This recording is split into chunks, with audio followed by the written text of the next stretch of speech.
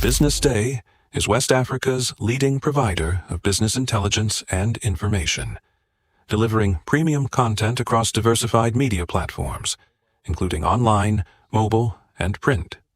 Since its inception in 2001 with a weekly newspaper production, BusinessDay has expanded its reach to provide exclusive content accessible through print, mobile, and online channels. Our premium offerings are further enriched with syndicated content from esteemed sources like the Financial Times, The Economist, and the Harvard Business Review. At BusinessDay, our mission is clear: to be the foremost provider of business and financial content, empowering readers to make informed decisions in Nigeria and Africa.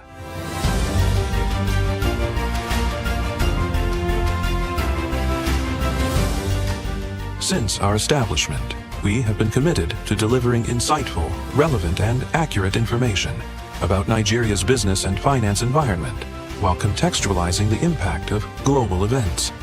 We monitor the stock market, analyze the companies driving it, and report on government policies and their economic implications. For being consistent in organizing these CEO forums for almost the last 14 years, I think this was a commendation, and I think something that will encourage them to continue. From decoding market trends to dissecting economic shifts, we offer actionable investment ideas and serve as a compass for decision makers navigating complexity. Beyond headlines, BusinessDay fosters discussions on critical economic issues through impactful conferences and events. These platforms bring industry leaders together to share narratives that drive innovation and spark meaningful dialogues. Our events galvanize connections, bridging the gap between inspiration and achievement. For businesses seeking visibility, our strong digital presence offers unparalleled opportunities, with millions of followers across social media and a dynamic website attracting visitors from within and outside Nigeria. BusinessDay is the ideal platform to boost visibility for your products and services.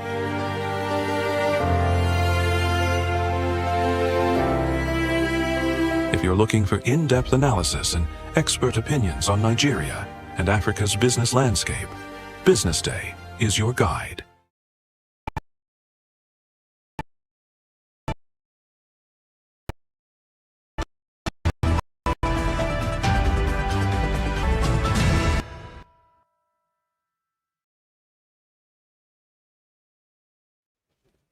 Good morning, and you're welcome to yet another day on our breakfast show on Business Day Television. I am Destiny Momo, and with me are... Okay, we're going to start with me first. I think we're going to start with the gentleman in our middle. My name is Deborah Azie. Of course, you're welcome to the breakfast show.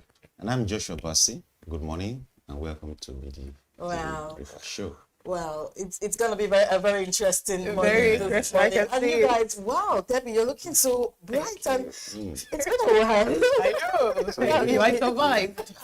I survived everything the world threw at me. Oh my God.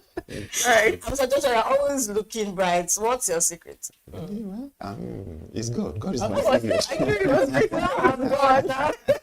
Okay. And you too, you have played. Thank Yes, you. you are. Thank you Yeah. so much. Thank you so much. Good So morning. right about now, it's still our breakfast show, and do expect that after the headlines, we will drive into the newspaper review to bring out, the headlines of, events shaking the nation right about this time. And after that, we'll move straight up into our business and morning segment to give you more business highlights for today.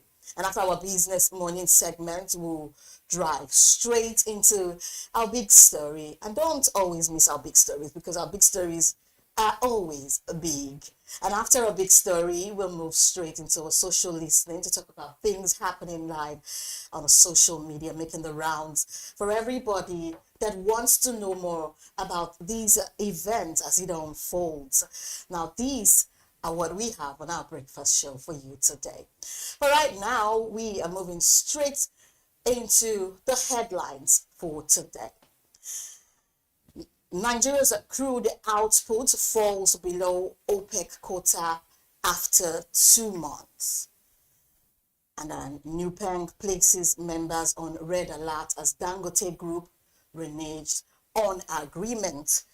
And after that, we have the FCCPC recovers 10 billion naira in 6 months as banking leads consumer complaints. And then another big story on our Business Day newspaper says that Africa requires $811 billion annual revenue to achieve transformative economic growth, says AFDB. Wow, this headline is making the round on our Business Day newspaper today. It's actually very prominent. What do you think about the Nigeria's crude output as it falls below OPEC quota after 2 months? Yeah, I mean, interesting, but not too really good for us because I thought that we were beginning to, ramp up, production, so as to actually maybe meet OPEC quota and even go beyond that. But from the headline, it has gone below OPEC quota, which is not too good for our economy because we need to produce as much as we can produce to be able to, fund our budget. Yeah. But maybe that's also the reason why the government is looking for money here and there, raising taxes and all Yeah, that. but for 2 months, we were able to meet up that target, and I think for that 2 months, meeting up that target went a long way. Yes. But then again, the target met in this September. It's still close to the target met between the month of July and August. So, what do you think would have gone wrong a little bit? Well, I wouldn't exactly know what it is that is responsible for the below OPEC quota. I was not being able to meet the OPEC quota. I don't know. But of course, we know there are always issues in Nigeria. Oil theft. Yeah, oil theft. There Vandalism, could be vandalism. There could always be damage pipeline. There could even just be so many things that you can always. Often we always talk about as being responsible for us not being able to meet OPEC quota and not being able to even meet our own even projection. Technical problems here and there. All of those issues. Who knows? Perhaps any of those issues. But then again, the production just needs to be consistent because I think if it is a target that has been given, we're big enough as a nation to be able to, meet up that target, if you ask me. And now straight up to Nupeng. Nupeng places members on red alert as Dangote Group reneges on agreements. Talking about that, what is going on? Why is Nupeng, why don't they just take a little break? Take it a little easy. I thought there was already an agreement. That was on Tuesday morning. They reached an agreement. So why is it that now we are now having the back and forth with the Nupeng workers and Dangote? Did Dangote go back on his agreement, or are the Nupeng workers not satisfied? But as of yesterday, Dangote they still said that they're committed to the agreement that they signed with the Nupeng. But of course, the Nupeng yesterday issued a statement that to the effect that the Dangote has refused to stick to the terms of the agreement that they signed, which was brokered by the DSS and of course the Federal Ministry of Labor and Employment. Well, we really don't know, but I think what can be done at this point is that look, Nupeng and Dangote. Someone was there to mediate. There was a DSS, right? There was officials of the Ministry of Labor. So whoever has breached the agreement, okay, you go back to the mediators and let's look at who it is that has breached the agreement, whether it is Nupeng, whether it is Dangote, so that they can again mediate and see to it that the terms of the agreement that they reach, are kept to, because we don't really want this crisis of fuel distribution. Okay, now the red alert thing simply speaks volume. They're alerting their members to go on strike. Really, it's looking like a circus because on Monday you announced that you're going on strike. You said, oh, you had a meeting and you've agreed. Now again, you're pushing your members to go on strike. I don't understand. Is it because they're accusing Dangote of not sticking to the agreement that they signed? Why did they come out to say, okay, we are good with everything that was signed? And that was as at the day the agreement was signed. Exactly. So and now it means that just a day after, just a day, no, not don't realize. Okay. It's allegation. Yeah. Just a day, just a deal. day after the agreement was signed and implementation was supposed to begin. That now saying that the agreement that was signed, that the Dangote group, right? Yeah. As the name. Nigeria is a second. No one can tell me otherwise. So it's just going round and round. Yeah. Okay. I'm moving on. Let's see what the FCCPC, that they recovered 10 billion naira in 6 months as banking leads consumer complaints. The FCCPC now, they're all about the consumers. They're all about, what will be good for us, But this time around, I think they're hitting hard on the banking system, taking advantage of the masses. Right, Mr. Bassi? Okay. Okay, so since the current chief executive of FCCPC came in, that's Mr. Tunji Bello, I mean, he used to be a commissioner in Lagos State, then of course later also became a secretary to the state government. That's still Lagos State. Exactly. So since interestingly, he's a journalist, really. Since he was appointed the chief executive of FCCPC, right? Yeah. I think we've seen a lot of traction, a lot of things that have been done. It would look as if, given what he's doing, it would look as if that commission was not even existing. It's just like what Go Amarawa is doing with the National Drug Law Enforcement Agency. Before he came, it was like as if that agency wasn't really doing much. And so it's the same thing we are seeing with the FCCPC, with Tunji Bello. Okay. There's so much that they are doing, trying to protect consumers, which are actually the part of their core responsibilities. It's obvious, because how can you imagine that in 6 months they've recovered this much. They recovered 10 billion naira. What are you expecting in 1 year? You should actually extend that hand to telecom, because I must tell you, apart from the banking sector, the telecom sector is really, really extorting from the consumers, and also electricity. I agree with you. They really need to extend that same hand to it, not just the banking system. I think the banking system, the telecom system, and the electricity system, they actually they do the same thing to consumers. They do the same thing, yes. No one is greater than the other. But big ups, like you said, it's really good that it's really because before it didn't feel like this commission was working. It just felt like they were there and collecting their allocation and not doing anything about it. Everything that they need to do. Really, because actually, this week, there was a guest we had on one of our shows, one of our big story show this week, who was actually talking about how banks are actually extorting customers. I think the president of Bank Customers Association of Nigeria. So he was actually complaining and then trying to draw. In fact, when I spoke with him, he said, "Look, what else can we do? We've talked, we've complained. It's like nobody's actually helping us." So I'm happy that FCCPC is stepping in to see what they can do.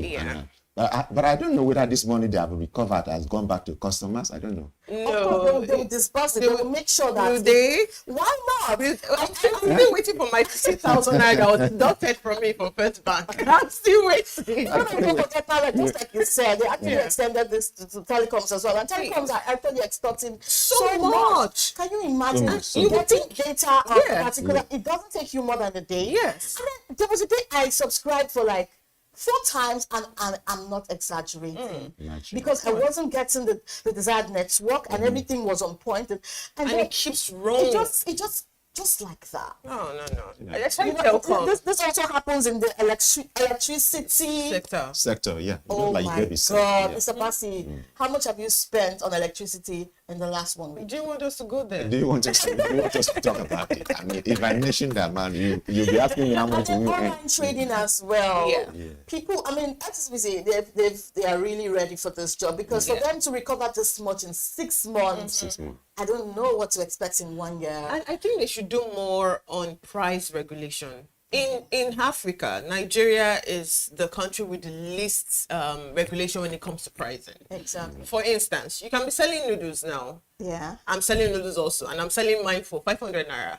In Nigeria, you have a right to sell your own for 1,000 naira. It shouldn't be like that. They should help us really understand how price regulation works and enforce it in the manufacturing and production sector. Yeah, I think because we operate a capitalist economy. Yeah. But even at that, We there should should still still have a need for regulation. some sort of regulation Yeah. so that customers are not unduly Yes. exploited, which is what we are seeing all over the Exactly. place. Because people who export products from Nigeria to other West African countries, they complain. Today you will come, you buy maybe a bag of sorghum for 800,000 naira. Oh my God. And you go the next day, it's now 1 million. When you want to resell to the countries you are selling to, they have price regulation. So they don't care that you bought the bag for 1 million naira. You bought it for 800, you sell for 850. So imagine buying a bag for 1 million and then you're taking it to other countries that have this regulation. Their body is intact. You then I still run a believe loss. that it still extends even to our Nigerian market today. course. Because why or how can you explain that you go to the market today, buy this product for this amount, and then you're not expecting to buy that same product for the same amount and you go the back there next day. tomorrow? Yeah. No. Not even tomorrow. If you have bought at a certain price and then if you go back to the same place, the Hours same later? market hours later, hours later, The pricing is different. the price is different. Sure. You're going to buy a different price, and I think that there is this there's this kind of a cartel. Yeah. Once they've Inflated the look at price. themselves, say, They this know. is what we're going to sell. Yeah. We'll raise I it, think- and then I think so if you FCCC go run and run, it's the same price you're going to I find. think because it's a cartel. FCCC Should really work on actually that. read markets and Yeah. see what's going on there, because it is not funny. It is not Tell me funny about it. Now, how are we going to continue with this? Now, because of the tax on petroleum, the 5% tax.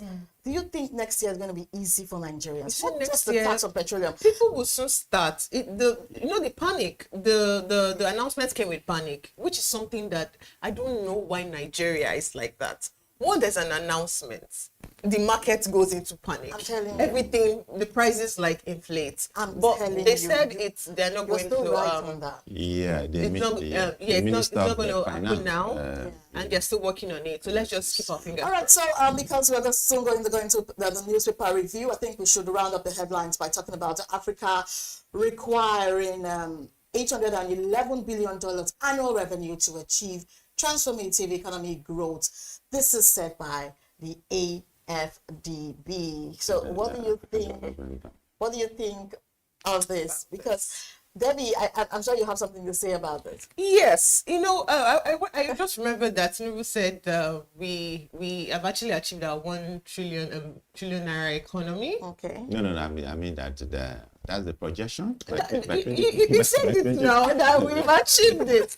So the African Development Bank have said what they've said. Yeah, Let's they have. see if we'll be able to achieve it, because this money is actually it's for the good of the country. Okay. It's going to be used for infrastructure and the institutions that actually need mending. These are the monies that should go into them. So let's keep our fingers crossed and see. Yeah, but AFDB is also saying that this much money should be made by the continent every year. Yes, every year. Is it doable? We got our $1 trillion economy. So I'm sure. They're limiting it to Nigeria. We are the Everything is giants. actually generalizing We are the it. giants. Okay. They look up to us. I mean, really, it's a tall order. Yeah. But I think that if countries within Africa, work hard at it, I think it's achievable, and that how sustainable it is. It's what I don't know. But of Because course, we have a that's fast-growing what we population. So that's what I think these things, I don't know. It's doable, right? it's Are doable, we exactly. agreeing that Let's it's just doable? keep our It's fingers doable. crossed and see the outcome of It's it. doable. I mean, Oh my God. there's nothing Oh my God. impossible under the sun. Impossible. Exactly. Exactly. And we are Africans, so I'm sure we'll find our way around it. Like I said, if Nigeria can get the projection for its economy, if they can get it, then why not? All the African countries can actually come together. I'm sure that if this is together. achievable, the citizens will actually benefit from it. It will be the better for it, actually, course. because if you're in a a working economy, I know, everybody knows, and everybody's happy. Innovations will start to thrive. People will start to bring more ideas and do new things because we want to be on that top list. Yeah. Do you understand? So that our country will be recognized and other African countries as well. Yeah. So our continent will be at the top of the Yeah, game. and respect, in the global space. Okay, so that's about that for the headlines on our Business Day newspaper this morning. Get your copy and get to see the stories yourself. We'll be right back after this break for the newspaper review.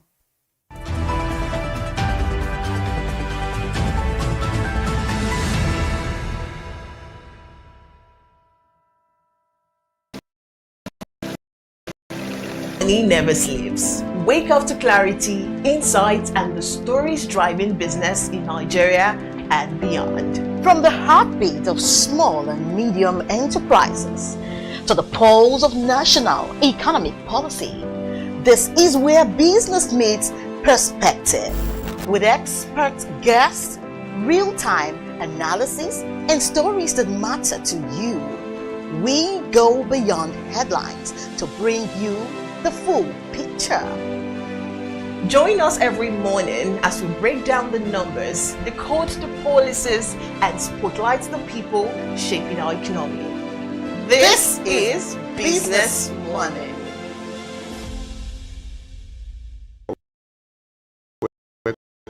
Come to the triumphant without knowing what their superpower is, right? But if you're lucky enough and determined enough to find your superpower before you get to a certain stage of your life, you will be incredibly successful. Look, the first thing is you just decide not to look at the challenges, because if you do, it's going to end you. The closest thing I think is that I had a deeply military background, which is a bit of a never say die background. I saw an opportunity in non-interest banking, and I felt that the demand was there. There was pent-up demand for it. People were yearning for it, and I felt that if we did it properly, if we brought in professionalism into it, and if we brought in our experiences, our various experiences from various backgrounds into it, that it could succeed. Very few people do that because very few people explore their superpowers. They just explore bread and butter issues. I need to eat, and Yes, there will be challenges. This is a very difficult business environment. The government keeps working on how to make business easier. The first problem to overcome is really just starting, right? We thought about this idea for over 2 years before we even took the first step. You cannot ignore this country. No, and to be from here, I think is an incredible privilege. Nigeria will be ascendant in my lifetime.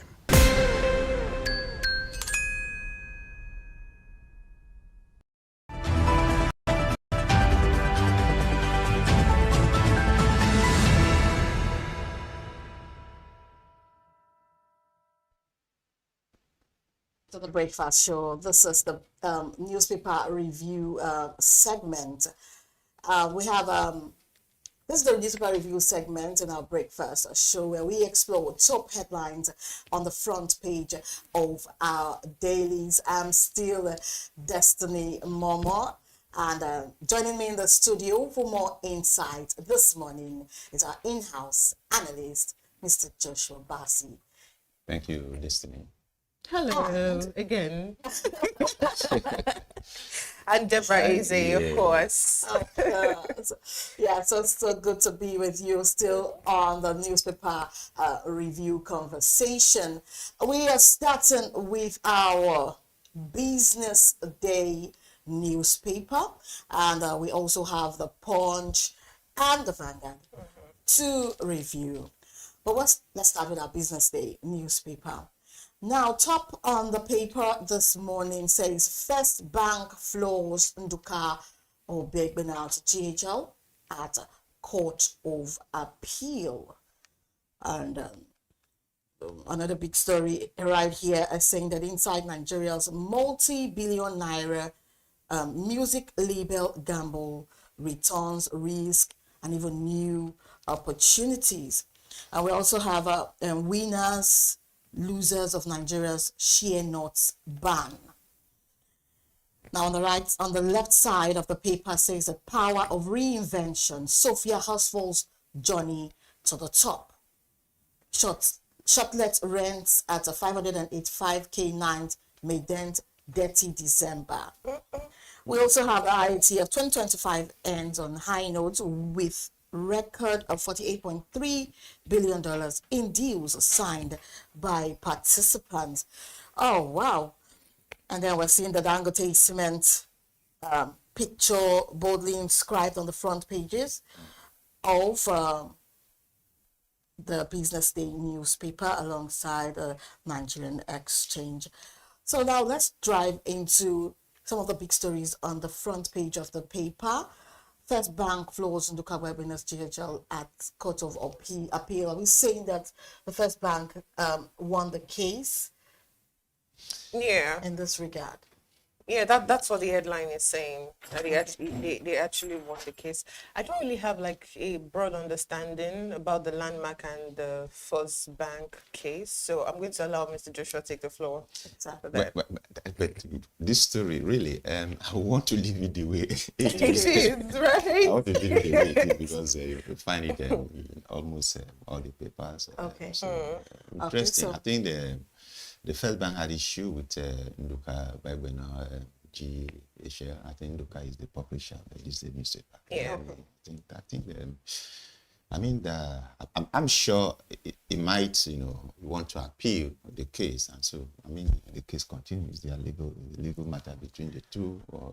Legal matters can be so lengthy. Yeah, you can appeal. You can do all sorts. Just to bring the case back, Yeah, and then I think I see GHL going to appeal. Appealing to the Supreme Court. Judgment. So Yeah. maybe so I can only say that perhaps it is not over until it's over. For between the two of them. Okay, now let's drive deep into this headline saying that inside Nigeria's multi-billion naira music label gamble. I think they're talking about the music industry. They're talking about the people that invest in the music industry. Yeah. They actually give in a lot, and because they're giving a lot, there's so much they're also expecting from their artists. The returns. So what's actually happening in the music industry? This the story, like you said, is a multi-billion naira industry. Yeah, of course, really. it is. And that industry, what we've noticed, the story is very well written about what's going on within the music industry in Nigeria. What you see a lot of time is that young artists who you are just learning the ropes, just coming to industry, you see the record labels, okay, sign them on, Exactly. and then in signing them on, that are, in most cases, sometimes the young artists do not actually understand the terms of the agreement, and so there's this thing, I want to blow, in their being hasty to blow, they get on and get signed by any of this record label, and then along the line, sometimes they discover that what they signed It's not what they is not actually exactly planned. what they But think. who is to blame though? Because a record label has to stay in business. Of So when it comes to the business of music, I'm very passionate about it. A record label has to stay in business. Now, I give you a contract. I'm going to take 60% of whatever it is that, comes out from your talent, and you take 40% or 30% thereabouts. Yeah. How is that my fault as a record label? The thing is, just like Mr. Bassi said, a lot of them do not actually read the terms of agreements. They just, because they're desperate to blow, so to speak, they hastily sign these things. And then when they realize that, wow, they ought to be having more. So why are they, being left with this without understanding that these people actually brought them out from nowhere? I'm talking about the record label here. I'm talking in favor of the record label now. They brought them out from nowhere, give them a life, give them publicity, give them a house, car, give them luxury, glamour, give them a taste, of wealth. And then all of a sudden, the familiarity thing sets in by the artist wanting more, feeling he or she is being used by the record label. Yeah, exactly, because actually the record label spend lot and lots of it's an money. investment. It's an investment, like you course. see, and they want to like return. They want to Exactly. reap the benefit of their investment, right? But oftentimes, what you find is that the artists will say, "Oh, I mean, you are taking too much. I mean, I haven't gotten as much as you have gotten, talent. but I am the talent." Exactly. But I'm forgetting that it is the record label that did all the spending. Take you here and there. Did the recording, all of those things. Is the one that brought the money to actually take you to where you want to be. But what I'm saying actually is that, because if you read the story, you discover that there's an aspect where the record label themselves are also complaining. That there's an aspect where, I mean, on the other hand, the artists, a lot of time they also complain. But I'm saying that in this multi-billion-dollar industry, for you to be able to, so that both parties can benefit, right? Let there be agreement. The agreement should be well spelled out, the terms. And then a lot of time you discover that the young artists that are, who are interested, in blowing, let me to use that Fast word. rising artists. So bring your lawyer. Always get a lawyer. They sit down, get your own lawyer. Exactly. Sit down with this label, record label, and then so that the agreement is drafted, and then let your lawyer, explain bit by bit of the terms of the agreement. So when you go into it, you know that you are going into what you understand, and then what you understand, so that it won't get to a point where you begin to say, "Oh, I'm being cheated." You understand? You are not giving as much as I should get because it's my artists, talent. because of the desperation, they do not understand that they need to actually have Legal guidance. Yes, a legal guidance. What they even call these lawyers? Entertainment lawyers. Entertainment lawyers. They're everywhere, but some of them do not know about it. You can take from the case of the one that happened recently between Mercy Chinwo and her record label. It was Easy so Concept, much. Yes, Easy Concept. It was much of a disaster. Coming out, in the public, and then beginning to explain their gains and all of that. Well, things that ought to just have been. So and a we lot have of people quite are of saying that. that there's so much money in that. Yes, there is. You also remember, even long before now, you remember Innocent Idibia, popular Innocent Tubaba, also had issue with Kenny's record. Okay. And even the young man that died, Mubad, we also remember that he had issue with there was this allegation of that his royalties were not being paid by Naira Marley. Yes, So all those issues. I don't want to say that we have more talent for people who struggle. I don't think that actually comes out well. I think that's one of the disadvantage of having to sign contract. Most of these artists do not really understand what they are signing and what they are getting into. And when I'm just a struggling artist, how can I pay a lawyer?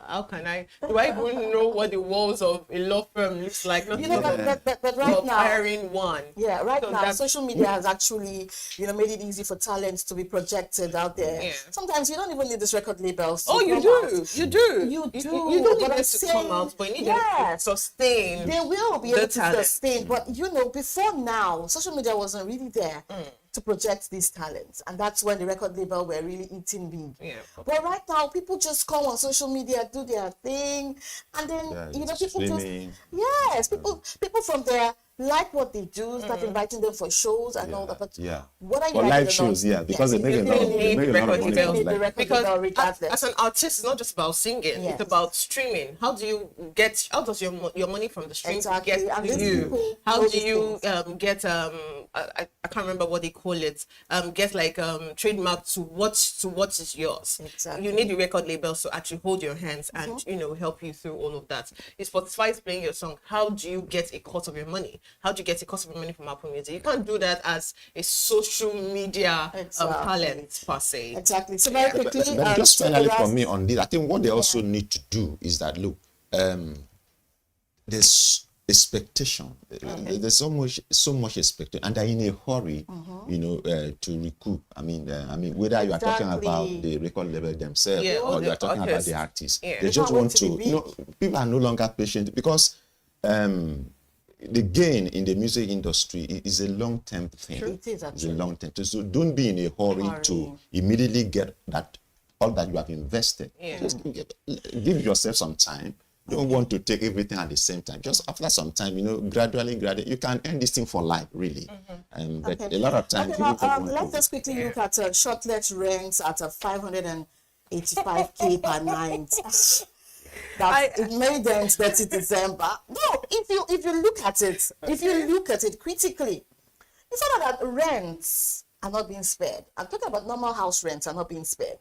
A lot of landlords, it's as if say maybe they had a meeting. Yeah. Do you understand?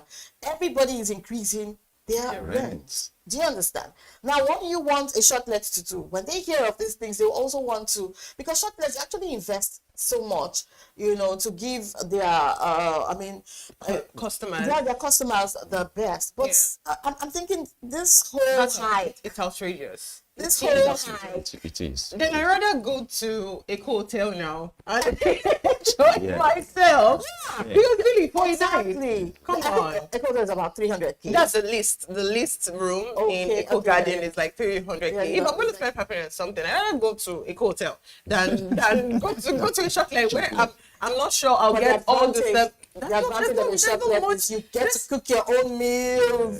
Destiny, I'll tell you, my experiences with shortlets in Lagos is nothing to write home about. They say so much, they advertise so much, they will give you everything, but they give so little. Sometimes you don't even get the AC. All right. The AC in all of the rooms are running low. You don't even get light. You don't get internet where Lights. I'm not joking. And then No light. In the middle of the night, they'll just tell me And you're that, paying this much? the gen knocked. And you'll be like, this is a shortlet. Oh my God. If I'm even in an hotel, I understand that, okay, this can happen. You're expecting me here. Why is your gen not working? I'm telling you, I still had one that was around June. And I must tell you, it didn't come cheap. I paid about 300 and something, and we didn't enjoy ourselves. Oh, wow. We didn't have water. The lights kept on tripping on and off. The ACs were not working. Wow. And you're saying internet where I can't the do only it. thing there was the Alexa. That was the only thing that was working in the room. Nothing else. All right. Now, I think one more last story from the Business Day newspaper that's catching my attention right now is that winners, losers of Nigeria's share notes ban. Wow, I can imagine banning. I think we inwardly are looking at making this industry a big one, because selling just the nuts, it's as if we're selling peanuts. Yeah. If we sell the refined product, I'm sure the economy will be better for it. What do you think? Well, it's the Absolutely. nuts that they ban. I don't think they No. banned No, the export. No, what exporting the is share, the nuts. president banned Yes. temporarily? Yeah. Is exportation of the share nuts. Of the share nuts, share nuts exactly. in raw form. Yeah. So what this means is that, look, for us to be able to make maximum of it, Exactly. let add value.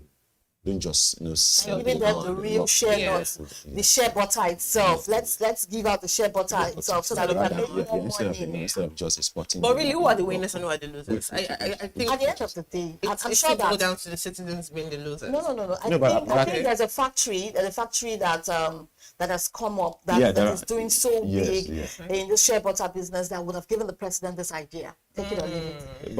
But I believe it's good for the economy. Yes, it's good for the let add economy. value before we export. So we It make is good. when It we is good for export the what we have added value to. I mean, we'll be able to earn foreign exchange. True. Much better than just exporting the We should raw. look inward for raw, more the of raw. these kind of things, not just the share nuts. We have cocoa, we have a lot of them out there that we give out as raw and not getting so much. And then we give them the refined product. Exactly. Then we import back and we now import back the finished product, product, which is not good at all. at a higher price. which is not good for the economy. So it's time to look into the Punch newspaper by Mr. Bassi. Yeah, we have 2027. Jonathan Obi closed down meeting. Can we move on from this Jonathan? Then INEC should list 14 new party applicants, disqualify 157. Okay. The big story, of course, that we had mentioned this. The big story on the front page of Punch is New Pen Dangote clash as tanker drivers deal collapses.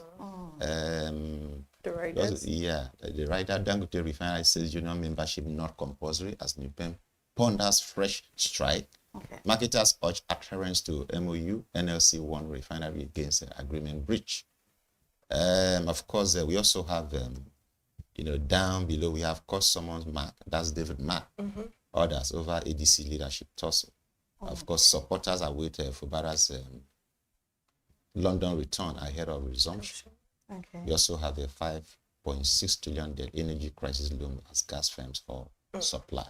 That is scary, right? Yeah. Very Yeah. So scary. as a gas firm hold supply, that is really, really scary. But I think that this story on the supporters await Fubara's London return ahead of resumption is an interesting story. Do you think Fubara? Okay. Deborah, Yes, please. Fubara. Yes, I think What? it's actually a good thing. It is that they actually await his it was his return. It was this ADC story that you caught my mind that threw me off for a bit. So I think it's a good thing. It's actually a good thing. But then I think I'm overhearing the fact that Fubara is not looking at coming back. Really? But I don't think so. I think he is. I think he is. It's been so quiet there, maybe because it probably was out of the country. Election has been held now in the Rivers, the local government election conducted by the sole administrator, somewhere that which some not- people still tell is an aberration. I mean, how on earth does a sole administrator organize or conduct a local government election for an elected governor who is now coming in to just inherit what it is that the sole administrator has done? This is undemocratic. People have said so, but Do you we think don't he know. really, he really wants to come back and take his office back? Why won't he come back? He would want He to. would I come back. don't think rumors. No, he will come back. Well, there's still rumors until we get to No, he will definitely he will come back and then go back to office. But I think he should come back. He should come back. But of course, when he comes, of course, everything has been done for him. So the local government election has been conducted. The local government chairman have been sworn in. So he will just come back and work with them. I'm looking at him having fewer local governments to contend with. Is that also? Does it have any? Really? Because if you look at what has been done, out of 23 local government in the River State, PDP won APC got 20, yes. PDP got 3. And even the 3 that PDP got, well, we really don't know whether that.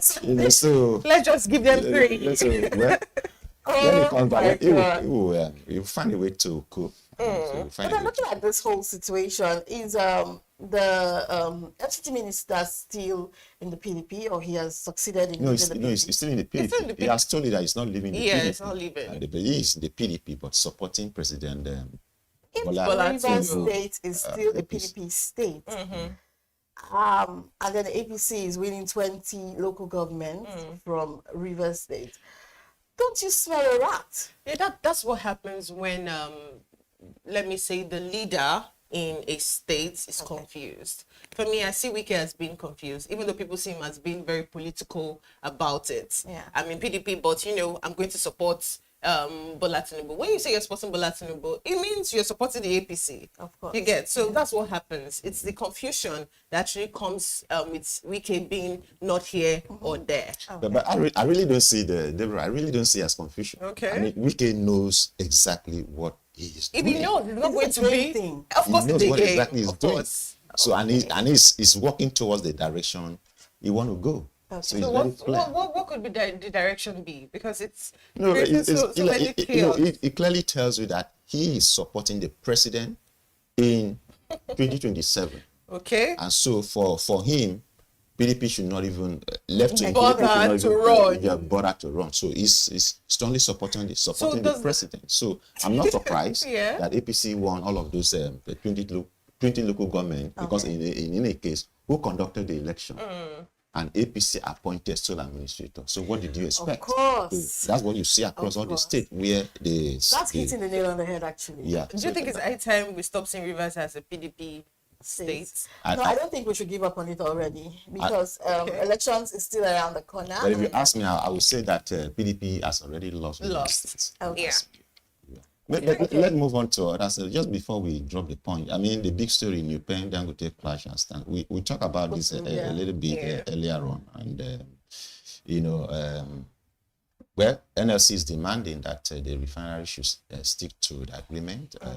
of course, Dangote refinery So the is also NLC is saying. supporting the paying. But I think there's something we need to actually point out here, and that's the fact that, you know, no law actually, even though yes, no law actually compels anybody, any worker to become a member of any union. It is a voluntary thing. It should be a If voluntary I choose not to become a member of NUPEN, it is my right. But again, on the other hand, no employer should actually also force a worker not to belong to a union that the worker chooses to belong. Okay. So this thing is allow the work is their right. If so, I'm saying here that for NUPEN, you cannot force Dangote's drivers to become members of NUPEN if they don't want to. And on the other hand, Dangote, you cannot force your workers not to belong to NUPEN if they want to. Allow them to just decide what they want to. Just be as voluntary as respect their right and their decision to choose where they want to belong. That's what we just saw on this. But we hope that they will be able to resolve this issue such that Nigerians won't have to go start queuing. I'm telling you, because it's not be funny. You have to queuing and still and buying fuel more expensive, especially maybe when you're in a hurry and then you need to do the black market thing. You understand? It's not funny. It's not funny because fuel is very, very expensive. And of course, fuel actually drives this economy. It does actually. So whenever we have crisis, the broader thing is affected. So that's why they need to resolve this. And that's why you see, if you're having 21 hours electricity, down to 10 hours because they want you to feel the brunt of it. Anyway, let's move to the Vanguard newspaper. Go ahead. Most of the stories on the Vanguard actually are with the other dailies, but the big story on the Vanguard said World Cup, ex-Eagle demand NFF board quits if Nigeria fails to qualify. And the writers there said entire NFF board must go, says Mikel Obi. And the writer said Olise blamed Super Eagles' poor run on foreign coach. Another story on the Vanguard newspaper says Ghana receives Nigerian West Africans deported by US. Another story still on the NUPENG. Dangote NUPENG bleaker over alleged breach of pact reached at DSS headquarters. And another story still on Fubara, 6 days to Fubara's return. Wow. Iba's legacies, others raise mixed expectations in Rivers. And ADC leadership battle to remove Mark Aregbesola continues on Monday. But let's focus on this. Ghana receives Nigerian and West Africans deported by US. Don't you think Ghana is just trying to kiss up to Donald Trump? I think that's what it is. Because why? I'm surprised that they are the one receiving it. Nigerians, right? No, Ghana. No, I know. I mean, they are receiving Nigerians. Yeah, Nigerians and other West Africans deported by US. Nigeria said no. We are not taking in whoever it is you are deporting. Okay. Our economy is choked enough. We already have enough trouble. Exactly. And then Ghana, our sister, I think. And they're saying that they're ready to do this. They've received them already. I saw it this morning. I was like, wow, Ghana, really? The betrayal. Because we've said, your brothers have said, we can't do this. These people can't keep dumping whatever they feel on us. Exactly. And now you go around, it's in barely a month, you go around and then you receive them. I don't know why they're trying to, for me, they're trying to kiss up to Donald Trump. And Trump is not a respecter of anybody. Trump will do what he wants to do. It will still hit you with that trade tariff that you cannot afford. Exactly. But that's my take. I think Ghana, that's what Ghana knows how to do best. This is no Nigeria-Ghana war. But really, if your West African brother has said, this is not looking right, we should stick to it no matter what, without having to think about it. You should also consider it's okay, but then it's an independent nation, so they don't have to choose what we are choosing to do. They are free to, if they perhaps they think there is anything that we need to round up the newspaper review, but I think you have one story on sports there that you think ex-Eagles demand NFL board quits if Nigeria fails to qualify.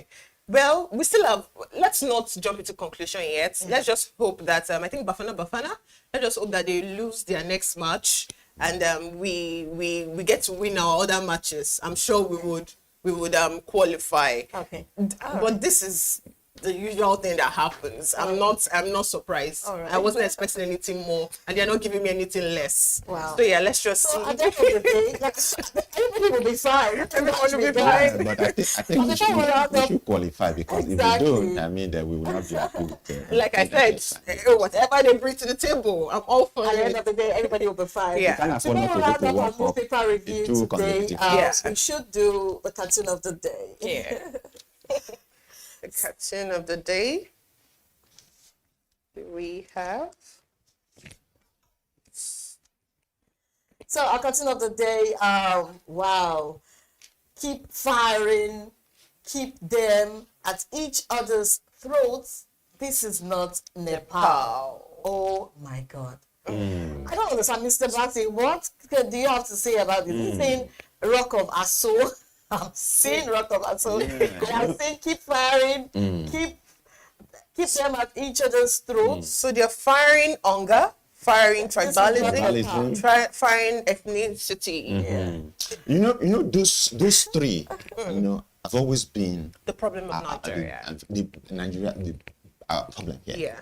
There's Hunger, hunger, there's ethnicity, tribalism, and- ethnicity, all right. and if you see the narrative, especially go to social media and you see all this, what people are saying against each other, you know, Exactly. this tribe, that tribe, you know. So those are the things that our politicians actually take advantage of to continue to do what they do. So while we fight ourselves, there's hunger, then we fight. Oh, you are a Yoruba man, and you are a Igbo, or you are the. Forget the fact that we are all hungry. Yeah, even we are though fighting ourselves. I'm really seeing in this whole cartoon, you know, there's something I'm seeing here. It's saying Rock of Aso, and it's also saying that it's as if to say they are double daring the citizens by saying keep firing, keep them at each other's. But you can see what is being fired Yeah, from the. Yeah, I don't think they're double daring. I think they're they firing think that hunger. they're firing that hunger. They're fighting tribalism, And we keep ethnicity, exactly, and we are struggling with those things. We're struggling with But those there's things. also that saying that keep firing. This is not Nepal. This is not Nepal. It's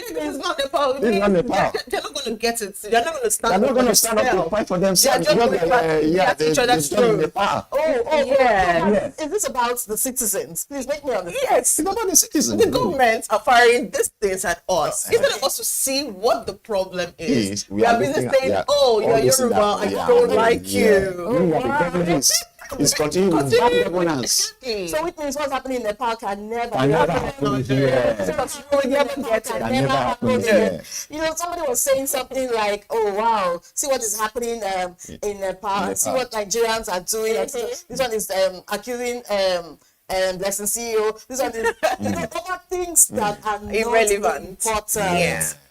So wow. the government know that the strategy is working, It's working and they're they're actually actually using doing it. Wow, so much of it. for newspaper review still on the breakfast show on Business Day Television. Well, this is a round of our newspaper review. Up next is Business Morning with Deborah Azer. Keep watching our breakfast show. Stay with us.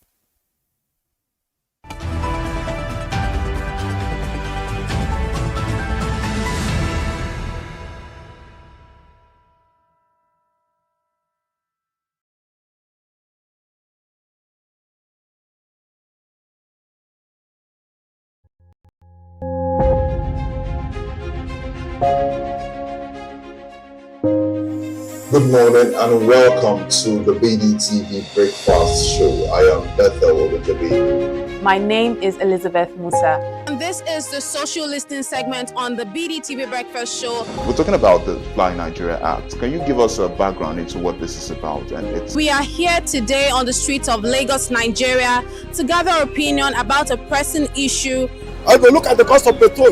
We get very Nigeria with the suffer. The income is not really increasing, but the prices of items are increased. Nothing like service again. No. You only pray for that money to reach you that month. There's a lot of high pressure, a lot of stress. There's a lot of high targets to be met. I was quite strict. In my mind, I said, looking for my hand, my picking go spoil.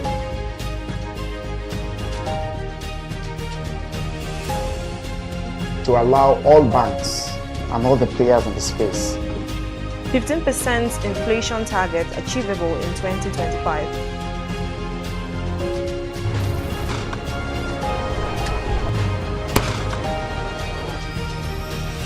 command and vision philosophy of both the Chief of Defense Staff, the Chief of Army Staff, and indeed all the service chiefs.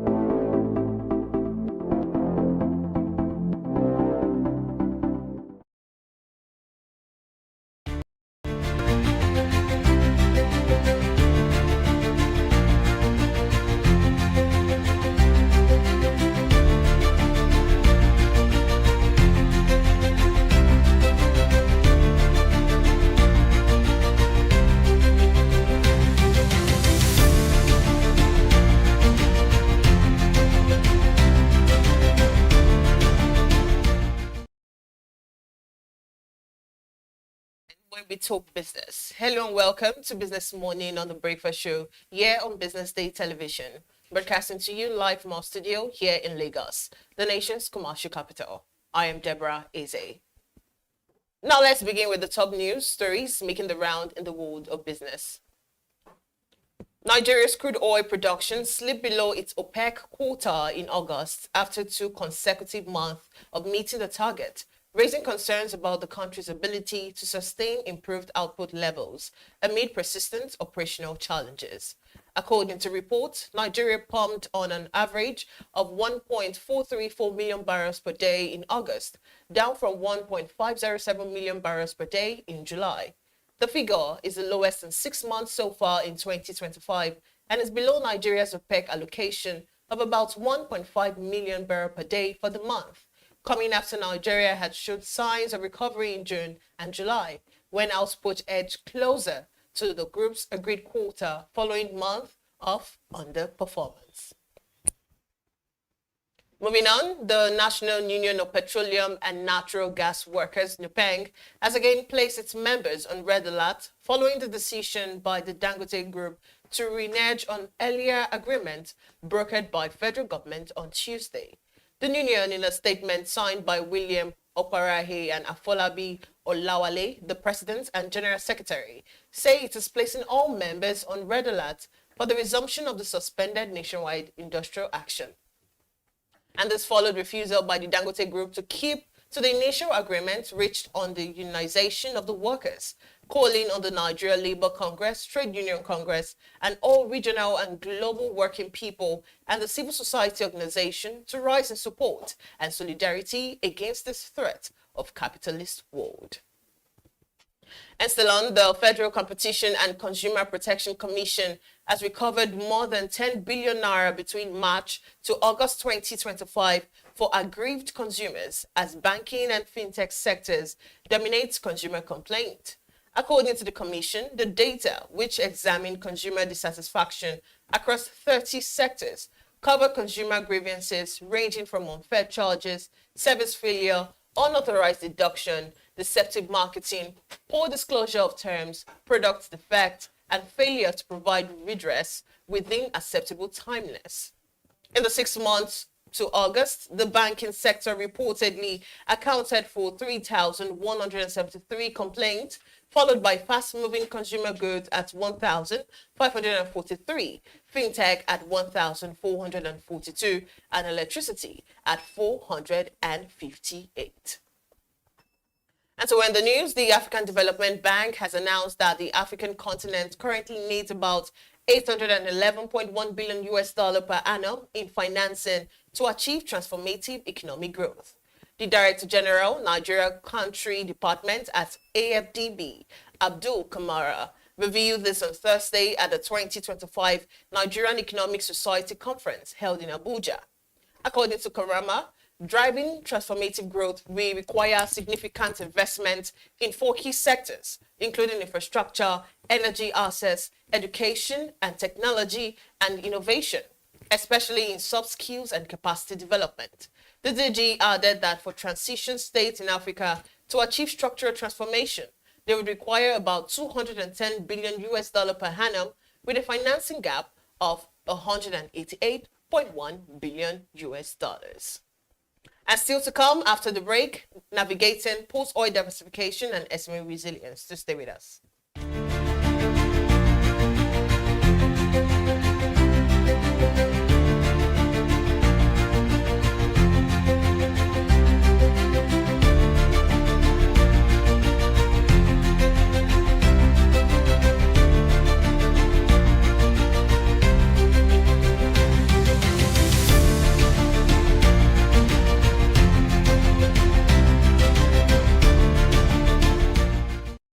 Okay now, dependable full insurance. After God, you are the next insurer. See as the boys the Allah. All the ladies the Allah. Ensure your car protection from accidents. Unforeseen loss, you can see them. Mistakes are meant to happen. If you don't jam the car, they'll jam yours. Will you beat them? Ah yes, you will get them arrested. Your plans for that day is affected. You waste your money, you waste energy. With AXA, you can be protected. Get the protection that pays today. Call 0700 AXA Mansa to get a motor insurance that pays.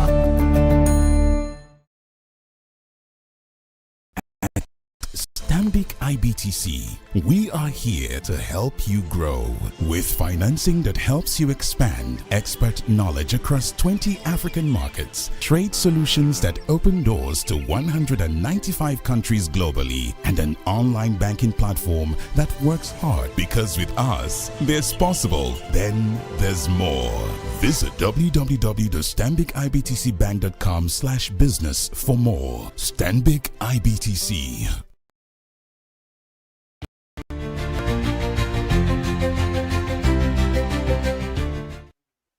All right, welcome back to the Business Morning. Let's begin with our first conversation for this morning. Around the world, businesses are waking up to a new kind of intelligence, one that doesn't just rely on algorithms and data, but also on imagination, storytelling, and design.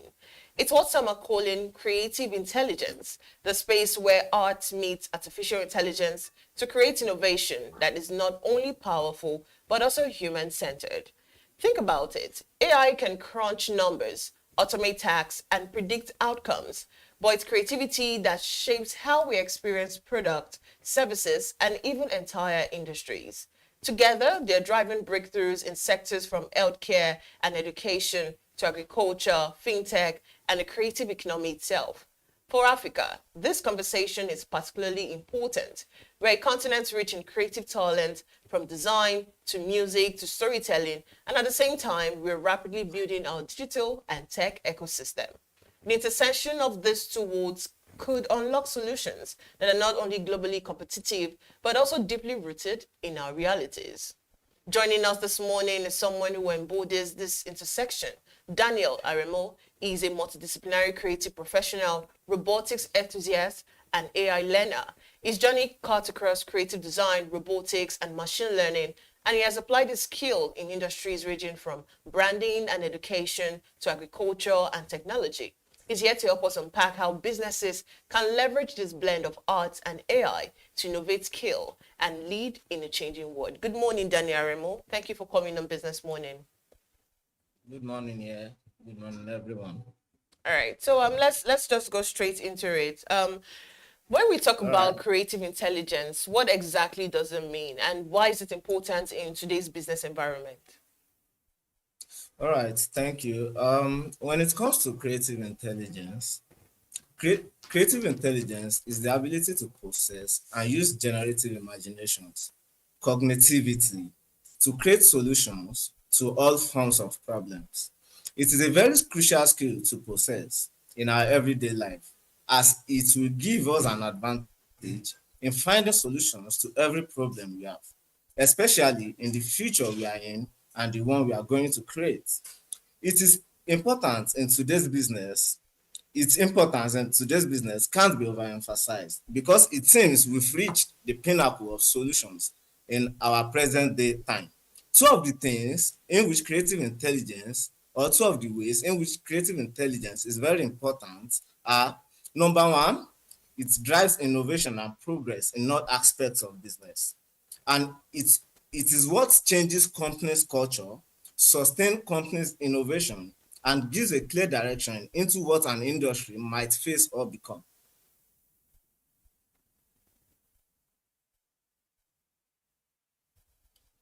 You started your career in creative design before moving into robotics and AI. So how has that journey shaped your perspective on the link between art and technology? Thank you. The first thing I can say is that I saw connectivity when I delved into different fields. It's like seeing another aspect of life that is not detached from life itself, in the form of a web, like spider web or anything web. I've gained a lot of different perspectives. For example, like iterating robots or any CAD design, that's computer-aided design, we use it to create our robots in which we want to design. So when we use the idea, I've integrated that idea into designing in graphics design. And I've used it in different places, not in one, not in two. And also, I've been able to craft computer-aided designs. That means when it comes to designing robots or any form of design that requires that is CAD made, yes. I've iterate every aspect of life into that design, which makes it more unique than the normal look. Also, so from my perspective, I've been able to utilize this knowledge as a wisdom in every form of work I am meant to do without affecting each other. Hence, it has really advanced everything I do. And this is how most advanced countries do. Let's shift our focus to the business impact now. Where do you see the strongest opportunities for creative intelligence in African businesses?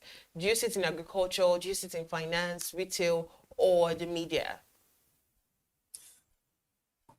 Truthfully, I've seen different aspects in which creative intelligence have been applied. And I would say it can be applied in all aspects, especially in Africa, where we actually need a lot of people with creative intelligence. It just depends on which aspect an individual wants to make use of it, the creative intelligence, as it may be. Like for example now, personally, I plan to use it in all forms of life I find myself. Every sector I decide to be in, currently, I use it in the creative and art field, as well as agriculture, and as well in robotics and media inclusive, because I'm part of it all. So I see no limitation in which aspects it can't be used. Also, it depends on the direction in which a community is going. Assuming Africa is actually going more into agriculture or media, it can be deployed there, it can be used there. So if one society needs solutions in agriculture, it really be utilized there without limitation at that moment. So still on the business impact, how do you think companies practically integrate creativity with AI to improve customers' experience and also product design and even their efficiency? Thank you. Companies can use generative design to explore new products and new product solutions. Like in agriculture, we can use it in designing productive analysis, which can improve resource management and crop yield enhancement. The integration of this generative AI enables more efficient, sustainable, and accessible farming practices by transforming complex agricultural data into understandable advice for farmers, localizing messages, and improving overall decision making. And other aspects in which generative AI and design can be used is in medicine. Okay, the generative design can be used to optimize cancer detection, prediction, and that data can be used to create a probable solution which may take us normally 10 to 100 years to discover. Some people actually worry that AI could replace human creativity, because that's the worry around AI, taking people's jobs and, replacing everything that human beings would normally usually do. So do you see AI as a threat to creativity, or do you see it as a tool to enhance it? That's to enhance human creativity? This is a myth. This is a myth that in which people wants to believe to some extent. Yeah. But I wish it could be true, especially at this present moment, because AI has created more jobs than it could ever have been imagined, as well as it has deleted a lot of jobs. Let me use delete. Yes, like example now, the future of jobs projected this year that about 90 million jobs will be at risk by 2030. And about 170 million jobs will be created with the advancement of AI. So what I used to tell people is that as much as they are working currently in anything they are doing, probably integrating AI too, they should start positioning themselves by learning what those future jobs entails. So the future of creativity now would now require high intelligence. Hence, why every human needs to be creative, to be creatively intelligent, no matter what. This further shows that AI depends and we keep depending on human intelligence. The more reason we need to be creative in our intelligence so that we can make use of AI for the better and for proper advancements and innovation. Now let's look at Africa itself. We all know that Africa is rich when it comes to creative talent, and they are now building its tech ecosystem, because tech, everywhere you go now in Africa, especially West Africa, it's tech. So what unique advantages does the continent have in leading this creative intelligence revolution? Do you think they have it at all? Yes, I believe we do have some advantages. Yes. Well, one of the unique advantages I can say is that our continent has one of the advantages we have in creative intelligence is the untapped intelligence potential in the continent, which is still hidden. Like, we've not really touched it. Yes, one of the ways we can make this blossom is by first using this intelligence to create solutions in our cultural problems and generating innovations to evolutionize every aspect of our needs. Like, for example, now in the creative field of Africa, especially in Nigeria, creative designers are going wide, weird, and crazy because they are tapping some unseen realms of creativity when they design. And I just get wild and I get marveled. Can you share examples from your own project, like your robotic works, where creativity and AI combine to create real solutions? Yes, I can. Like now, I have a project currently that I've been working on. Yes, it's a weeding robot. And what type of weeding robots? We know weeding robots to be big. We've seen a lot of weeding robots in the world, like personally when I was doing my research. So I was actually looking into the reduction of yam production and the issues we are having currently. So now I now thought of it. What if you create a robot that can weed on a yam plantation farm, in which yam production requires different processes of weeding, which most big weeding robots can't afford to do that because they are big, and yam spreads its leaf all over its hip. So now I now thought of it. What if you have a small robot that can actually go under those leaf and weed over time, and with this we can actually increase the yield of yam production in Africa, which it has drastically fall like within for the past 5 years to now. That constructing a robot for this is not a walk in the park. It's not going to come easy. So for the small businesses with limited budget, how do you think they can start experimenting with this creative intelligence without huge investment?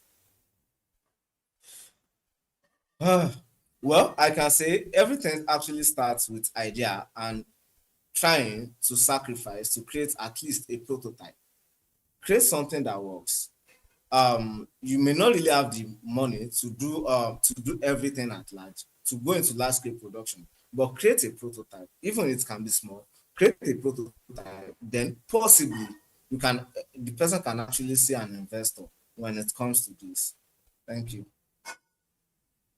About yam, your own how you've tried to use robotics into creating a solution. Let's take it to the healthcare, and also not the healthcare. People are used to humans doing things for them. Don't you think bringing AI and robotics into the healthcare is going to create some kind of distrust between patients and doctors? Because we're not just looking at the usual farming that has to do with labor. Let's look at the healthcare. Don't you think it's going to cause a kind of distrust between the patients and the doctors? Well, I think one of the things we actually need to look at is to being educated about what robotics and AI do and how it can actually improve the well-being of every individual. I don't really think it can actually cause any much problem in a society that's well educated about this innovation, which is robotics and artificial intelligence. Example now, I know of a company in Abuja that is producing a robotic bra, which is used for detecting breast cancer. This has actually made the work of the doctor easier as well as make the prediction better for the doctor to give an accurate result to the patient, and they can actually know early the type of cancer that might actually be there. Thank you. Let's look at the future now, the future outlook. For young professionals and businesses that are actually watching, what skill or mindset should they develop to thrive at this intersection of art and AI? Okay, so I would say number one, we must be curious and ask questions relating to arts and artificial intelligence.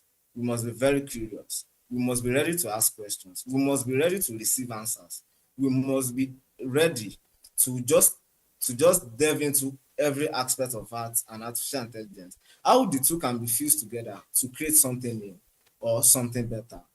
I can also say we should be ready to learn and relearn and be involved in arts and think deeply about how AI can be used to advance art. So number one, we have to be curious and ask questions. And number two, we have to be ready to learn and relearn and learn further. Thank you. We keep talking about the people, but what role do you think the government should actually play in making all of this a success? Yes, I can say I'm not affected too, because there are lots of advantages in the world, whereas in the local society where I'm in, it seems there are a lot of disadvantages. One of the ways government can come in is actually by creating, number one, infrastructure, public infrastructure, and also by creating probably opportunities, scholarships for people that are actually ready to put in the work to do this, and also by making it easier for people that are into it, that wants to invest in this, probably by subsidizing the investments, by subsidizing it for them, or by finding investors that are really ready and actually create budgeting funds for them to actually empower this in our current society. Believe, Daniel, before I let you go, you believe that AI is the way to all our problems here in Nigeria? True or true? I can't say it is the way, but it is a way. This morning on the show, Daniel, really appreciate your time. Thank you. All right, still to come, we have our second conversation, which is from content to commerce, building brands in Nigeria's creative economy, after this break.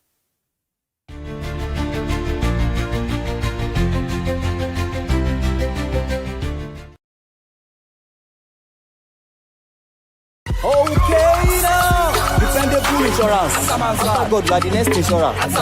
See as the boys the Allah. All the ladies the Allah. Ensure your car protection from accidents.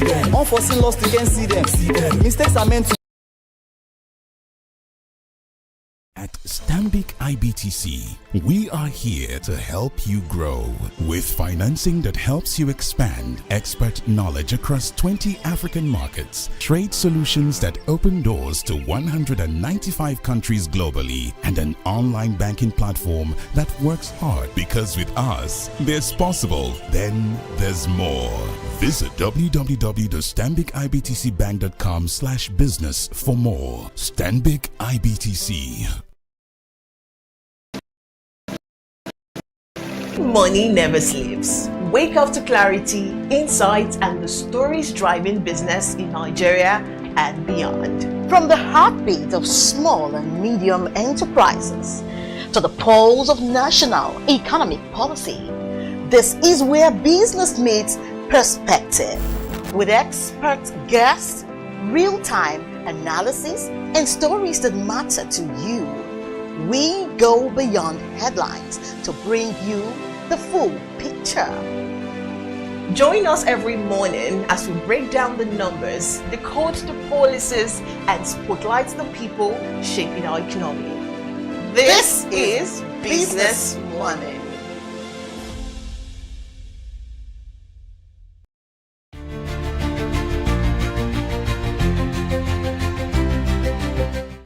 Welcome back. You're still watching Business Morning on the Breakfast Show. Now let's move to our second conversation for today.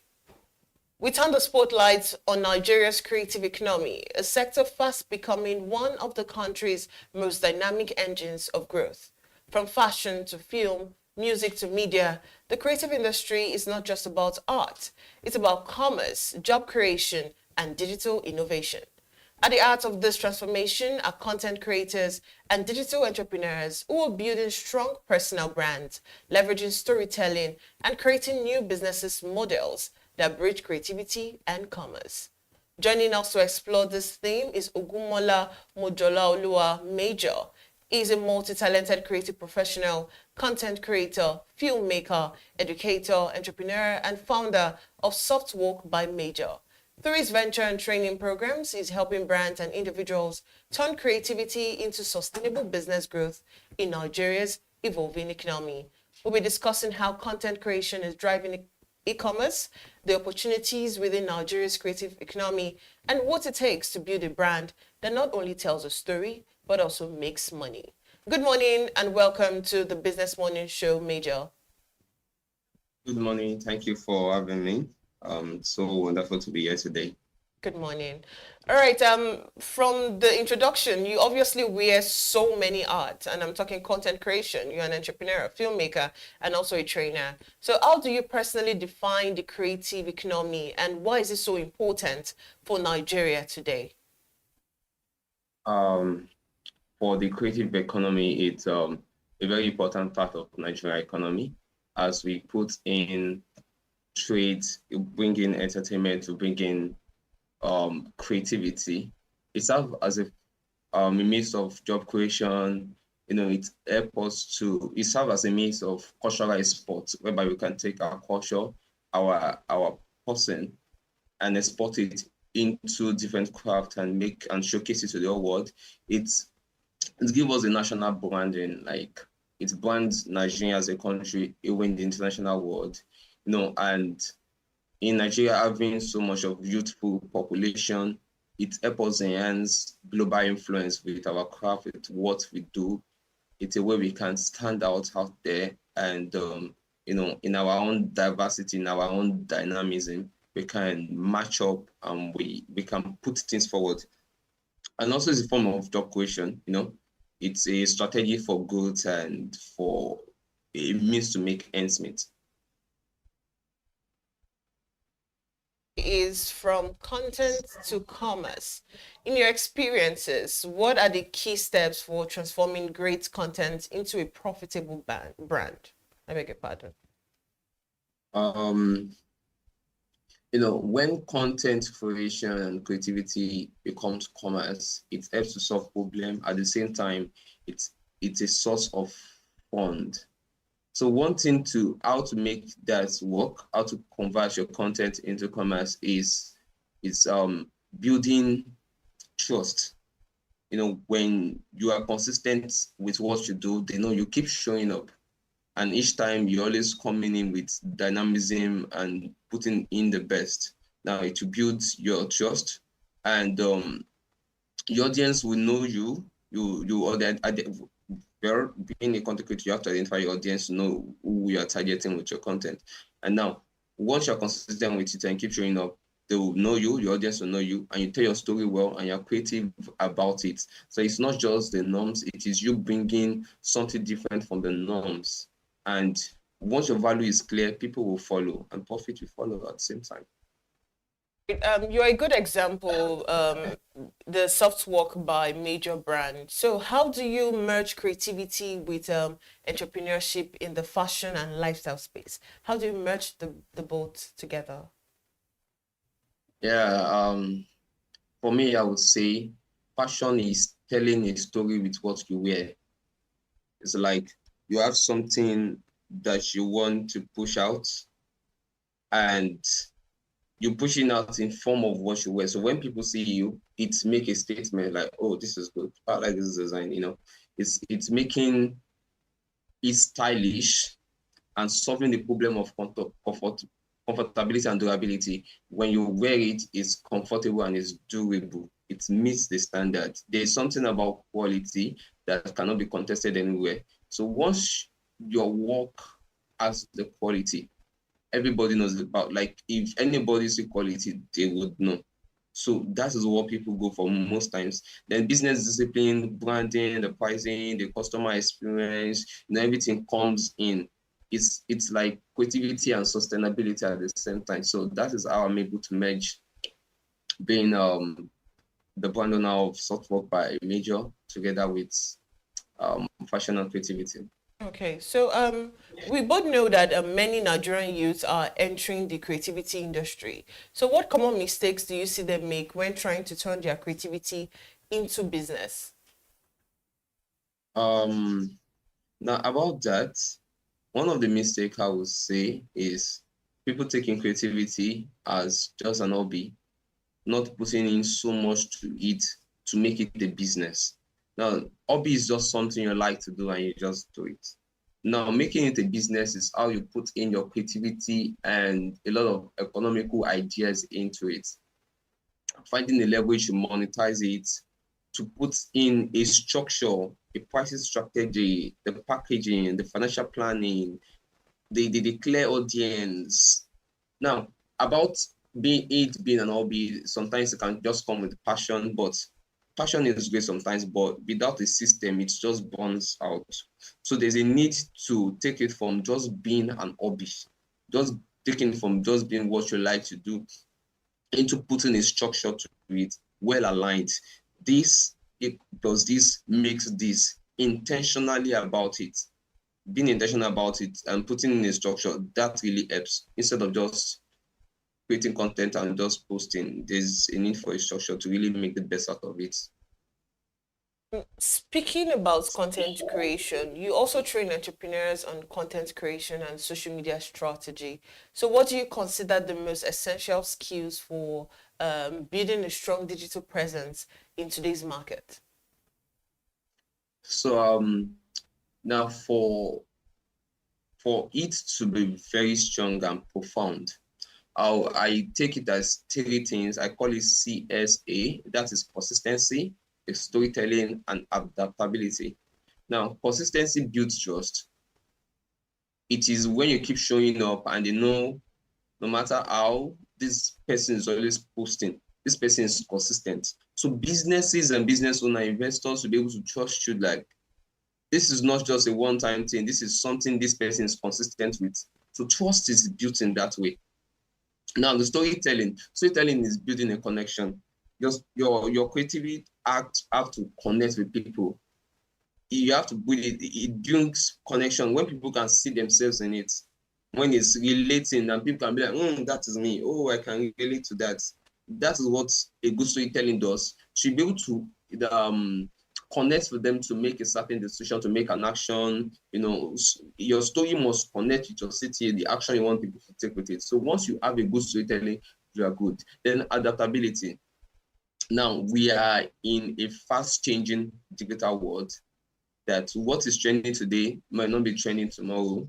Now your adaptability to adapt into what is trending, what is going on, what is in vogue, will keep your relevance. Now, still deeply rooted in what you do, in what you stand for, but at the same time, having a way to make it change and adapt into what is in vogue, into what is relevant. So those three things, consistency, storytelling, and adaptability, are the three most important needs, essential skills you need to build a strong digital presence in today's market. Okay, now you mentioned that the creative economy actually thrives on storytelling. That's one of the criteria you mentioned. So what do you think makes a story not only engaging, but also commercially viable? Because we want to sell, it's business. So what do you think will make it more engaging and we can also commercially sell it?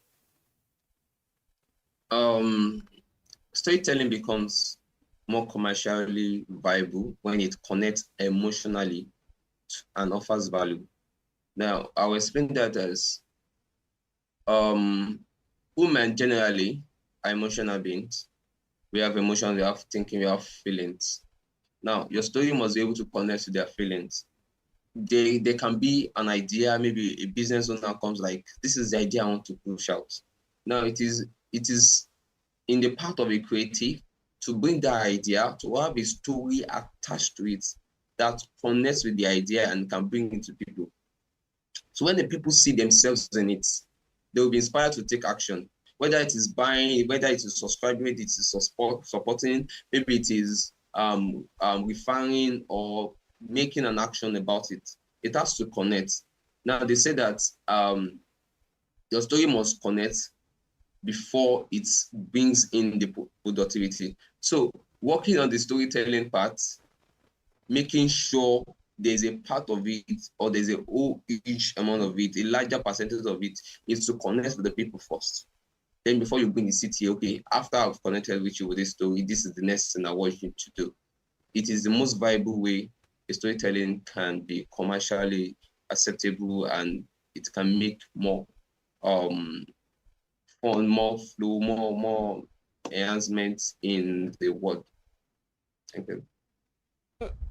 We know that collaboration is becoming a trend. Creatives are working with brands, tech companies, and even across borders. So how important is collaboration in scaling creative businesses? There is an adage that says, a tree does not make a forest. So as much as being in the creative industry, there are many ways people can go from it, and standing alone can be a little bit tedious to go. So collaboration is a new currency for growth. If growth is important, then collaboration is important, because this person brings a sector, this person brings a structure, this person brings a pin, this person brings something, and we bring it together, it forms a whole big picture. So alone you can be talented, but together with people you can be global. Partnership opens new markets, new audience, my audience with your audience, my follower with your followers, everybody comes together, it's huge. So it is one person gaining from the impact of many, and each person in that collaboration is still gaining from the impact of everyone. So it's like making it count and give you opportunity for access. You access a lot of field, a lot of grounds, and it reduces the costs to make that happen. It reduces the effort. There is division of labor. There is shared efforts, and it does not come so big on you. And at the same time, the impact it brings is bigger.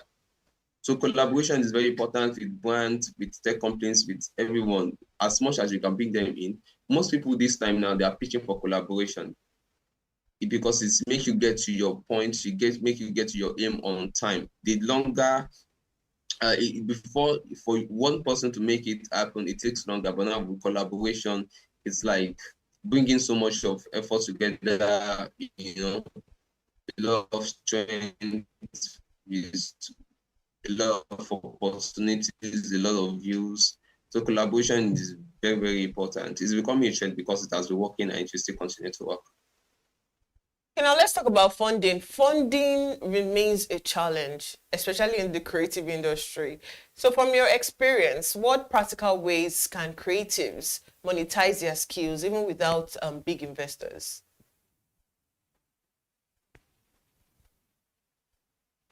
There is always a saying that think big and start small.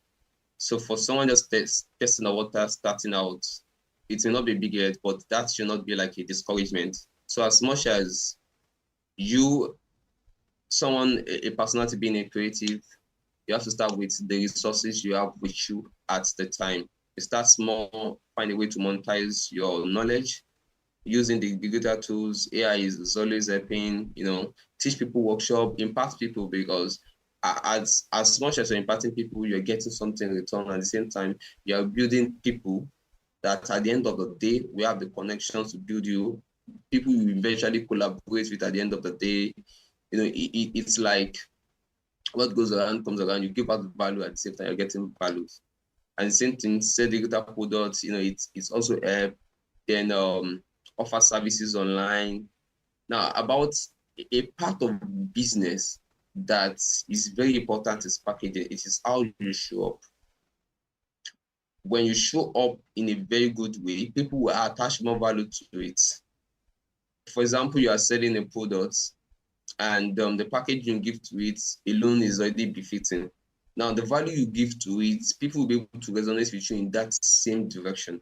So as small as it is, package as well. If it's a digital service, it is a service you're rendering, get a portfolio, get a rate card, get a good branding. Just make sure you look good in appearance. Investor will come later, but first, investor has to see your creativity, you have to see the work you've put in, have to see how much effort and funds you are able to risk into that, your creativity, into that your big idea in the first instance before they come and bring theirs. So that is where preparation meets opportunity. So start small, put out, appear as much as big as you can, but at the same time, do not falsify your identity. Do not appear the way you are not. But then, as much as the person is ready to bring out, just make sure it's very presentable. And with that, it's a good way to eat the ground. Speaking about the people who want to go into content creation, but what role do you think the government has to play also for all of this to fall in line? A part of creativity has to do with the government help, and a larger part of it does not really require that. Now,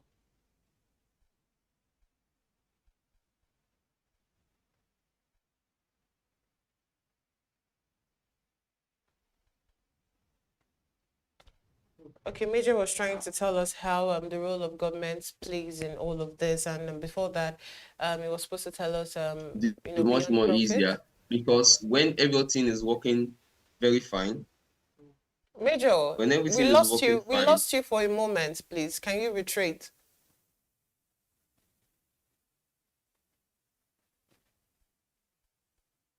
Right, I think we lost him again. So he was going to tell us about. All right. Okay, if you can hear me, please reiterate the conversation about the government's role to play when it comes to content creation in Nigeria. Yeah, so the roles government have to play is it is 70% dependent on the creative and 30% on the government in terms of creativity directly. But now in the general ground, it boils down to if the government put in the structures and everything, the infrastructure in the right way, then creativity will thrive. Now, how do I bring that in? The businesses that you're going to be contacting, the people you're going to be pushing out things for, the resources you're going to be needing, the power, the road movement, the safety, if those things are going very fine, if they are balanced, creativity will thrive. And now the opportunities that are viable there are also when there are projects, when there are grants, and there are need for things to come up. For example, there are grants given to business owners, people who start business. Now, there can also be something faction for creatives that want to stand out. that and have a good portfolio, a good work to show ahead, to show that this is what I do and I do it very well. There can be grant for that. There can be government raise, to help, and policies that helps against maybe copyrights, how your content can stay your content without being pirated and all of that. So those are the ways government can come in. But basically, if the government sectors and agencies are working very well the way it should work, then creativity will thrive in the economy as much as it should. All right, so shift our focus away from profit. You're also very passionate about cultural heritage and Black history. So how can creatives strike a balance between preserving culture and staying commercially competitive? So there was a question I raised on a discussion some time ago, and the question was, what if Nigeria was not colonized? What would be the stance at which we have now? What would be our ways to life? What would be our definition of civilization? Will it be the Western civilization, or it will be a Nigerian-dominated kind of civilization? Now, the answer to that question may be vague, may not be very, it may look abstract. Now, it is making our creativity tend to it. It's blending innovation with heritage. For example, using traditional fabrics, traditional storytelling mixed with the modern storytelling, modern fashion, and retelling history through films and digital platforms. Now, we have an idea of what Nigerian history and stories, our traditional story looks like. Infusing the technology into it. For example, I'm telling the folk tales maybe about Ujapatu or something, and I'm making it into a cartoon that fits in the standard of Nickelodeon or Cocomelon. It is building a Nigerian heritage together with what technology stands out and bringing it to the outside world. So it is retelling a story on the digital platform. It is like, it makes our culture becomes timeless when it is reimagined for today's audience. Now it brings in like what we've known over time, what Nigerian history has stand out to be, and retelling it using the technology we have around, the AI, the different means at which we can make this work. Now, bringing in the Black history and our cultural heritage into creativity and striking a balance between it is using what technology is today, together with what we have known about our culture, about our heritage, about our history, bringing it together. We can't stay to what it was because the world has moved past that in terms of technology. So it is how to use technology to enhance it without forgetting what it stands for. So that is my take on that. Okay, so finally, before I let you go, where do you see the biggest opportunities for Nigeria's creative economy in the next 5 to 10 years, and how can young creatives position themselves to benefit from it? All right. In terms of creativity, the biggest opportunity lies in the digital media. It lies in fashion, it lies in music, it lies in art, it lies in poetry, it lies in tech-driven storytelling, because that is where the world is going to. That's the area the world is expanding to. Innovations are rising towards that side. Let's say the sun is rising and shining towards that side. So it is better to stay on the winning side. Now, bringing your creativity, storytelling, your whole ideas, and infusing it into where the world is going, it works well.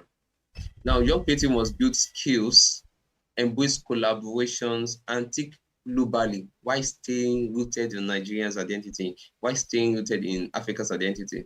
Because let's say the Western world have their ways already. So why do you have to just go directly in their ways? Why don't we bring our own identity into it? That is the way we make dynamism and we stand out. That's how we make a difference, not going with the norms. Because westernization is everywhere, but then staying deeply rooted I think an example is like this China economy that shuts the door against every other interference and build their own economy before opening it and reaching us now. Now, maybe we are not there in our economic strategy, in our economic strength in Nigeria yet. We're not talking about creativity. It is dominant on the creatives and how we can make it work.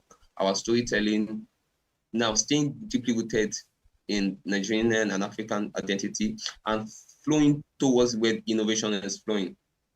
Now, that helps you to position yourself for leading. It brings in a lot of preparation when the opportunity comes. And now the opportunity I'm talking about is not far-fetched. A while ago, I saw a video of Bill Gates working with MI in terms of music and saying he wants to make something about African in music. Now, investors idea coming. Nigerian and African market is a viable one for businesses. A lot of investors are coming. We have the population, we have the economy that can take in so much, and a lot of innovations that looks new to us. At the same time, maybe has been popular somewhere else, but when you bring it to Nigeria, it's somehow new because we are a developing country. So a lot of innovation can thrive here on this land.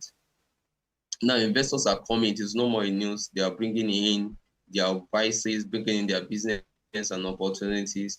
Now, creatives are going to be people that are going to be reaching out to because they need to push these things out to the world. Let's talking about social media. So when you are doing your creative, be very, very, very passionate about it. All right. Thank you so much, Mojola Oluwa Major, for your insights on Business Money this morning. It was good to have you on the show.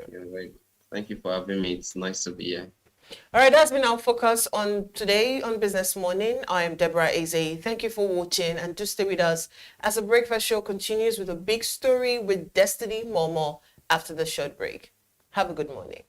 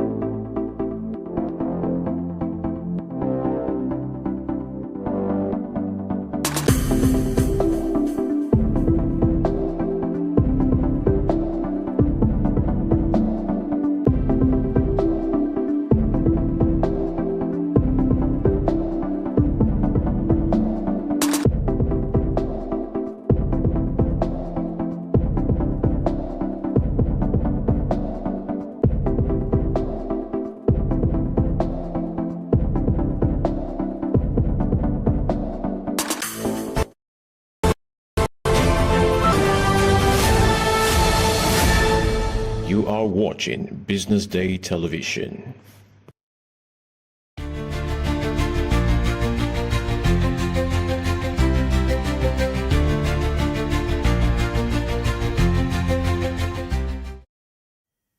Good morning and welcome to the big story right here on BDTV Breakfast Show. I am Deborah Eze.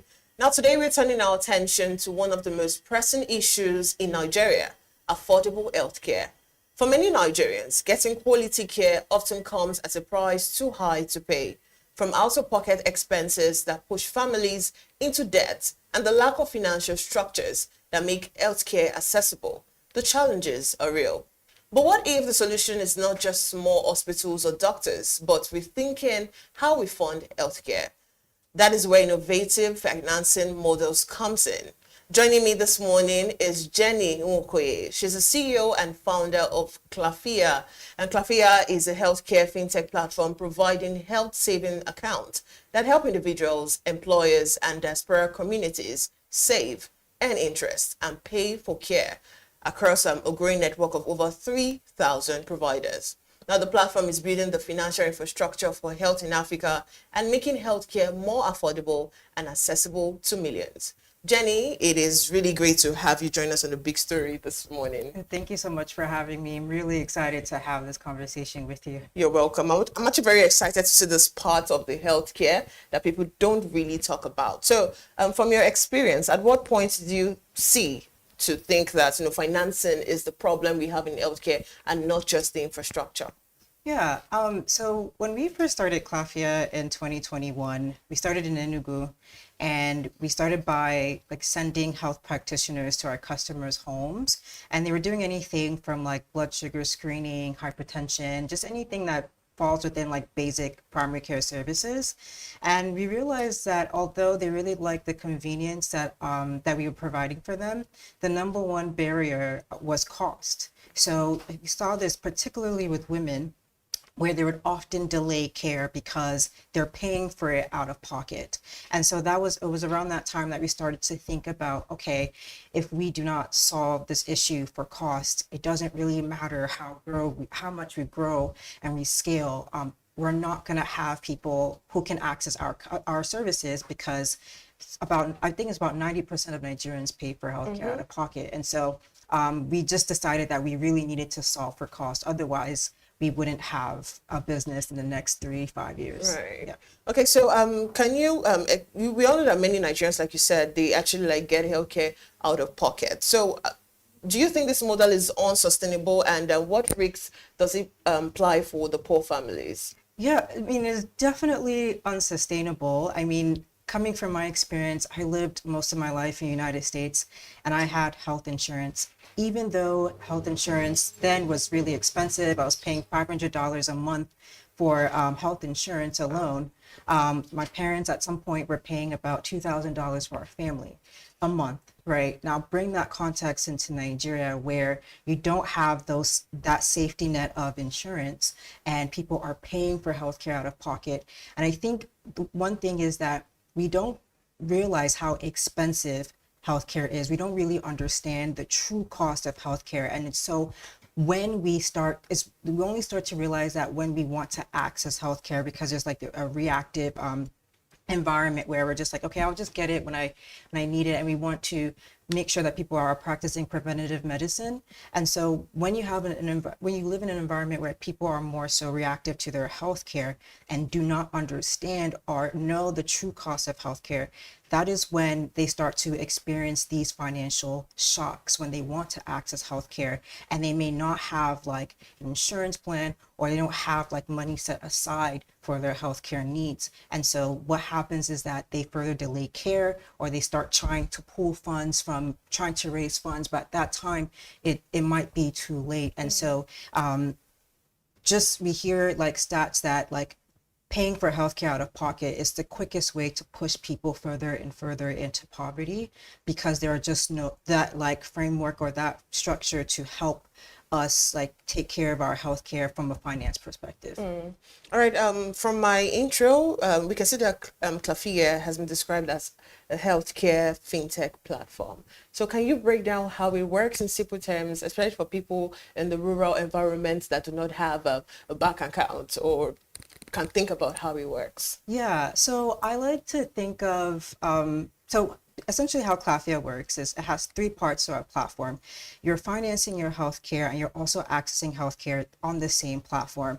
Or when our customers sign up on our platform, they get a free health savings account, or HSA for short. So you don't require your BVN or NIN, and that helps with people in rural areas who may not have that information readily available, either because they don't have the documentation or they don't have the centers closest to them to get a BVN or NIN. They can easily sign up on our platform using our USSD platform or our web application. They get a free health savings account that earns 10% per annum. And so they can set money aside as often as they want. We have customers that set aside money monthly, they do it daily, but it's really to just help encourage our customers to start saving for their health, or at least having some sort of financial net when it comes to their healthcare needs. And then when they do want to access healthcare, they have a network of 3,000 plus growing healthcare and wellness providers who they can access healthcare from at discounted prices. So if they want to speak to doctors or telemedicine, that's very, very popular in our platform. They can do that. We have like a certain segment of customers that really like the wellness side of things. So they use it for their spas, they use it for skincare, they use it to go to the gym or healthy foods. Or if they want to get medications, they're able to get it at discounted prices on our platform. Even if they want to buy health insurance, they can also do that at discounted prices on our platform. So what about the people in the rural environments? Can this also work for them? So it can work. I mentioned that we do have our USSD based platform where our customers can dial our USSD code. They automatically get an HSA account, and if they want to start saving, they can do that. If they want to access healthcare, they can also do that as well. The challenge that we see in the rural sector is that you're dealing with not just providing a financial platform for their health, you're also dealing with the lack of infrastructure. So even if they were able to put money aside for their health, how can we ensure that they get quality health care, right? So we have to do the job of aggregating like healthcare facilities that may not be as close to them, but that's why we also included telemedicine.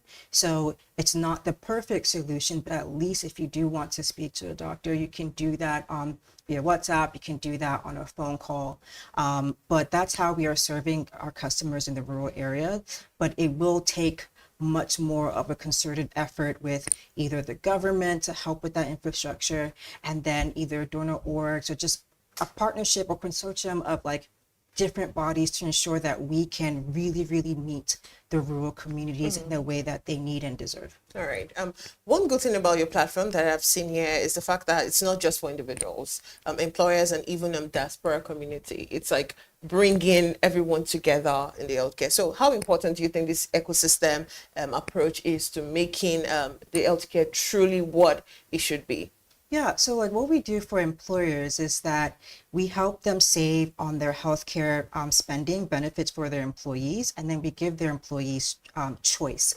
So instead of them being boxed into a health insurance plan that may not meet their needs entirely, the employers can give their employees a health savings account, and then they now have choice on how they want to spend on their healthcare benefits for themselves. So if they want to like use part of it for health insurance and then use the rest for things that their health insurance doesn't cover, that's what they can use their HSA for. Our employers really like that because if you think about health insurance, if you don't use it, then that's money that goes into a black hole. We never get that money back. But with our HSAs, they can save money. It earns interest if their employees aren't using it, even though we hope that they are, because we do want them to have like a healthy workforce. Then they can get that money compounding year over year, earning interest. And again, it just helps to reduce that spend and manage their spend that they allocate for their employees' health and wellness. Now, if you think of like communities in the diaspora, you hear every day on Twitter, on social media, just even amongst our friends, talking about Jagba syndrome, where we are leaving the country in droves. Our healthcare professionals are leaving the countries in droves, but there's still that sort of connection back home where you still want to ensure that your loved ones can get proper health care, and you want to make sure they're doing it in a way that is trustworthy, it's safe, and also affordable to them. So we actually did a campaign with Flutterwave's Send app, where their customers can send money directly to our HSAs at no charge, and their families back at home can access healthcare directly on our platform. So there's no issue of like, okay, I sent money back home, but I don't know what they used it for. If they are sending money directly to our HSAs and they add their family members as a beneficiary on our platform, they're guaranteed that their family member will get the healthcare that they need. So that's essentially like what we're doing to ensure that we can build this ecosystem of people who can access healthcare either through like someone who's a gig worker, so it's an individual, an employer who wants to provide more affordable health benefits to their employees, or communities in diaspora who want to ensure that their loved ones can get care back home when they're not around. All right. Nigeria has had national health insurance scheme in the past. So, many citizens still benefit from it. So, what innovation model does Clafia has to surpass this? So, I think our model is innovative in the way that it is. So let me take a step back. In Nigeria or in emerging markets, I think we have a really great opportunity to redefine what healthcare financing looks like. If you think of more developed countries like in the United States that's had like health insurance for years, and I would say most Americans do have health insurance, they are still very much unhappy about their health insurance. As I mentioned, I was paying $500 a month and it still didn't cover all of my needs. I still had to pay out of pocket for certain things. And so you see in the Western or developed countries where health insurance as it is changing, right? People want it to be more personalized, be more flexible, to cater to their own needs. And that's what I think what we do at Clafia that's innovative about us is that instead of just, giving you something that doesn't take into consideration your medical history, right? Like you as a person today and you as a person tomorrow, we give you the choice of like saving for your health. And then when you do want to access healthcare or buy health insurance, you can we help you put something together that ultimately becomes personalized to you, and we make sure that you can be healthy. We use your past medical history that you're putting on our platform, and we're able to use AI to like just create a personalized experience for you. And so I think what we can do in Nigeria is, especially from a policy level, is to start exploring these other ways of meeting our citizens where they are, and instead of trying to basically put something in front of us that we don't want, or I won't even say don't want, we don't necessarily understand how like health insurance and how health insurance is beneficial for us and why we need it in the first place. I do believe health insurance is needed, but I think, we just need to we need to do a lot more education on like health insurance. Right. So beyond affordability, which is something that Clafia has, there is also issue of trust. Now, trust in the sense that how do people make sure that their monies are actually being used to get whatever it is they want done, and they are actually able to get value for the care that they need? So that's a great question. When we were building Clafia 2.0, when we launched our HSAs, we really wanted to ensure transparency, right? Because as I mentioned, a lot of Nigerians do not know like the true cost of healthcare until we want to access it. So we did that. The first way, we ensure that our customers' funds are like safe. We partner with a financial partner who has been in service in Nigeria to Nigerians for savings and investment for 9 years. They have a very, very strong brand. So we work with them to ensure that our customer funds are safe, that they're able to earn interest on their funds. And then when they do want to use it for their healthcare needs, there are no issues. Another thing is to ensure that when our customers want to access healthcare, they are able to access it at that time. For me, like for Clafia rather, one of our leadership principles is patient experience. And that is like really any healthcare company's bread and butter, to be able to ensure that we provide a great experience to our customers. The moment they get on our platform, we want to make sure that they can sign up immediately. They have no issues with signing up. When they do want to access healthcare, there are no issues with that. And even if there's any issues, they have customers support that they can reach out to resolve those issues. A lot of those things might seem cumbersome, but that is the work that we have to do to ensure that we build trust. And just taking it a step further, when we bring our healthcare providers on our platform, we vet them. So we make sure that they have all the qualifications. We just don't onboard any healthcare facility or any healthcare provider on our platform.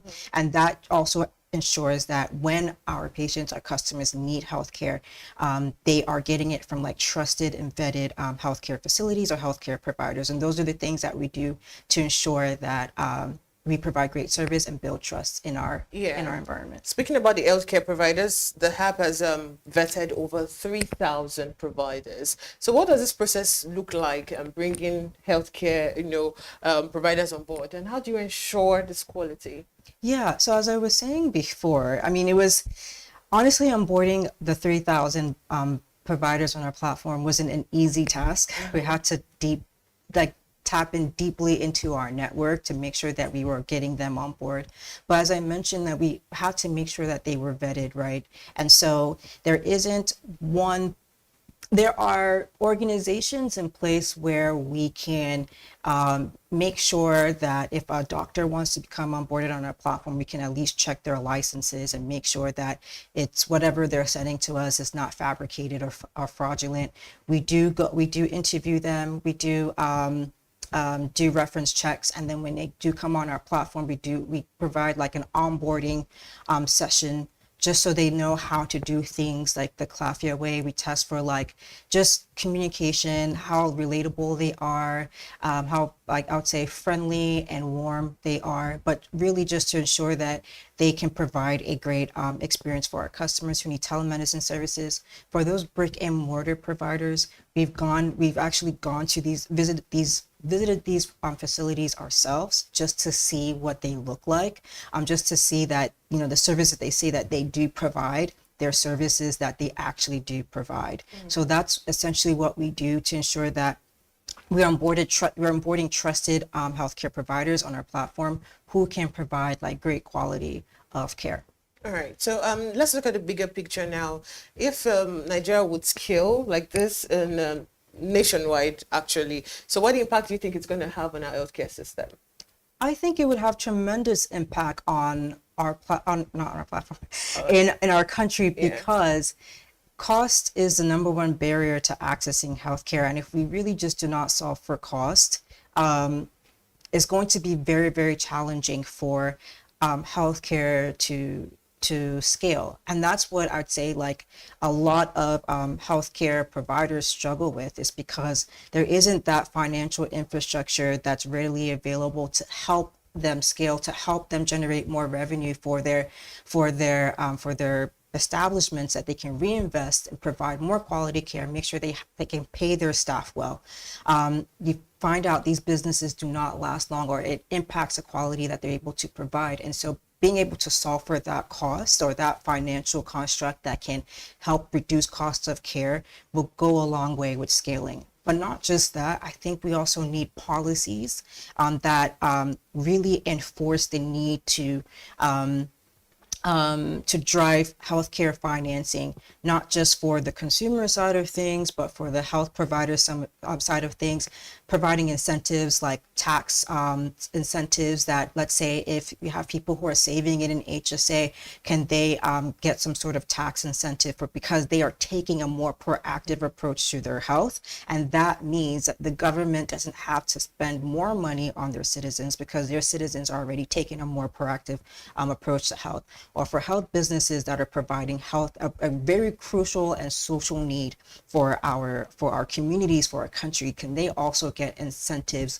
for the kind of businesses that they run? So I think it's just solving for that cost, because we can do that, but if we do not have an enabling environment that that will help boost trust, education, and like enforce the need for healthcare financing, it will be a struggle for us to scale and for any healthcare provider to scale. All right. So you're someone who actually mentors young entrepreneurs, innovators. Now, for the young innovators who wants to like solve the problem of healthcare financing, what message do you have for them? What we're doing is really, really hard. It's very hard, but it's very rewarding. I get this question asked every day. Not every day, but like every now and then, if I had an opportunity to run a business or start a business again, would I still be in healthcare? And the answer is yes, because we're solving a very crucial need. And really, if we do not have a healthy workforce, we don't have healthy citizens or healthy communities, our communities won't thrive. I see like our parents' generations who are like dying at young ages, like at 50s and 60s, and it's very sad, and if we don't solve for these sort of things, that's kind of the reality that we have. But I'll say like the good news is that I feel like our generation is becoming more sensitized to their health, wanting to be more health conscious and taking a more proactive approach to being healthy and being well. So I'll say really to any health provider, the work ahead of us is hard.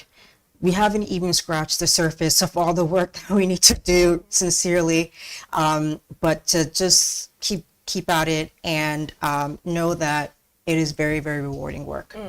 Speaking about still not being able to scratch the surface, what more should we expect from Clafia? Wow, that's a very interesting question. Yeah. So for us, we want to be able to, I like to think of, when I think of Clafia, I like to think of Clafia as like an OPay for health. Okay. So like, everyone, essentially most Nigerians at some point have an OPay account. And so that's how basically this distribution in our scale of our HSAs, our customers or Nigerians have an HSA that they, that is in just a part of their everyday lives when it comes for their health. We want to be able to, again, like make healthcare more personalized, more and more centered around you as a person who's consuming the health. We have like different ways that we're thinking about just doing more healthcare financing, not just from a savings perspective, but like partnering with health insurance companies to help scale our HSAs, or like provide like a more complementary package so that it's more personalized, or providing loans or credits for our customers that really need to access healthcare, but they cannot do that because they don't have like existing funds available to save in their HSA. So those are the kind of things that we want to do. My vision is that essentially everyone in Nigeria has an HSA, just like just about everyone has an OPay account because of the reliability of OPay. Then similarly, that's how it is for Clafia. All right, thank you so much, Jenny. It was so good to have you on The Big Story. Thank you so much. I really appreciate it. All right, we're speaking to Jenny Nwokoye. She's the CEO, founder of Clafia, and we're speaking on innovative financing models for healthcare in Nigeria. But that's the most we can take on The Big Story on The Breakfast Show. Up next is Social Listening with myself and Destiny Mama. Just stay with us.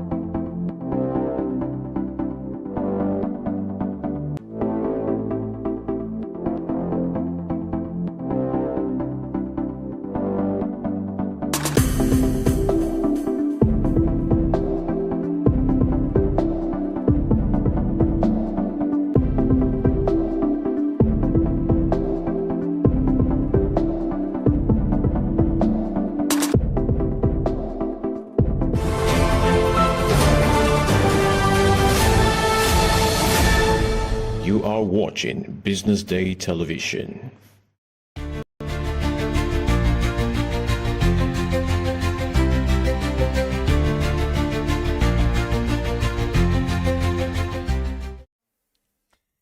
You're welcome back to the Breakfast Show. Now it's time for social listening, where we'll make the rounds of everything or trends happening on social media. All right, now let's go to the headlines.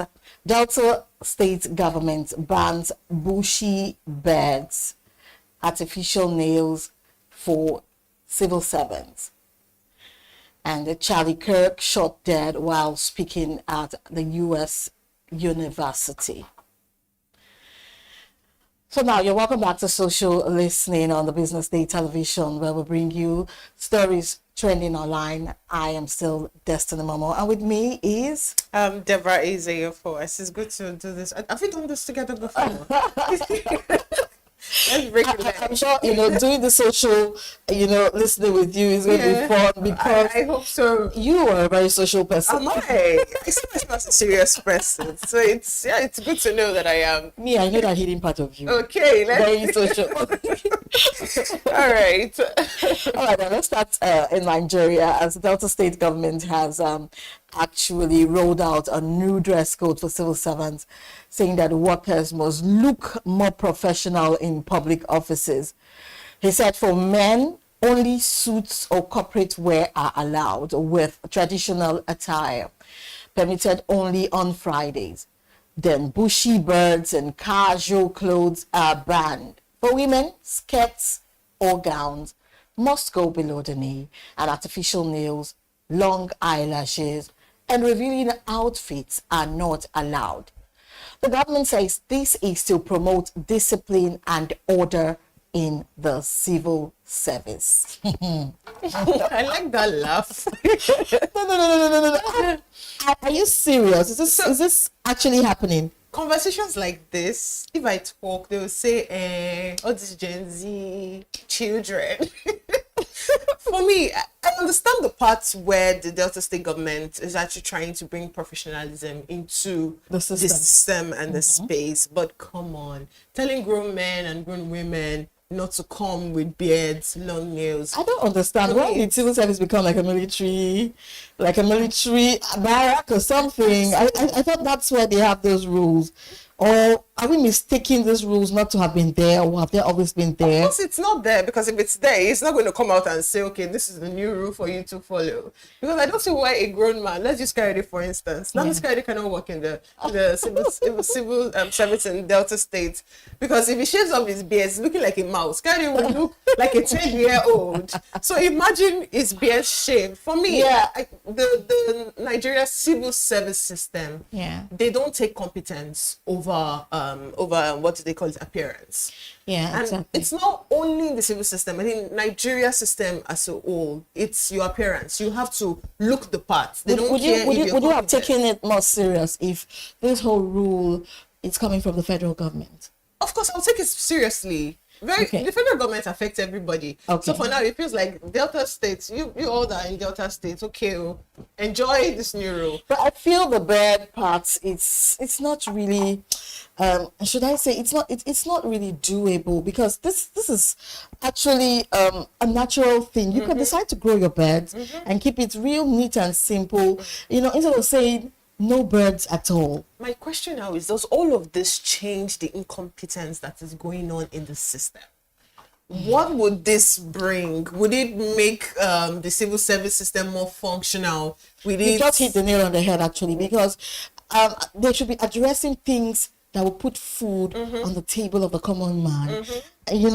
Instead of making light of those things and then bringing forth things that are not really important. I don't know if you understand. We're not saying modesty. Modesty is not important. We're not saying looking good is not important. But then again, bringing stuffs like this. I have my nails long. And this is looking so good. And even the parts where he said, you're only allowed to wear traditional attire on Fridays. So what about the cultural sensitivity angle? This is a civil service code. Don't you? They're supposed to embrace the cultural part more. and not the Western parts And men of the actually Sudan. look good when they wear this native. Sometimes they don't use the Ankara thing to sew it. They have all their good materials that they use to make this clothes on, that still make them look corporate and good. Let's take a look at what the tweets. audience is saying. Oh, on social wow. media. Let's take a look at it. The first tweet. So let's go over the tweets. Okay. All right. It says bold move Delta. This is from Kingen Hort saying bold move Delta State clearly wants to enforce a strict professional dress code for its public servants. Oh my goodness. And then for Bashir Lawan, it says this is a welcome measure to actually tackle indecency. Is Bashir Lawan actually, serious about this? Then from Pat Smart, it says that in a state battling unemployment, poor infrastructure, and failing public services, banning birds and braids is not policy, it's misplaced priorities. Grooming doesn't fix governance. Let's focus on what truly matters. I think that's what we're even talking about this now. What truly matters, and how does these policies put food on the table? I think we have. And then from Vishal Tech Zone says, now this is quite, concerning. It feels like an infringement on personal expression and individuality, and it shouldn't.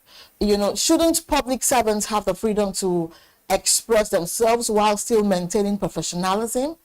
So many questions. That is what the Delta State government is trying to do. Questions. It's trying to blur the lines between discipline and infringing on my personal choice. I'm telling you. You can't. I'm going to come as professional and civil and modest as I can, but don't come and dictate me wearing color pink or wearing color blue or growing my nails and not getting my nails done or getting my hair done. For me, that's infringement on my personal space, and it's going against what the civil service is supposed to be about. I'm telling you. Like that tweet said, you've not fought unemployment in your state, you've not fought corruption in your state, but you're here detecting if I'm going to be putting on color black or if those a man is going to be those coming policies, I'm sorry to say, I don't know from what angle are they coming from, a Christian angle? Are they coming from what angle exactly? Even the Christian, I don't think, even Christian in the church, I don't even think they even detect what you wear and how you wear it. And they're looking good. Come on, it's just misplaced priority. If you ask we also have governors that have birds, right? Of course. Now this is, I don't understand. Okay, now to the next, now to the United States. A right-wing activist and Trump ally, Charlie Kirk, was shot dead while speaking at Utah Valley University. The 31-year-old was answering a question on mass shootings when a bullet hit his neck. The FBI says the shooter fired from a rooftop and has called it a targeted attack. No arrest has been made, but $100,000 reward has been announced for any information on the shooter. We'll see tweets, but then I think this just reminds me of why the U.S. is a working state. I was having a conversation with Valentine, and I was saying that Nigeria is not a working state. Nigeria is a failed state, and he was like, "No, I'm also thinking that they've already caught up with the. No, they've not caught up with the person, They but they already have a lot of description of what this person looks like. Okay. It can only happen in a working environment and in a working country. So big ups to them. So for Charlie Kirk, before I give my 2 cents, I would say taking one's life is there is no it doesn't make sense for you to take one's life, no matter the belief or the perspective that the person holds. A life is a life. So Charlie Kirk, he showed us what freedom of speech is, even though personally I do not agree with a bunch of things that he has said. Mm. So you shouldn't take one's life because, you know, they have their opinion about things and how they choose to see the world and how they choose to, like, you know, see certain social conversations that are uncomfortable. But do I agree with some of the things that he has come out to say, I think especially on the religious part? No, I No. don't. Yeah. I think this is somebody that's very close to Donald Trump, Yeah, of and course. it hits him hard. Maybe somebody's trying to do something, you know, by hitting him hard just to get to the president. You know, this whole thing's, it's still possible. I think we should just look at tweets concerning this matter very quickly. So let's get to hear people's opinion on this. Okay, just some guy said you can silence a man, but you can never silence a message or an idea.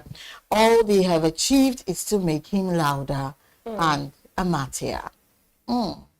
So, Brittany O'Connor said he got shot talking about gun violence. The irony.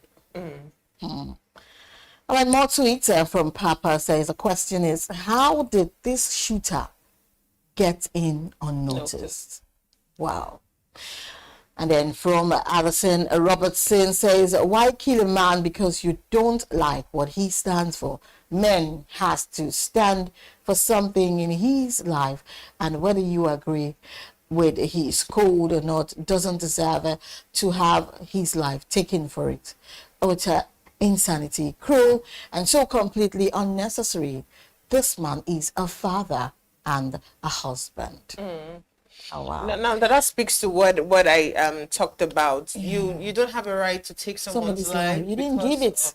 Because of their perspective towards certain conversation and policies as well. Charlie has sparked so much conversation about things that are very sensitive to people, and he had so many enemies. I'm not even going to, at the point, I do not really care about people's opinion when it comes to certain discourse. Not everyone would be like that. Now, he has caused so many stir. Talking about women is thought about women it's something else, and most of his people who didn't agree with him were women. So it's really sad. I would say it's actually really, really sad, and I really hope they actually catch up with the killer. But looking at the security angle, for somebody who, you know, has like controversial opinion about things, it really speaks so poor about his security, because you're like one of the tweets said, you're talking about gun violence, knowing how guns are in the US and how they're clamoring for them to you know, have a right to like guns. It would have been, the security measure would have been tighter in my opinion, and it's really an irony that he got shot while speaking about gun violence. Wow, that irony was so deep, actually. Yeah, so you can imagine telling people, advising people on a very serious matter such as that, and then the same thing actually took his life moments.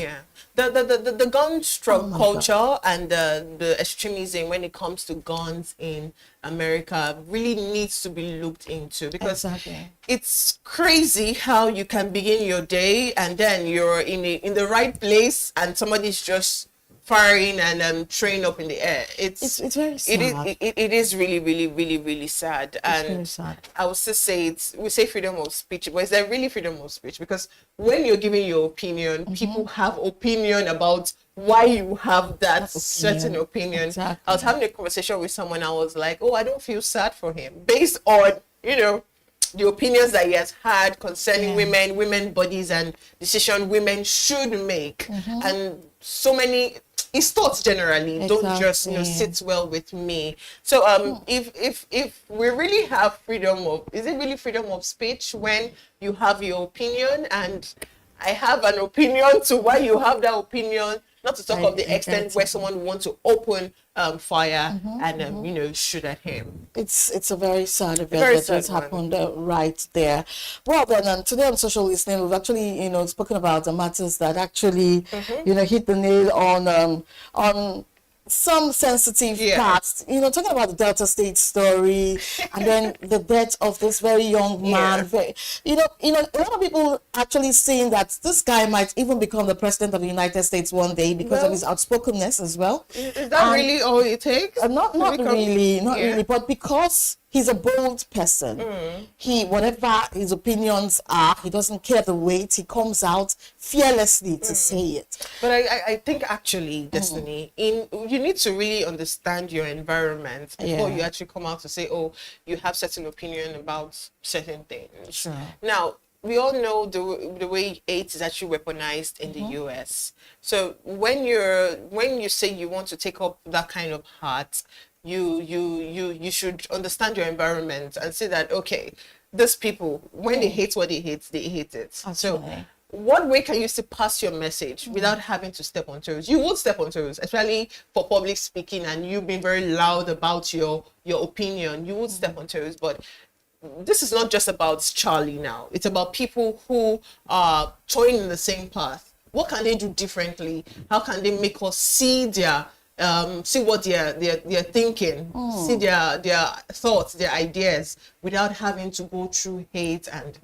being killed? Because I can only imagine what his wife and his kids will be going through at this moment. It's really sad, trust me. It's really sad. The stories that the social listening is actually talking about today are, actually stories that no, like we said, actually has to do with, emotions and people's rights. And then how can you take somebody's life just because you do not agree with him? Speaking about people's rights, it's the same thing with Delta State. You can't take my what's the word? You can't take my rights to decide it's your right what I want. To my personal choice. It still all boils down to the same thing. Because they're not indecently dressed. For the Delta State government, what I would say is let people's work show.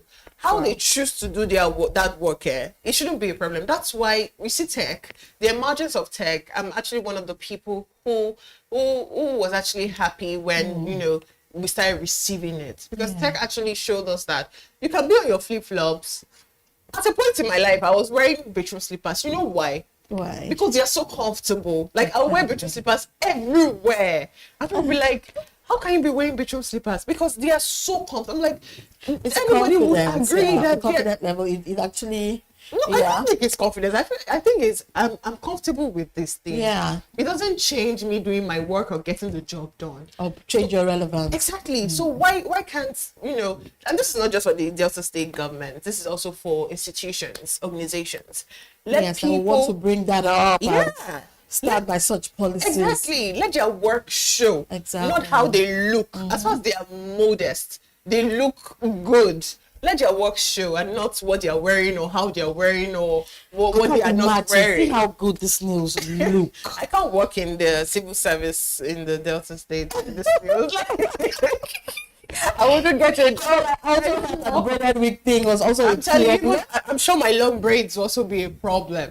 Or my well painted lips. So what do they rather want? Tie your hair. Yeah, tie your hair. Your skirt has to be way above your knee level. The men, you scrape your beard and look like a mouse. Don't have long nails. You use your natural nails that God gave to you. You don't have to have any artificial. Rights. It is. It's my personal choice. Yes. There are people that will, do those policies by the state government and not be productive. Of course. That is what I'm saying. You can imagine that somebody will wear long skirts and they don't know what they're doing. They don't even know what they're doing. Yes. Somebody will actually go on their natural hair and just no paint, nothing, their natural nails. They don't know what they're doing. Yet they do not have an idea of what they are there for. Yeah. Is that what the government will rather accept or accept productivity, result-orientedness, people that are there to actually make things happen, to bring the shift on. Yeah. You said it all. I just hope they start putting people's work in play and not what they look like or what they want us to look like. It's the productivity that matters, and the results should actually speak better and louder, and not what they look like. Yeah. Oh wow! So that's it on social listening today. We actually looked at Delta State's new dress code for civil servants and the shocking assassination of Charlie Kirk in the United States. I am Destiny Momo, and I was with Deborah AZ. Wow. Thanks for watching, and stay tuned to BDTV. Good morning.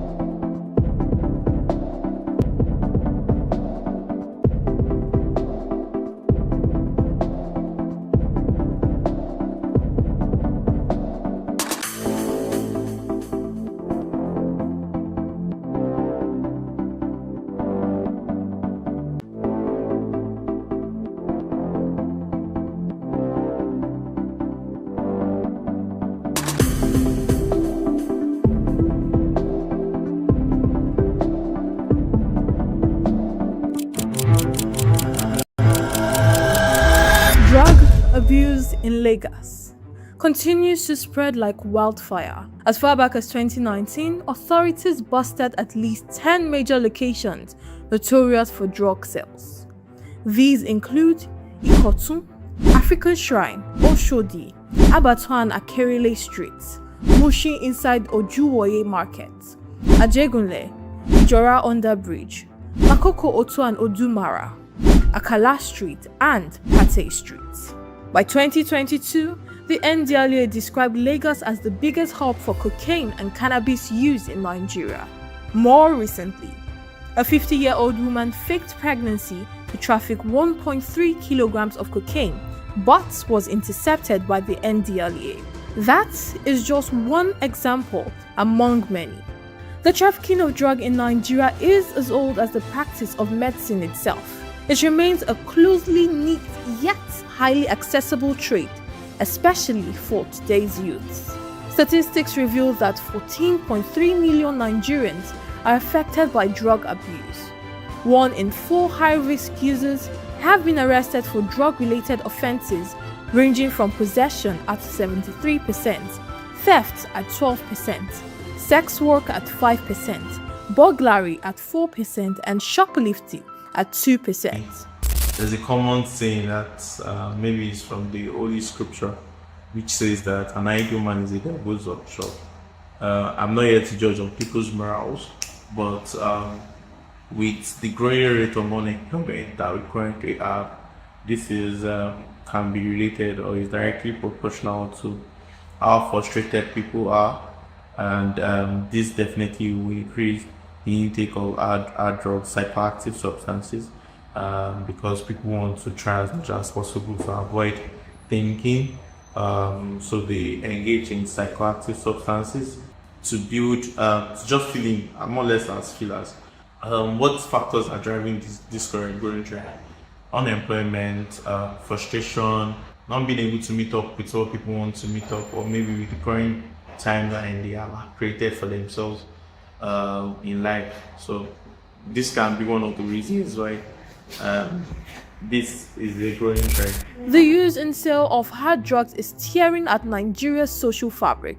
It fuels crime, weakens mental health, undermines productivity, and destabilizes communities. Hard drugs are not just a personal problem, they are a societal menace.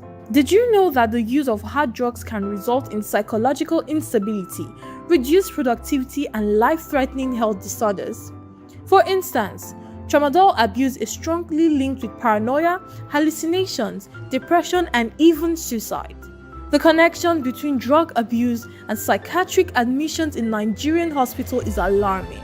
Beyond the users, families also bear the weight, suffering financial drain, neglect, and broken homes. Dr. Usman Bugaji once said, "At the moment, hard drugs are the greatest threat to Nigeria's survival.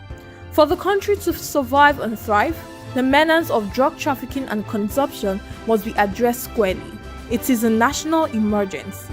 Remember, hard drugs are not just a personal issue, they are a family and societal menace. This is Amanda Emasibue, reporting for Business Day Television.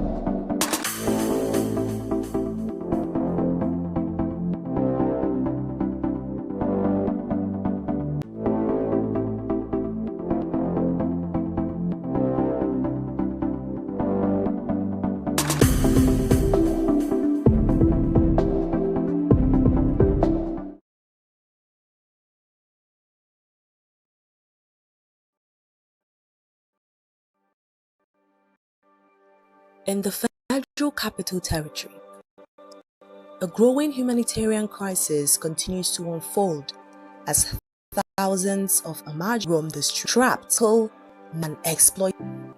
A visit day to areas like Gwarimpa and Jabi and suffering of these children. Young boys sent from northern Nigeria to study the Quran, now left to fend for themselves in harsh urban environments. The Amajiri system, which dates back centuries, was originally a community-based Islamic educational practice in northern Nigeria. Under this system, young boys known as Amajirai were sent to study under Islamic scholars, often far from home. Traditionally, the local community supported the scholars and their students, but over time, economic pressures and the erosion of social safety nets have transformed this once respected institution. Today, many Amajiri children end up begging on the streets to survive. Ahmed, a 15-year-old Amajiri from Zaria, Kaduna State, shared his story with BusinessDay television. Sunana Ahmad. Shekaranka nawa? 15. 15. Yes. Ina kake zama? Ni nan gidan Bolan Daji. Gidan Bolan Daji. Okay, kai da wa kake zama? Ga su nan tare da yan uwana da ogana. Amma iyayenka suna nan? Eh, babana bi nan. Ya rasu. Suna Abuja nan? A'a. Ina suke? Zaria. To ya ka zo nan Abuja? Kudi na ne ma na zo nan. Okay, daga Zaria ka zo nan? Eh. Kwana nawa kake Abuja nan? Kai shekara nawa Abuja? Ko rabin shekara ban yi ba nan. To in kai ciwo ya kake yi? Kana zuwa asibiti ne? Ko kuma kana zuwa ina ne ka samu ajiya? Kai kaman kai ciwon shawura. Yare kemis nake zuwa. In je in sai magani. Na saya sai in sha. Me kake yi? Ni bola. Eh? Bola. Okay. Nawa kake samu a rana? A wannan sai sati muke auna. Okay. Nawa kake samu? 10,000. 10,000 a rana? A sati. Okay, a sati. Kai ne kake da biro din? Ko kana haya ne? Ina bugu ne wannan. Oh, okay. To ya kake yi? Bola muke bi. Sai ka je ka sai da shi. To me kake so gwamnati ta yi maka? Ta taimake mu daina wannan abin da muke yi. Mu koma wajen iyayen mu lafiya. Okay. Kana zuwa makaranta? A'a. Kana sana'a ne? In an ce ka je makaranta yanzu za ka je? Ka taba zuwa makaranta? Allura Islamiya ba. His experience is all too common. Without proper supervision, education, or welfare, many Amajirai become vulnerable to exploitation and abuse. The FCT administration acknowledged the crisis in 2022, announcing plans to engage at least 1,000 street children in vocational training programs aimed at economic empowerment. However, progress has been slow, and many children remain outside the reach of any meaningful support. In November 2024, the federal government launched a back-to-school initiative targeting Amajiri and out-of-school children in the FCT for enrollment into formal education. While the initiative marks a positive step, gaps remain in quality education, consistent funding, and holistic support. We want to learn skills, said Salisu, a 14-year-old from Kaduna. With skills, we can earn a living and not have to beg. Gwamnati suna su taimake ka, me kake so a yi maka? A kalle ni mana. Ko kana jin kunya ne? Ko me kake so gwamnati ta yi maka?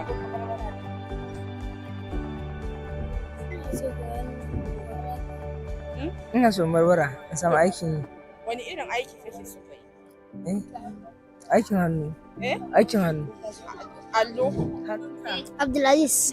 Shekaran ka nawa? 13. Kana zuwa makaranta? Ba na zuwa makaranta. Ina kake kwana? Masallaci. A masallaci. In kai ciwo ko ba kai rashin lafiya, ya kake shan magani? Wa yake kai ka asibiti? Ni da kaka ta muke nan. Okay, kai da kakan. Eh. To me ya kawo ka Abuja? Neman kuɗi. Neman kuɗi. Kana da ƴan wannan garin ko? Eh. Waye kakanka? Da kawuna. Kawun. Karan babana. Ya kuka zo Abuja? Eh? Ya kuka shigo Abuja? Ta yaya kuka shigo? Kun shiga mota ne ko mun shiga mota. Okay, daga Abu Yosef daga Kano zuwa. Daga Kano zuwa garin nan. Okay. Daga me kake so ka zama a gaba? Ni. Likita. Likita? Eh. Ko ba ka zuwa kana so ka zama likita? Okay, daga ina ka fito? Jigawa. To me ne kake yi? Bola nake bi. Me kake so gwamnati ya yi maka? Me nake so ta mun? Talla. Wata kai ni gida. What these children need is not just access to classroom, but also training in employable skills and economic inclusion. As the nation's capital grapples with the consequences of a broken system, the voices of these children demand attention, not just pity, but policy. Their future depends not on charity, but on a coordinated effort to restore dignity, education, and opportunity. Haruna Ibrahim, a respected Islamic scholar, emphasizes that the Amajiri system was never intended to involve street begging. Traditionally, Amajiri children were supported by their communities while receiving religious education. However, due to current economic challenges, many now beg out of necessity rather than as part of their education. Ibrahim advocates for urgent reform by integrating Islamic and Western education to improve their future. He also acknowledges positive initiatives such as efforts by the National Commission for Amajiri and State Programs in Kano, which aim to combine spiritual learning with practical skills. You know, in Islam, our Prophet Muhammad sallallahu alaihi wasallam, the first revelation he got was Iqra, means read, seek for knowledge. So the Al-Majri school can be traced to that history. It is in the pursuit of Islamic education that whoever is going to seek Islamic knowledge is called Al-Majri. But in the Nigerian context, it has been divided into two categories, I can say, because those who are beggars on the street, most especially from those who are at poverty level, that is those who are adult, you cannot categorize them as al-majri because they are just beggars, because they are not seeking Western Islamic education. But when you talk about al-majri, it's just teenagers who are very young and their parents send them out in the communities to seek for Islamic education. That's what we call al-majri. And it dated back even pre-independence. So people seeking for Islamic knowledge, even if you are at your home, you are called al-majri, because begging is not part of being al-majri. Begging is different matter at all. But seeking knowledge is what is called al-majri. And it started for the younger age, when while some, unfortunately, some of those small children doesn't pursue the Western education.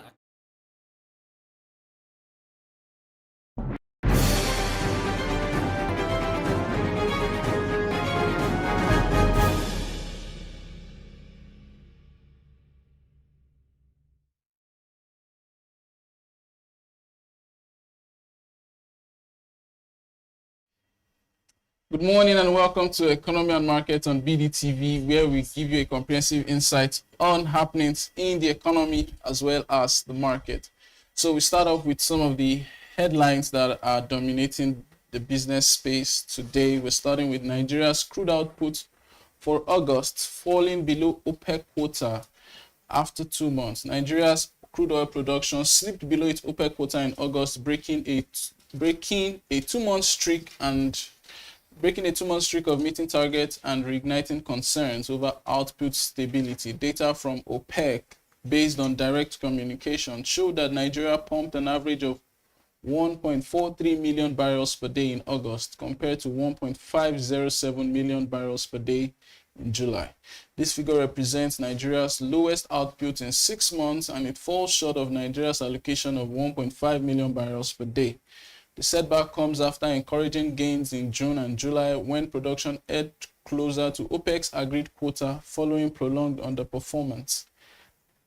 Analysts attribute the renewed dip to crude theft, pipeline vandalism, and technical issues at key oil terminals. These challenges highlight persistent structural weaknesses undermining Nigeria's oil sector. Industry experts warn that the decline could strain revenue expectations, as crude oil accounts for over 80% of Nigeria's export earnings, with the 2025 budget heavily dependent on oil receipts. NNPC has pledged to raise oil output by 1.7 million barrels by the end of 2025. The state oil firm is banking on tighter security in the Niger Delta and renewed upstream investments, although observers stress that this target hinges on sustained reforms and infrastructure upgrades. Then we move on to the news where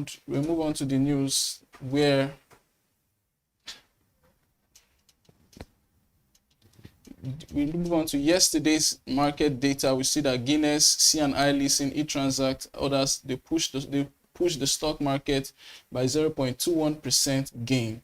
The NGX sustained its bullish run on Thursday, closing positive for the fourth straight session, as major gainers like Guinness, C&I Leasing, and eTransact lifted market sentiment. The market benchmark, which is the all-share index, advanced by 0.21%, while equities market capitalization rose to 89 trillion naira from the previous day 88.8 trillion naira. The all-share index has now crossed the 140,000 point mark again, as a reinforcement of the market's upward momentum.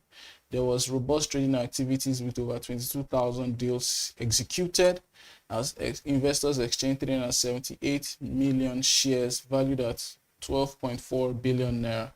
The top traded equities of the day were Japan Gold, Zenith Bank, UBA, Access Holdings, and Nigerian Breweries, reflecting sustained interest across both financial and consumer goods counters. Analysts note that improved investor appetite in bellwether stock contributed to the session's positive close. Guinness Nigeria led the day, rising from 130 naira to 143 naira, which is a 10% gain.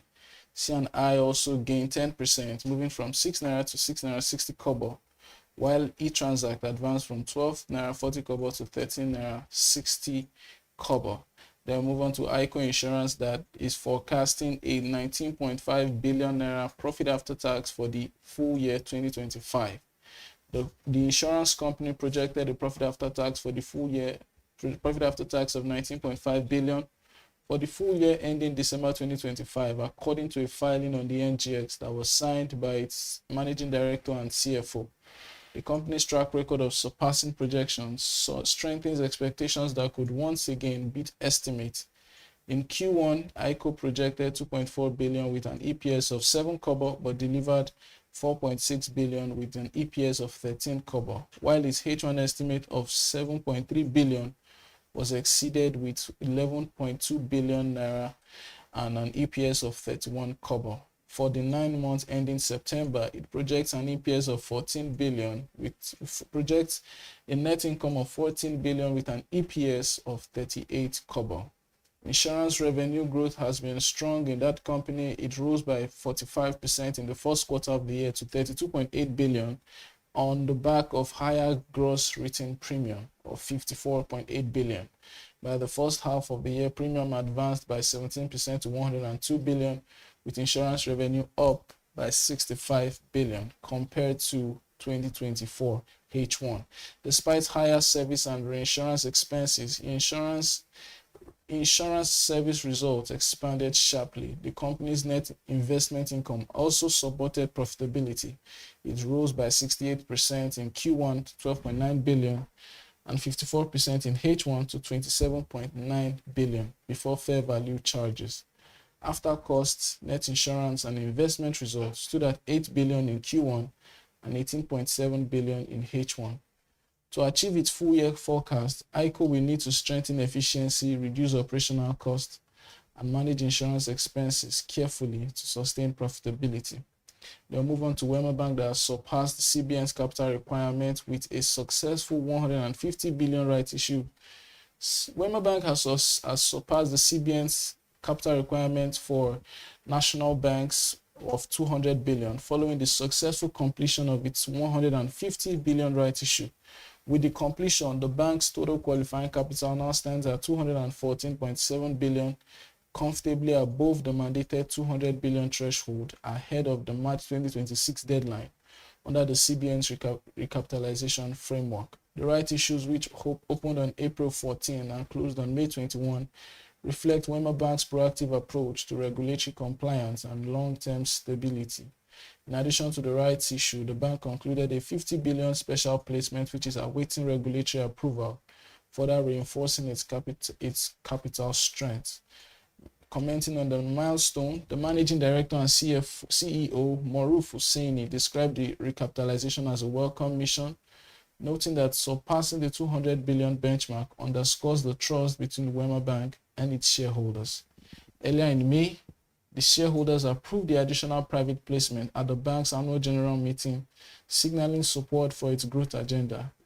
Under the CBN's recapitalization framework, commercial banks with international authorization must hold 500 billion, while national banks require 200 billion. Wema Bank's swift execution highlights its resilience, robust financial health, and forward-thinking leadership in Nigeria's evolving financial landscape. After the break, we return with a conversation on the 5% fuel tax that has got Nigerians talking.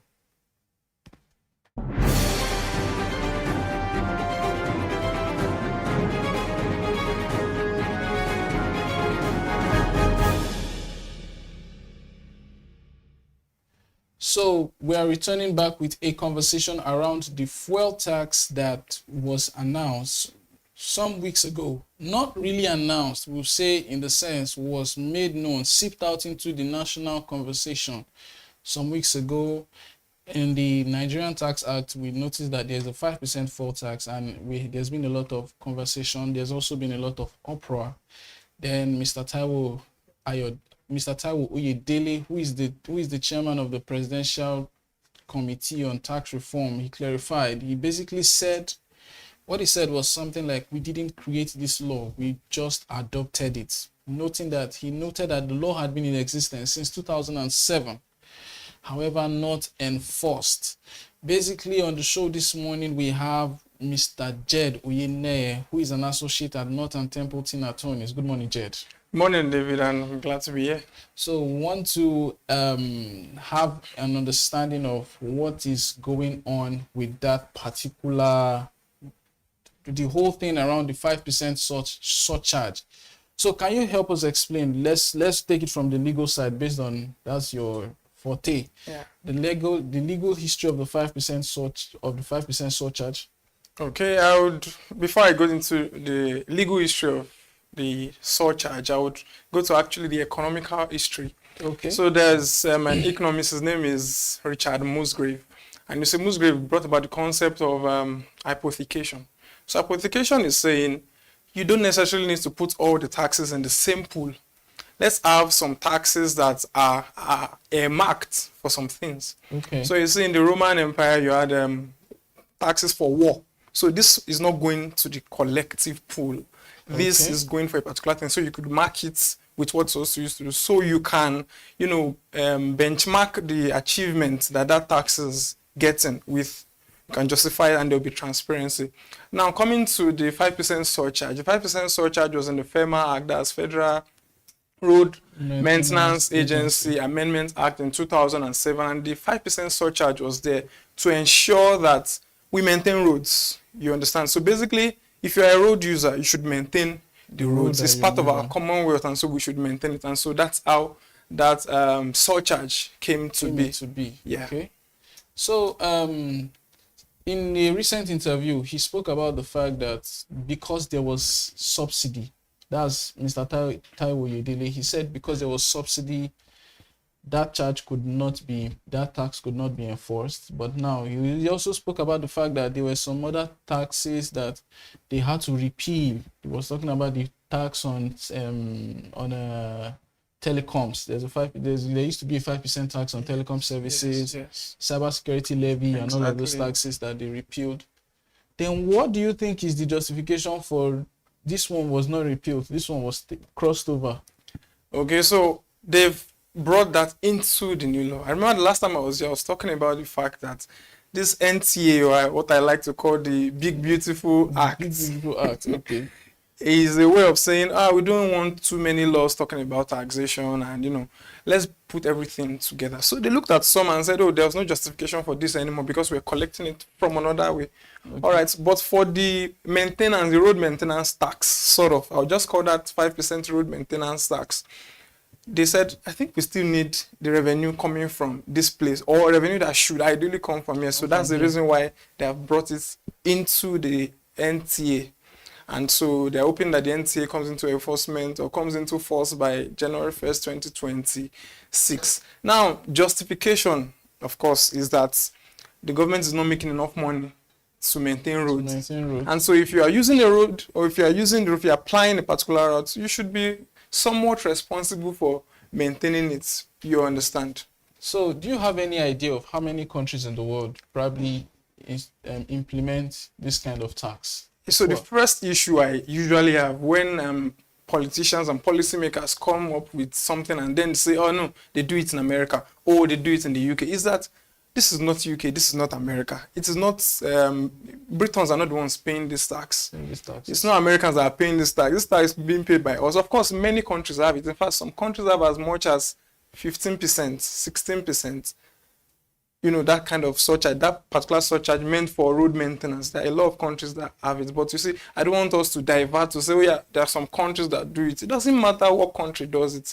Is it favorable for us here in Nigeria? The people that are going to pay these taxes, would they be able to cough it out without sweating? And another thing I would like to mention is that because this tax is deducted at source, whether it is the fuel you use for your generator or the fuel you use for your car, the tax doesn't know the difference. And so that's my big problem with this particular tax. Okay, so basically, like you said, it's deducted at source. Yeah. One question that comes to mind is the fact that if people stop using fuel, let's say, okay, we have this shift to, does it affect CNG? Yeah, it does affect CNG. Fossil fuels, basically. Fossil fuel? Yes. Oh my God. But it wouldn't affect EVs. Okay, under what condition? What condition do you think they would enforce this surcharge? So I still feel the surcharge should not be enforced just yet. Because one thing is, the reason why people are paying taxes is because you feel, it's comfortable. We mentioned the fact that there has to be equity in payment of taxes. There's already more than enough burden on taxpayers. Then by the time you now bring another 5% for a fuel regime of petrol regime that is not even stable yet, tomorrow prices can go to as much as 1,000 naira. So imagine that you can't even peg it. You don't know exactly the amount that you're going to be getting from it. So that's the issue. I think one of the condition where this tax can be easily applied or applicable is when things have eased out a little bit or eased out some more. You understand? Where probably fuel has probably dropped or something like that. Or inflation goes down. You understand? So we're still in the 20% region. And it's too much. The question I want to have is, what do you estimate are going to be the ripple effects on consumers? So we are a petrol-centric economy. 75% of people, especially in Lagos and even generally around Nigeria, depend on public transport. You understand? So by people, I'm talking about businesses, I'm talking about civilians, I'm talking about everybody. So 5% increase in cost of fuel, and because petrol, of course, it's an inelastic demand. No matter how you push it, nothing is going to happen. You understand? It's an elastic kind of demand. No matter how much you do it, people would always buy. So the thing is, people will just push the burden to the next person. So for example, if you're buying fuel at maybe, let's imagine it was 900, now it's going to be 945. So that 45 naira, you're going to push it to another person. Push it to the people who are going to board the buses. Even for people that transport, dispatch riders, the boats and likes of this world, they would actually have to push that burden back to the final consumers. That's myself and yourself. So I feel like the ripple effect will be very, very grave. Okay. So before we go on, I want us to look into this Dangote refinery versus Nupeng issue. So before we go on, I'll quickly read something in the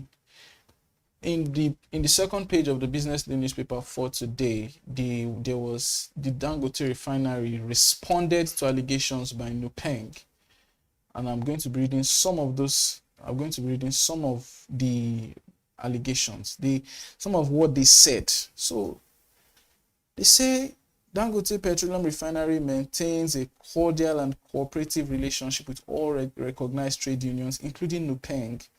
They say we have consistently supported their legitimate activities within our facilities, including providing office space and enabling member engagement and dues collection. This is not even the part of the report that I wanted to read. I wanted to read the part where they were talking about they went full ballistics. They said they fully uphold the constitutional and international principles that trade union membership is a voluntary right. We neither interfere with nor restrict employees from associating with legally recognized trade unions.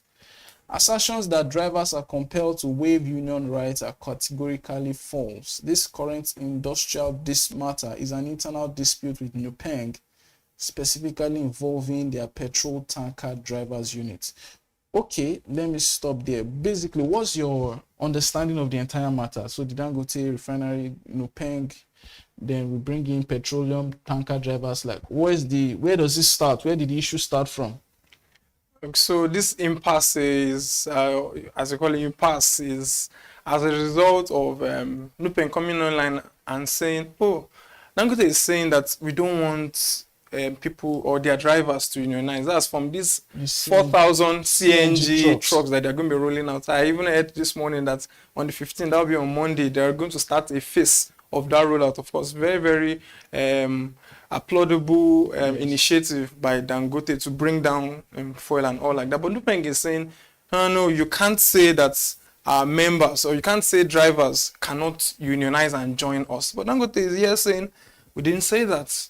You understand? So at this point, what we want to see is that where is that clause inside or probably is there an MOU they signed, or is it inside an employment contract that says they can't unionize? But quickly, I would like to mention as a principle, I like talking about principles because everything is woven around principles. Yes. So Ronald, there's this book by Ronald Coase. And Ronald Coase says that why do people not allow the market to determine everything that happens?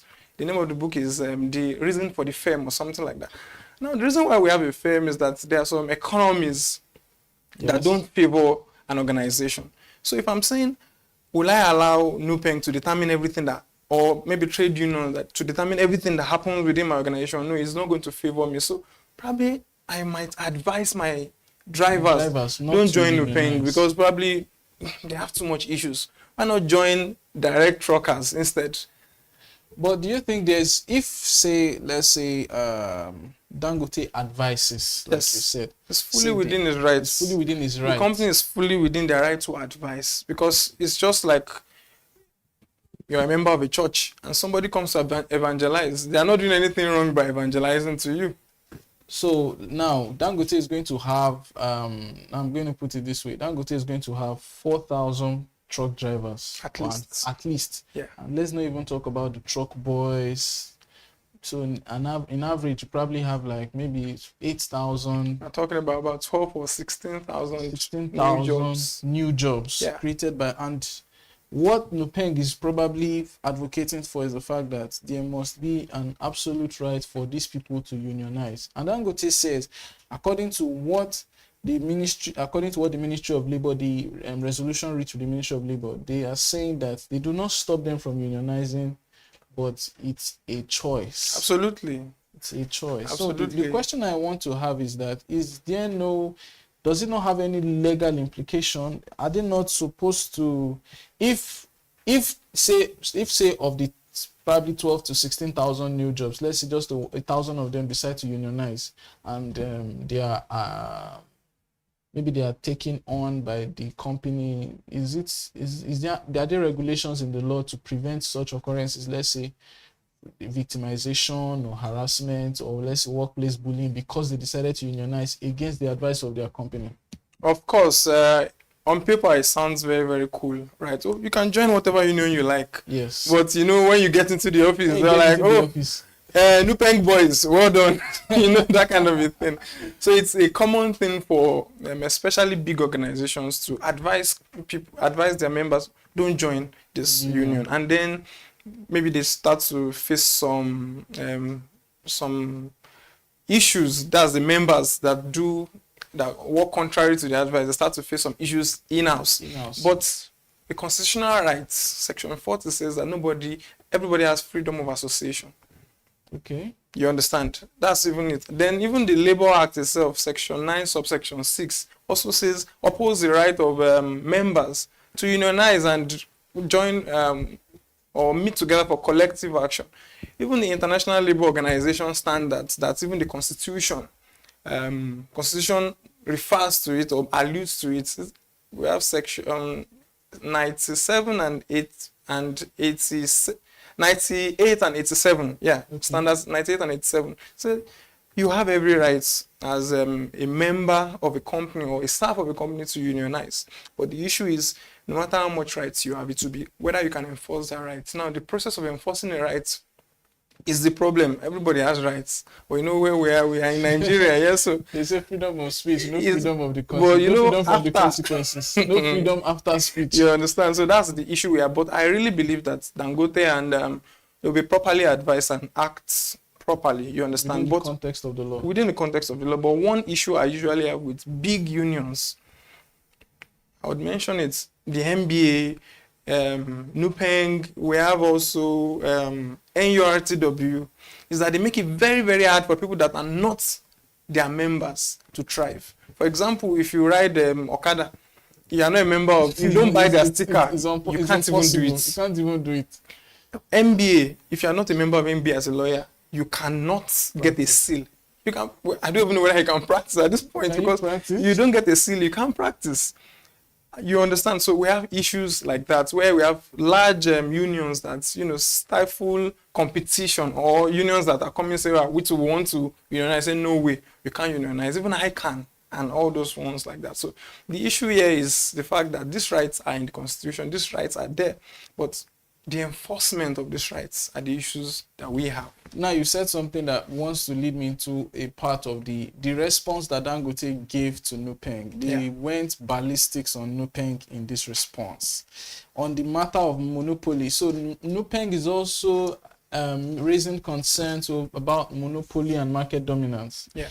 And Dangote went for the jugular on this matter. They says Dangote Petroleum Refinery operates within a deregulated market framework under the oversight of the NMDPRA. Assertion of monopolistic intent are both legally and factually incorrect.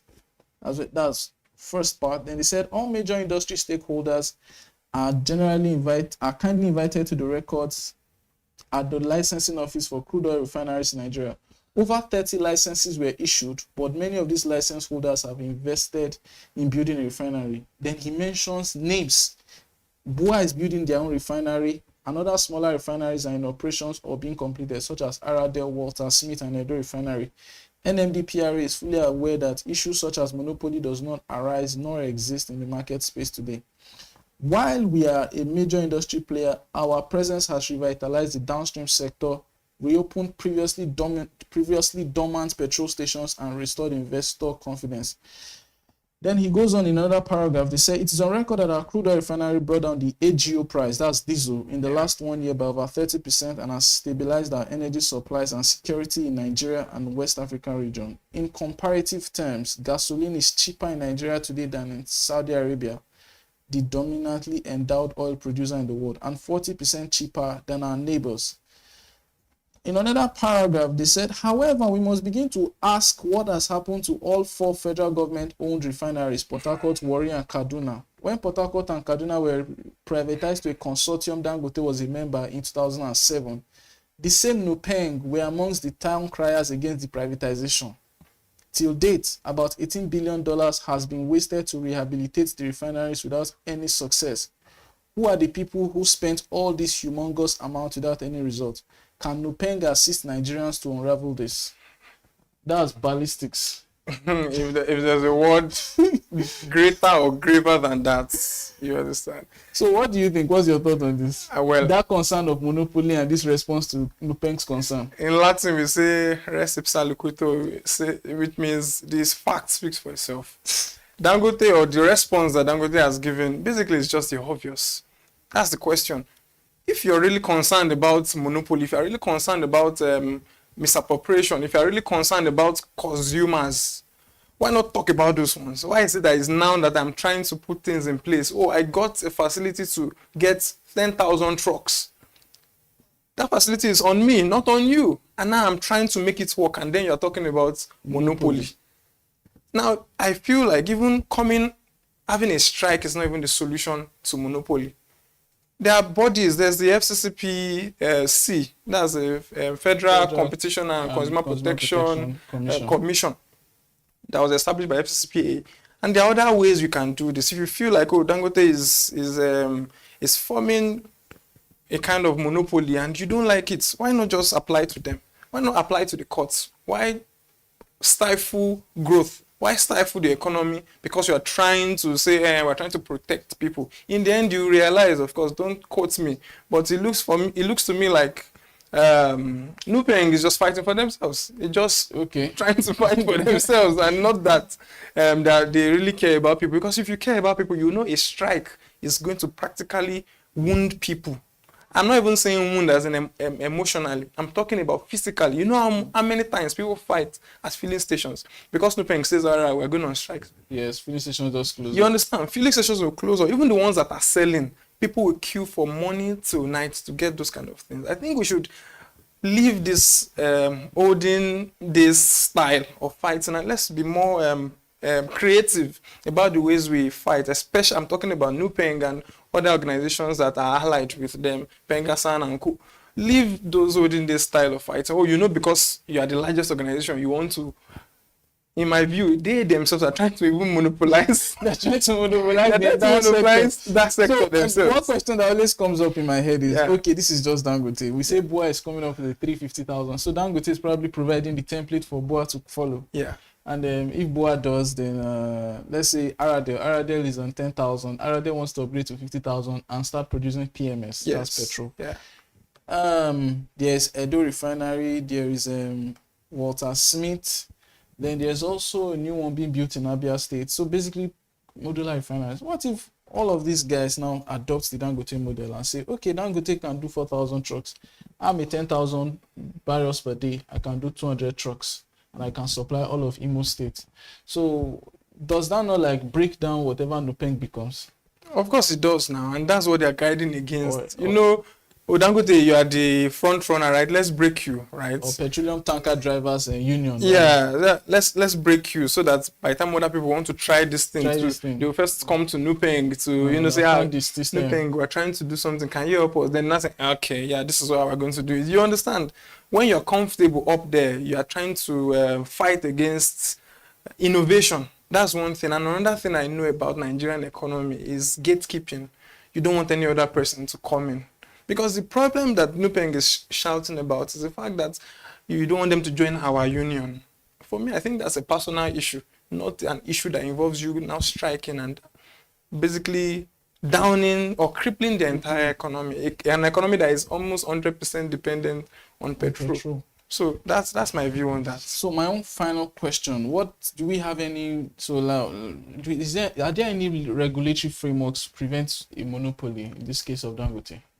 Of course, yeah. You see, we say something as lawyers. There are 1,001 laws. There are many things in place. The PIA itself has established the Nigerian Mid and Downstream Petroleum Regulation Authority. There are other agencies as well, because one way, we see Dangote is trying to, if I'm just saying that, Dangote is trying to become a monopoly, I mean, no problem, then we seize their license, or we probably do something about their license, because it's regulated. The industry where Dangote plays is very regulated, very, very strict, and of course a lot of competition is coming in. But you see, if you feel like there's an issue, the PIA already set that in place. I mentioned the FCCP earlier, and there are courts. There's the Federal High Court, there's the National Industrial Court, for that issue. But you see, the Federal High Court, and there are many, many ways that you can rein in. But as I said, laws are laws on paper. But if you want to implement them and enforce them, Dangote is a power that be, or a power that is. With the power that be, allow you to fight a power that is. You understand? But I really believe that with the new guys that are coming in and are like, let's do this. I think I can do this. I think we can do this. It's at the end of the day, finally, we would say the dividends of democracy, the dividends of the country, finally coming to the Musa on the road, or the Ajia selling something beside the road. So that's probably a democratization of access to petrol. Finally, since 1956 at Oloibiri, finally we have something that finally benefits everyone that works on the soil of Nigeria. Thank you so much for your time, Jed. Thank you so much for sticking with us. It's been a pleasure talking to you on this issue. That's all we can take today on Economy and Markets. Thank you for sticking with us. I'm David Olujimi.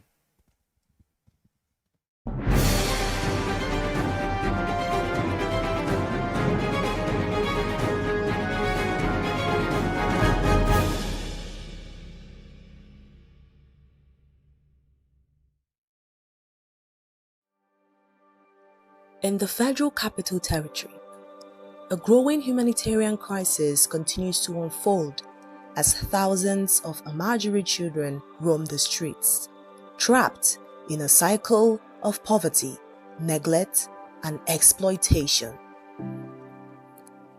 A visit by BusinessDay to areas like Gwarimpa and Jabi reveals the silent suffering of these children, young boys sent from northern Nigeria to study the Quran, now left to fend for themselves in harsh urban environments. The Amajiri system, which dates back centuries, was originally a community-based Islamic educational practice in northern Nigeria. Under this system, young boys known as Amajiri were sent to study under Islamic scholars, often far from home. Traditionally, the local community supported the scholars and their students, but over time, economic pressures and the erosion of social safety nets have transformed this once respected institution. Today, many Amajiri children end up begging on the streets to survive. Ahmed, a 15-year-old Amajiri from Zaria, Kaduna State, shared his story with BusinessDay television. Sunana Ahmad. Shekaranka nawa? 15. Yes. Ina kake zama? Ni nan gidan Bolan Daji. Gidan Bolan Daji. Okay, kai da wa kake zama? Ga su nan tare da yan uwana da ugana. Amma iyayenka suna nan? Babana bi nan. Ya rasu. Suna Abuja nan? Ina suke? Zaria. To ya ka zo nan Abuja? Kudin na ne ma na zo nan. Okay, daga Zaria ka zo nan? Kwana nawa kake Abuja nan? Kai shekara nawa Abuja? Ko rabin shekara ban yi ba nan. To in kai ciwo ya kake yi? Kana zuwa asibiti ne? Ko kuma kana zuwa ina ne ka samu ajiya? Kai kaman kai ciwon shawura. Yare kemis nake zuwa. In je in sai magani. Na saya sai in sha. Me kake yi? Ni bola. Eh? Bola. Okay. Nawa kake samu a rana? A wannan sai sati muke auna. Okay. Nawa kake samu? 10,000. 10,000 a rana? A sati. Okay, a sati. Kai ne kake da bayro din? Ko kana haya ne? Ina bugu ne wannan. Oh, okay. So ya kake yi? Bola muke bi. Sai ka je ka sai da shi. To me kake so gwamnati ta yi maka? Ta taimake mu daina wannan abin da muke yi. Mu koma wajen iyayen mu lafiya. Okay. Kana zuwa makaranta? A'a. Kana sana'a ne? In an ce ka je makaranta yanzu ka je? Ka taba zuwa makaranta? Allura Islamiya ba. His experience is all too common. Without proper supervision, education, or welfare, many Amajirai become vulnerable to exploitation and abuse. The FCT administration acknowledged the crisis in 2022, announcing plans to engage at least 1,000 street children in vocational training programs aimed at economic empowerment. However, progress has been slow, and many children remain outside the reach of any meaningful support. In November 2024, the federal government launched the Back to School initiative targeting Amajiri and out-of-school children in the FCT for enrollment into formal education. While the initiative marks a positive step, gaps remain in quality education, consistent funding, and holistic support. We want to learn skills, said Salisu, a 14-year-old from Kaduna. With skills, we can earn a living and not have to beg. Gwamnati suna su taimake ka, me kake so a yi maka? A kalle ni mana. Ko kana jin kunya ne? Ko me kake so gwamnati ta yi maka?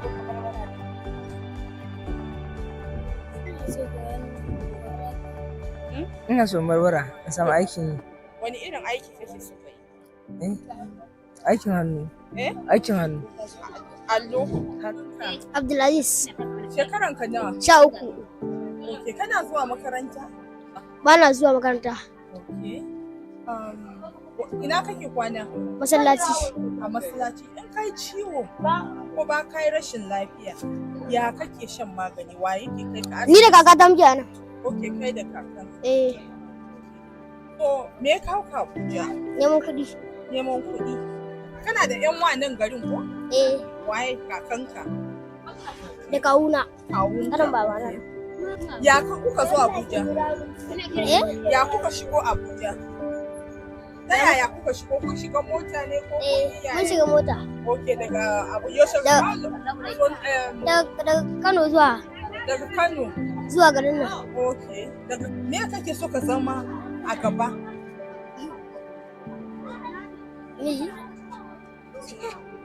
Likita. Likita? Ko ba ka zuwa kana so ka zama likita? Daga ina ka fito? Jigawa. To me ne kake yi? Bola nake bi. Me kake so gwamnati ya maka? Me nake so ta mun? Talla. Ko ta kai ni gida. What these children need is not just access to classroom, but also training in employable skills and economic inclusion. As the nation's capital grapples with the consequences of a broken system, the voices of these children demand attention, not just pity, but policy. Their future depends not on charity, but on a coordinated effort to restore dignity, education, and opportunity. Haruna Ibrahim, a respected Islamic scholar, emphasizes that the Amajiri system was never intended to involve street begging. Traditionally, Amajiri children were supported by their communities while receiving religious education. However, due to current economic challenges, many now beg out of necessity rather than as part of their education. Ibrahim advocates for urgent reform by integrating Islamic and Western education to improve their future. He also acknowledges positive initiatives such as efforts by the National Commission for Almajiri and State Programs in Kano, which aim to combine spiritual learning with practical skills. You know, in Islam, Prophet Muhammad yesterday means read, seek for knowledge. So the Almajiri school can be traced to that history. It is in the pursuit of Islamic education that whoever is going to seek Islamic knowledge is called Almajiri. But in the Nigerian context, it has been divided into two categories, I can say, because those who are beggars on the streets, most especially from those who are at poverty level, that is those who are adult, you cannot categorize them as Almajiri because they are just beggars, because they are not seeking Western Islamic education. But when you talk about Almajiri, it's just teenagers who are very young and their parents send them out in the communities to seek for Islamic education. That's what we call Almajiri. And it dated back even pre-independence. So people seeking for Islamic knowledge, even if you are at your home, you are called Almajiri, because begging is not part of being Almajiri. Begging is different matter at all. But seeking knowledge is what is called Almajiri. And it started from a younger age, when while unfortunately some of those small children doesn't pursue the Western education at an early stage. But in a nutshell, seeking for Islamic knowledge is what is called Almajiri, who is doing that. You know, when in the olden days, it was not a problem because of economic factor. That time everybody is well-to-do. You can go to any place, you will be sure of where you will eat, where you will drink, where you will sleep. But because of the economic condition we found ourselves in, the system of sending small children outside their immediate families to go and seek for that knowledge become very difficult. And unfortunately, most of our parents, some may not like to adapt to the changing situations. Because if the economy changes, it means you have to change your style of living.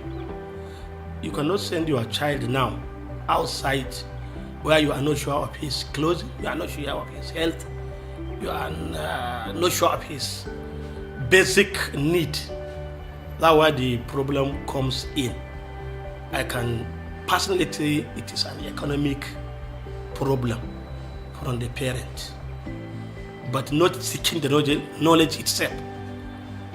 And the federal government has introduced what we call the Western education. And instead of those guys, small children, to combine the Western education and the Islamic education,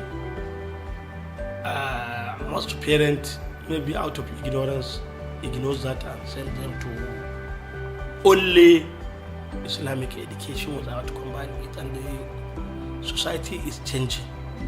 As the society changes, we have to adapt and make sure that as you are privileged to get the Islamic education, which is Almajiri, you also have another privilege to combine it with Western education. Yes, all of us have a role to play.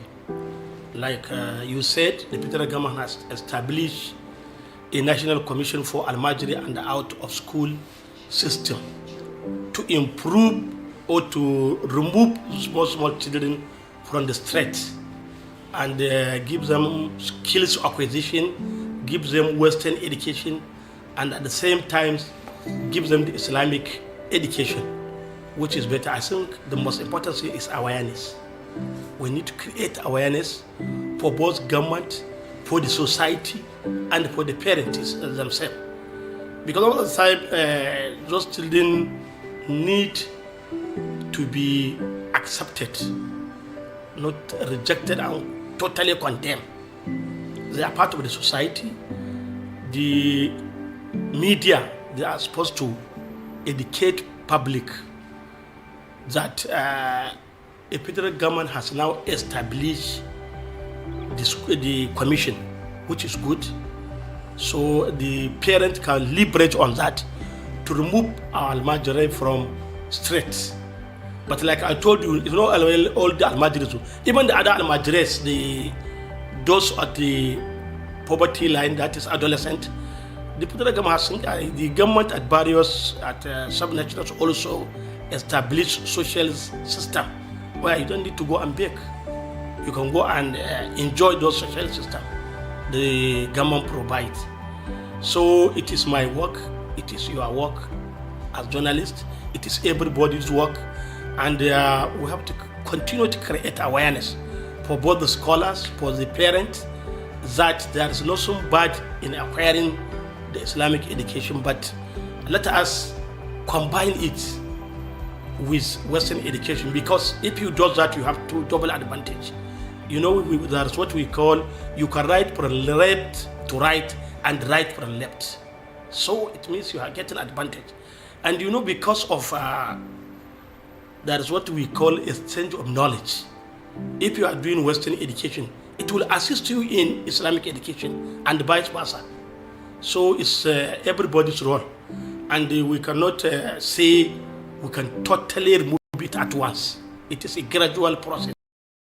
It's gradual with education, with commitment from government, with public awareness, with parental awareness, with time. By government establishing this, I think the problem of Almajiri may be a thing of the past with time. But it will take some time to do it, because we need to educate the parents themselves on why they have to combine it and get certificates, but they can be employed after the school.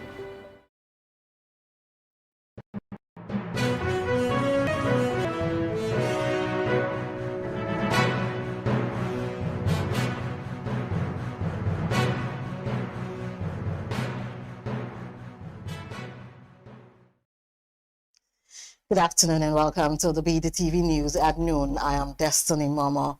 Thanks for joining us this afternoon. Now the headlines. Dangote Refinery cuts petrol price to 820 naira per litre, begins direct petrol supply September 15th. And resident doctors begin nationwide strike. Lagos Calabar Coastal Highway will pay for itself, says Umahi. And Brazil's Bolsonaro sentenced to 27 years after landmark coup plot conviction. Onana Sil's loan move to Turkish club and Trabzonspor. And let's begin the news in Nigeria, where the Dangote Petroleum Refinery has revealed that it is set to commence the direct supply of premium motor spirit to filling stations across Nigeria starting Monday, September 15th, 2025. According to a statement from the refinery, the new gentry price has been fixed at 820 naira per litre, while the retail pump price will vary across states. The report shows that Lagos, Ogun, Oyo, Ondo, Osun, and Ekiti are expected to retail petrol at 841 naira per litre, while Abuja, Delta, Rivers, Edo, and Kwara will sell at 851 naira per litre. The refinery added that the initiative comes with the added benefit of free delivery to registered petrol station owners nationwide. Moving on. The Nigerian Association of Resident Doctors, NAD, has declared a nationwide one-in strike beginning Friday morning. According to reports, the strike is a result of the failure of the federal government to meet the demands of the association at the expiration of its ultimatum.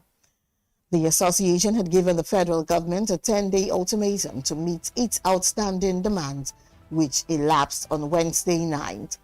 It then extended it by 24 hours after the government assured the demands would be met. The resident doctors making up the bulk of Nigeria's hospital workforce are demanding immediate payment of the Medical Residency Training Fund, a scheme designed to support a specialist medical training alongside reforms and settlement of outstanding allowances.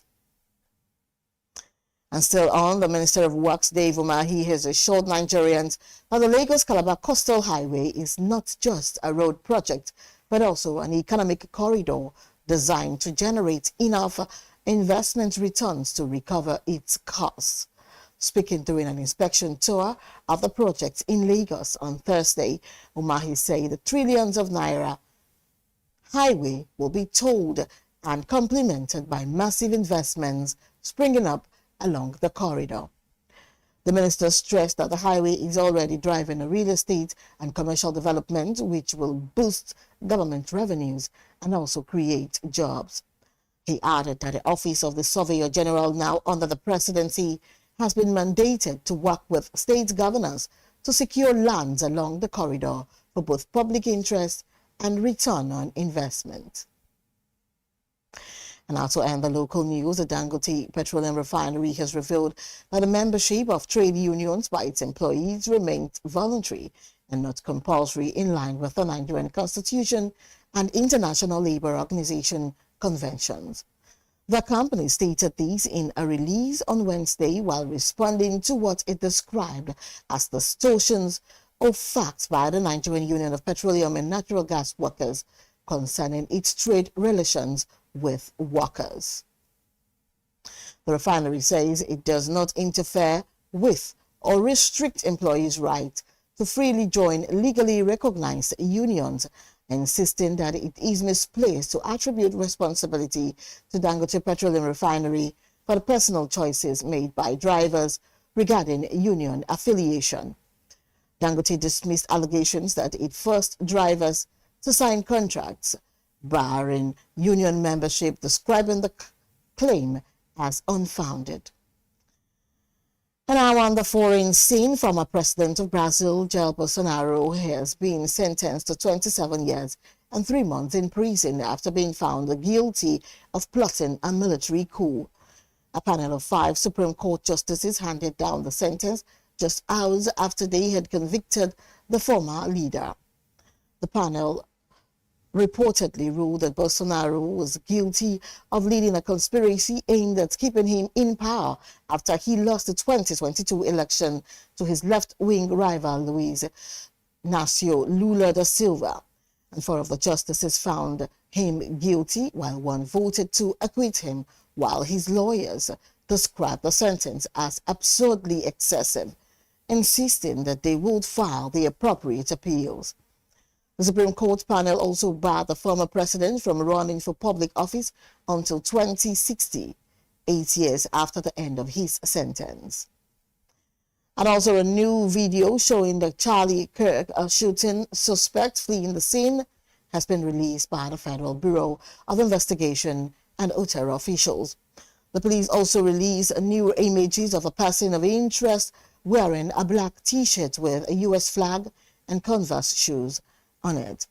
And according to reports, the manhunt for the gunman continues, while the FBI offering $100,000 for information. Authorities, however, assure that they are gathering necessary evidence needed to pursue the death penalty for the suspect.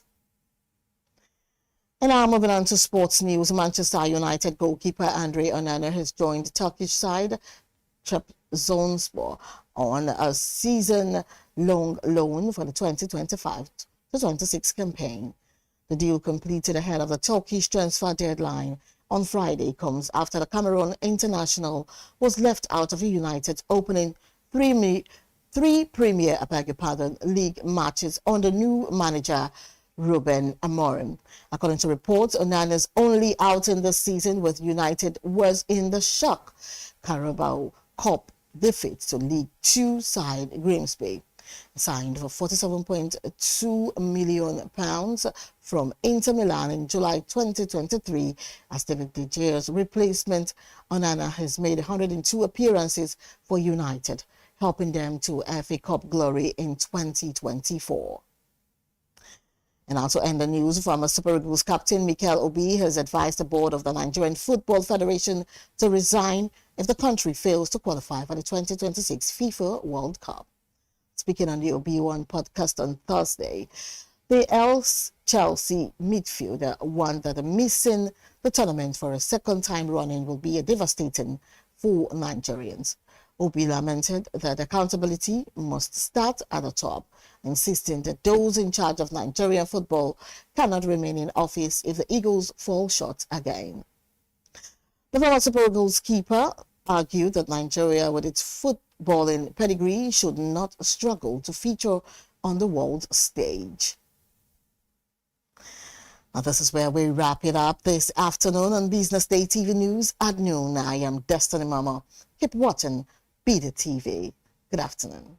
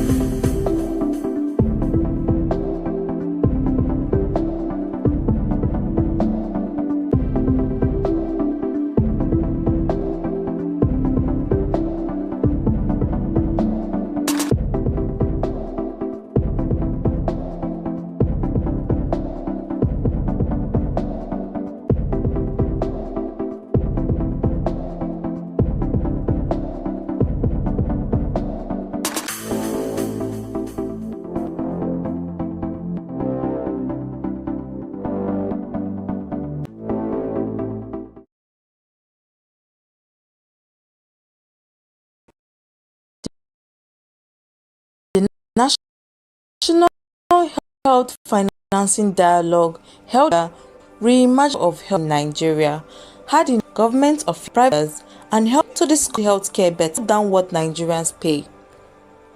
Kelechi Ohiri, Director General of the National Health Insurance Authority, said reforms are underway to expand insurance and protect vulnerable Nigerians. For the obstetric emergencies, over 200 hospitals in Nigeria participating, and we're still enrolling more and more of them because we believe that equity is important. And through the Basic Healthcare Provision Fund, where the Honorable Minister mentioned, the federal government commits 1% of its consolidated revenue for that. About 2.7 million Nigerians who are poor and vulnerable are currently enrolled under the Basic Healthcare Provision Fund so far. So those are just some of the reforms that we have undertaken in the last 18 months to 2 years to make sure that we begin to reverse the trend and reduce out-of-pocket expenditure, especially for the poor. Minister of State for Health, Isiaq Salako, announced plans to enroll 44 million Nigerians into the National Health Insurance Scheme by 2030 and called for more support from states and the private sector.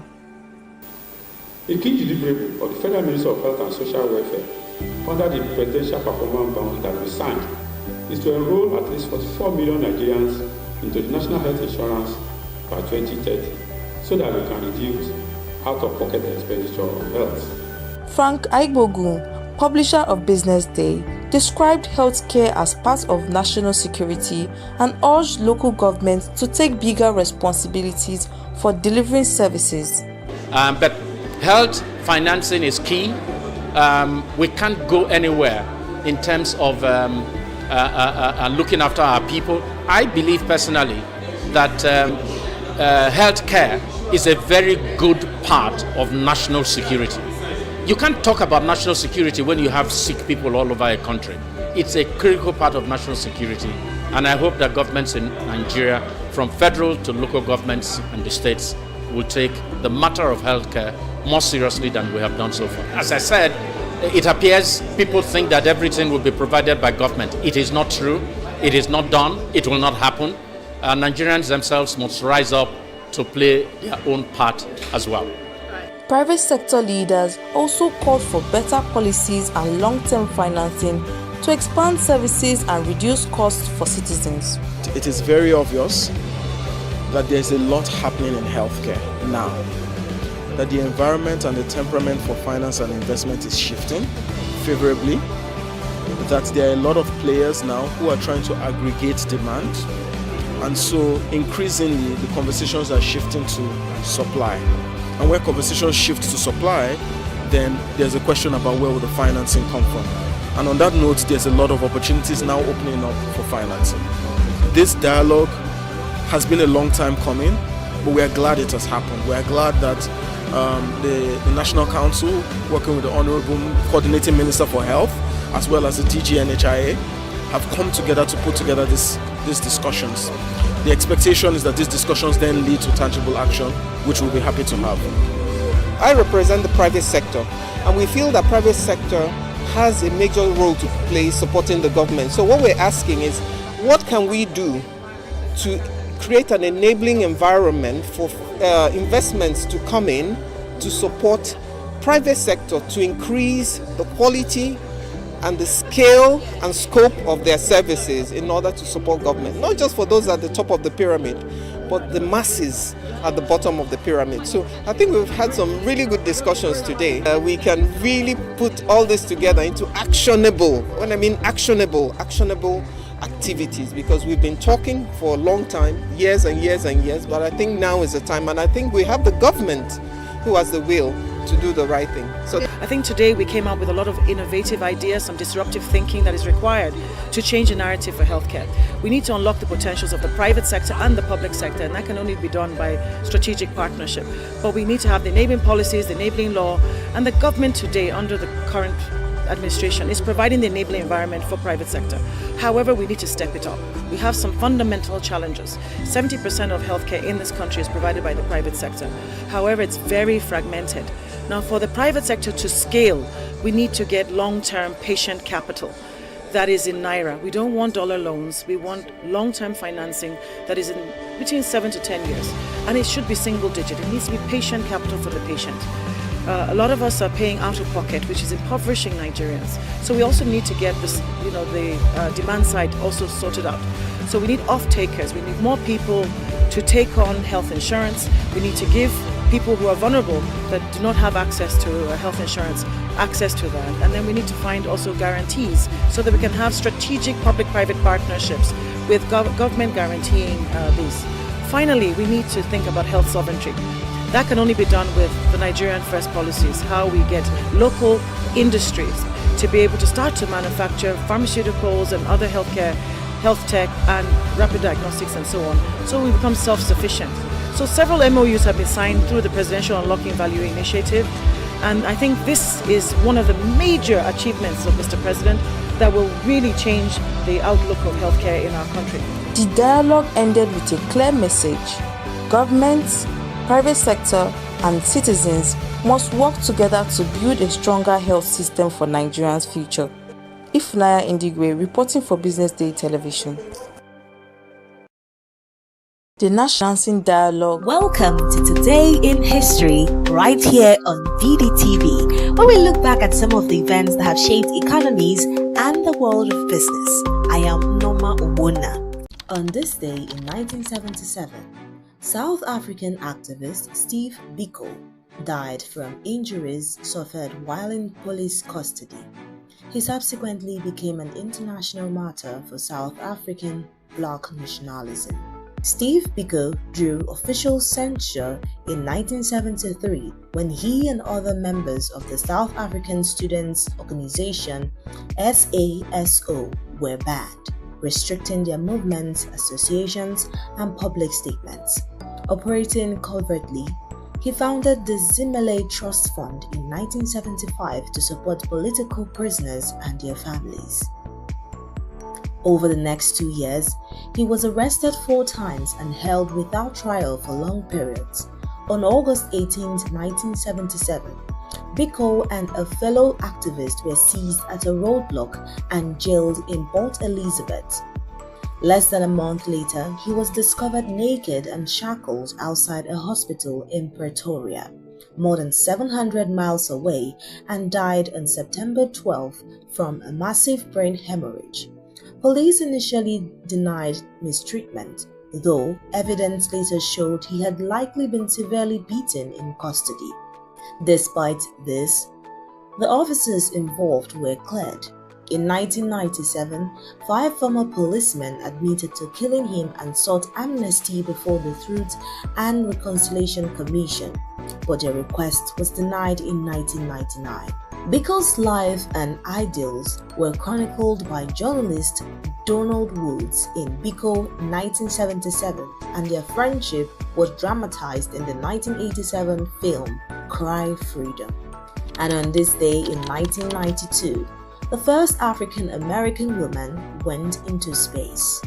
May C. Jemison, a physician, was a mission specialist on STS-47, which was the 50th space flight of NASA's Space Shuttle program. It was the Space Shuttle Endeavour's second flight. During over 190 hours she spent in space, she conducted experiments on weightlessness and motion sickness.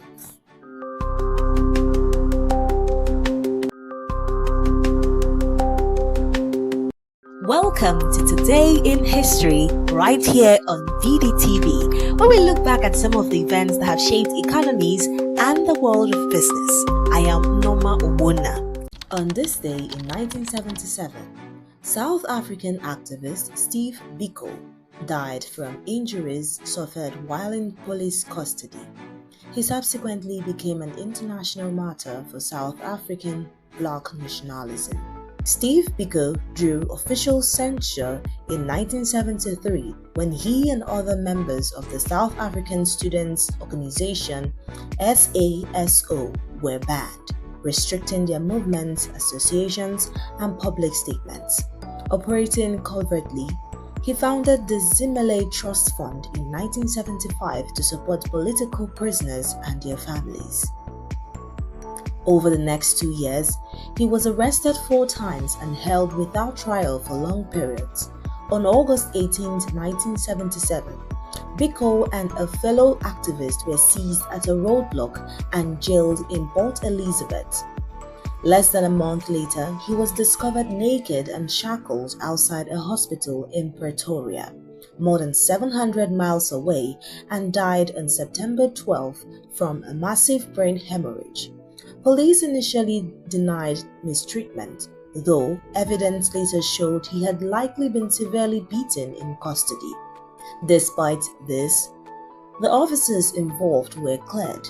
In 1997, 5 former policemen admitted to killing him and sought amnesty before the Truth and Reconciliation Commission, but their request was denied in 1999.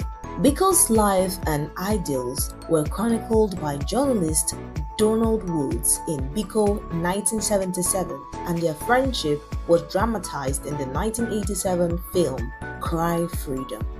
And on this day in 1992, the first African American woman went into space. May C. Jemison, a physician, was a mission specialist on STS-47, which was the 50th space flight of NASA's Space Shuttle program. It was the Space Shuttle Endeavour's second flight. During over 190 hours she spent in space, she conducted experiments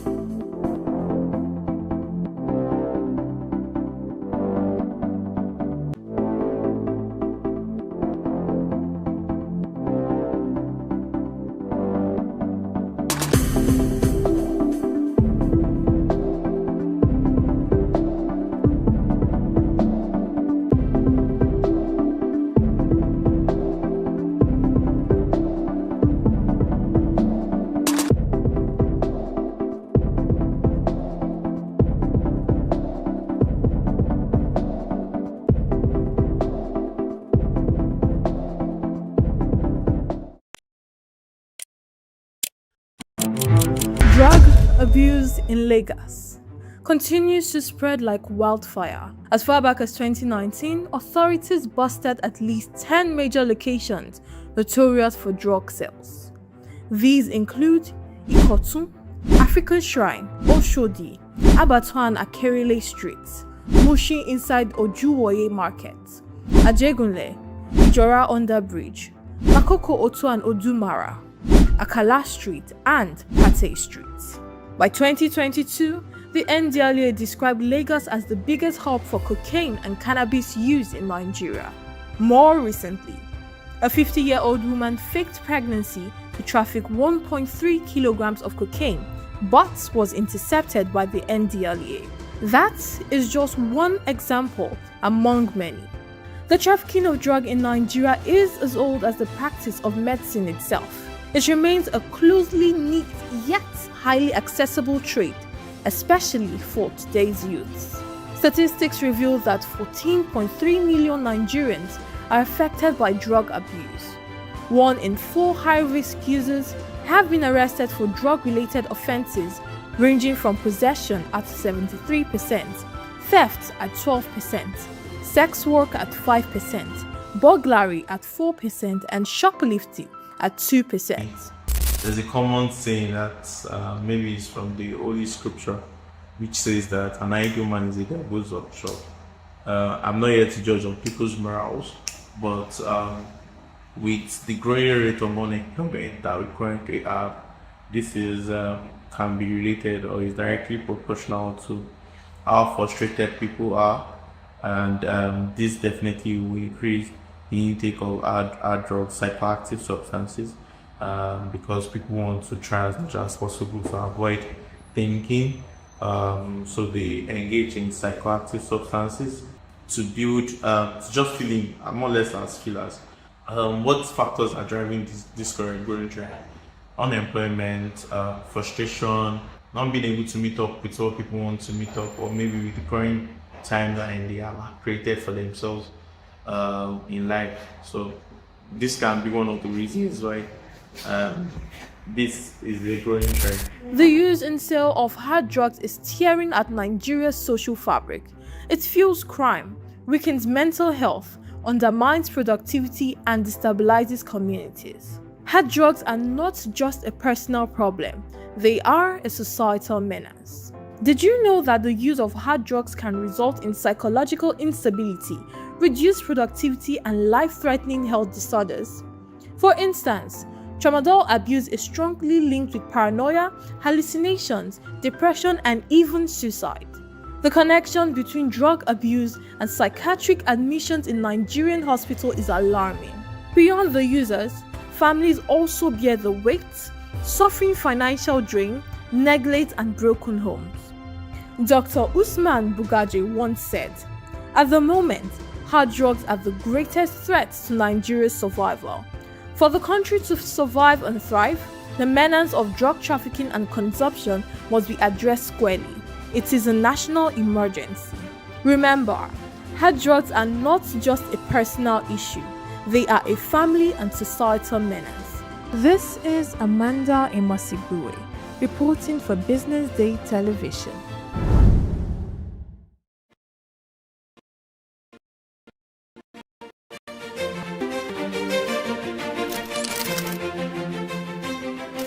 I am, of course, a great admirer of the impeccable credibility, professionalism, and business savviness of BusinessDay.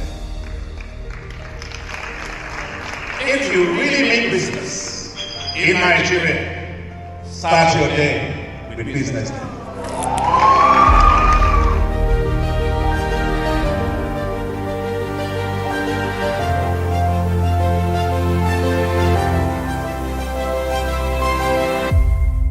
BusinessDay is West Africa's leading provider of business intelligence and information, delivering premium content across diversified media platforms, including online and print.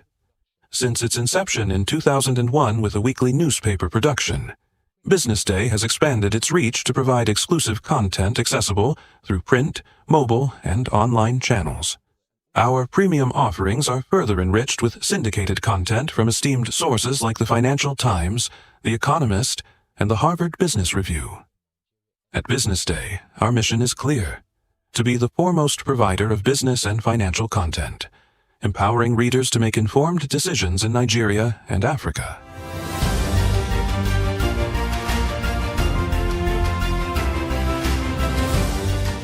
Since our establishment, we have been committed to delivering insightful, relevant, and accurate information about Nigeria's business and finance environment, while contextualizing the impact of global events. We monitor the stock market, analyze the companies driving it, and report on government policies and their economic implications. For being consistent in organizing these CEO forums for almost the last 14 years, I think this was a commendation, and I think something that will encourage them to continue. From decoding market trends to dissecting economic shifts, we offer actionable investment ideas and serve as a compass for decision makers navigating complexity. Beyond headlines, Business Day fosters discussions on critical economic issues through impactful conferences and events. These platforms bring industry leaders together to share narratives that drive innovation and spark meaningful dialogues. Our events galvanize connections, bridging the gap between inspiration and achievement. For businesses seeking visibility, our strong digital presence offers unparalleled opportunities, with millions of followers across social media and a dynamic website attracting visitors from within and outside Nigeria. Business Day is the ideal platform to boost visibility for your products and services.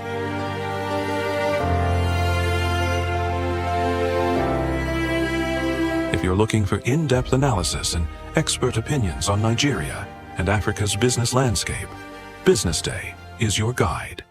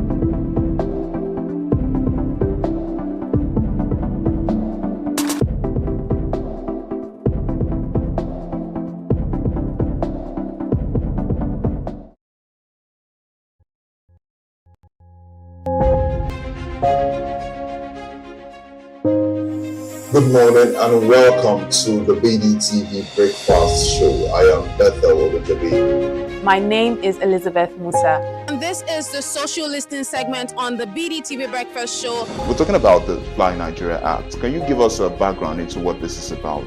We are here today on the streets of Lagos, Nigeria, to gather opinion about a pressing issue. I go look at the cost of petrol. We get very Nigeria with the suffer. The income is not really increasing, but the prices of items are increased. Nothing like service again. No.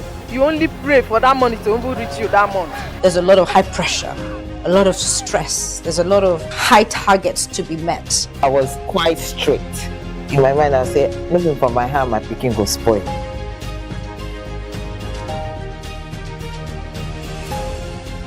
To allow all banks and all the players in the space.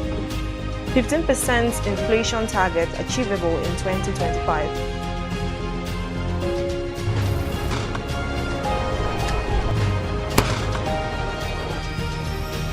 The command and vision philosophy of both the Chief of Defense Staff, the Chief of Army Staff, and indeed all the service chiefs.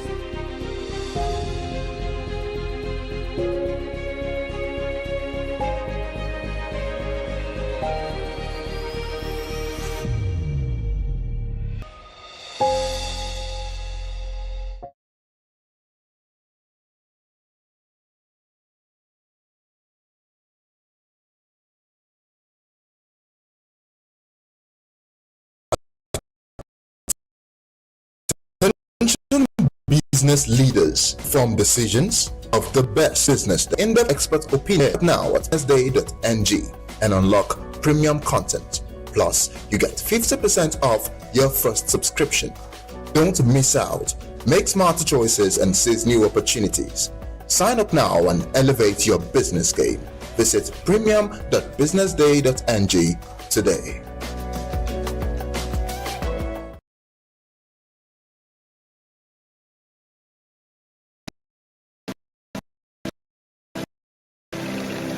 Insights and the stories driving business in Nigeria and beyond. From the heartbeat of small and medium enterprises to the pulse of national economic policy, this is where business meets perspective. With expert guests, real-time analysis, and stories that matter to you, we go beyond headlines to bring you the full picture. Join us every morning as we break down the numbers, decode the policies, and spotlight the people shaping our economy. This is Business Money.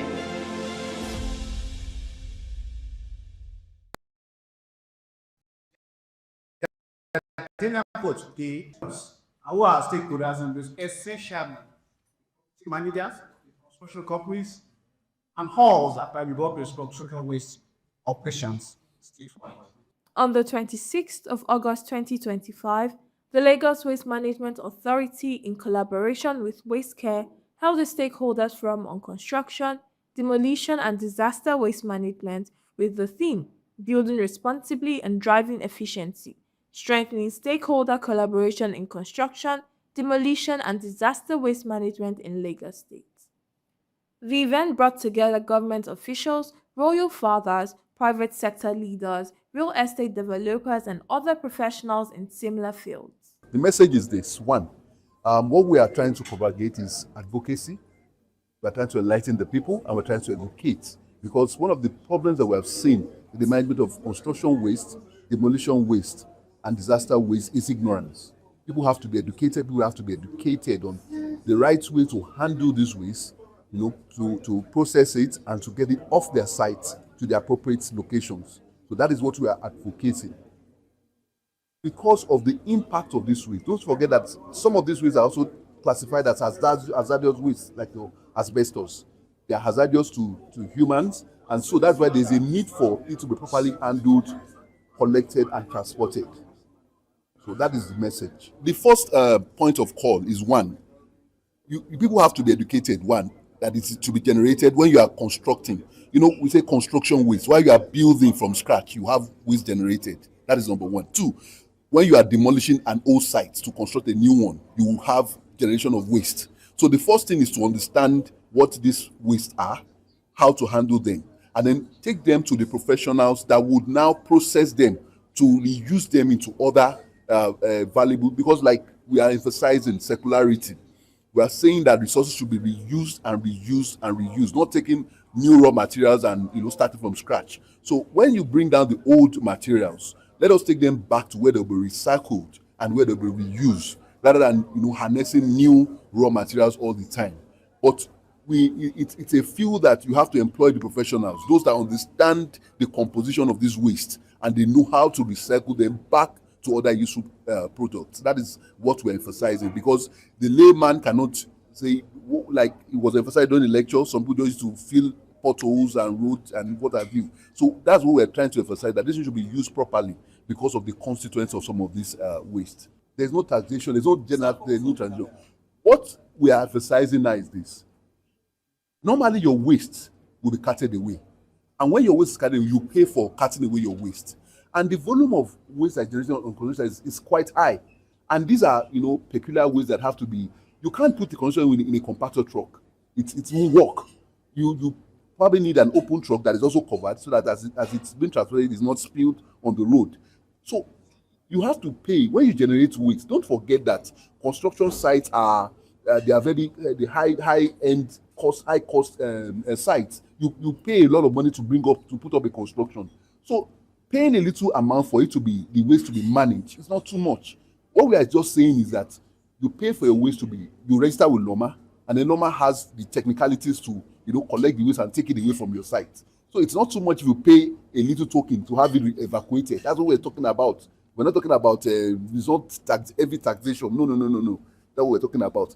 You inform Loma that you're constructing a site. When you generate your waste, you get them, you collaborate with them so that they can pick up your waste and take it away. So we're just paying for the waste to be evacuated, collected and evacuated. That's all. The Executive Director Loma Finance, Mr. Kunle Adebiyi, representing Chief Dr. Muyiwa Gbadegesin, MD and CEO Loma, kicked off the event with an opening address and the roadmap and overview on CDDW. Business is writing, it's all still about collaboration and partnership. And that's why we invite all of you to be in this room today. The essence of this meeting is more or less what we call stakeholder engagement. Stakeholder is very key in any policy making by the government.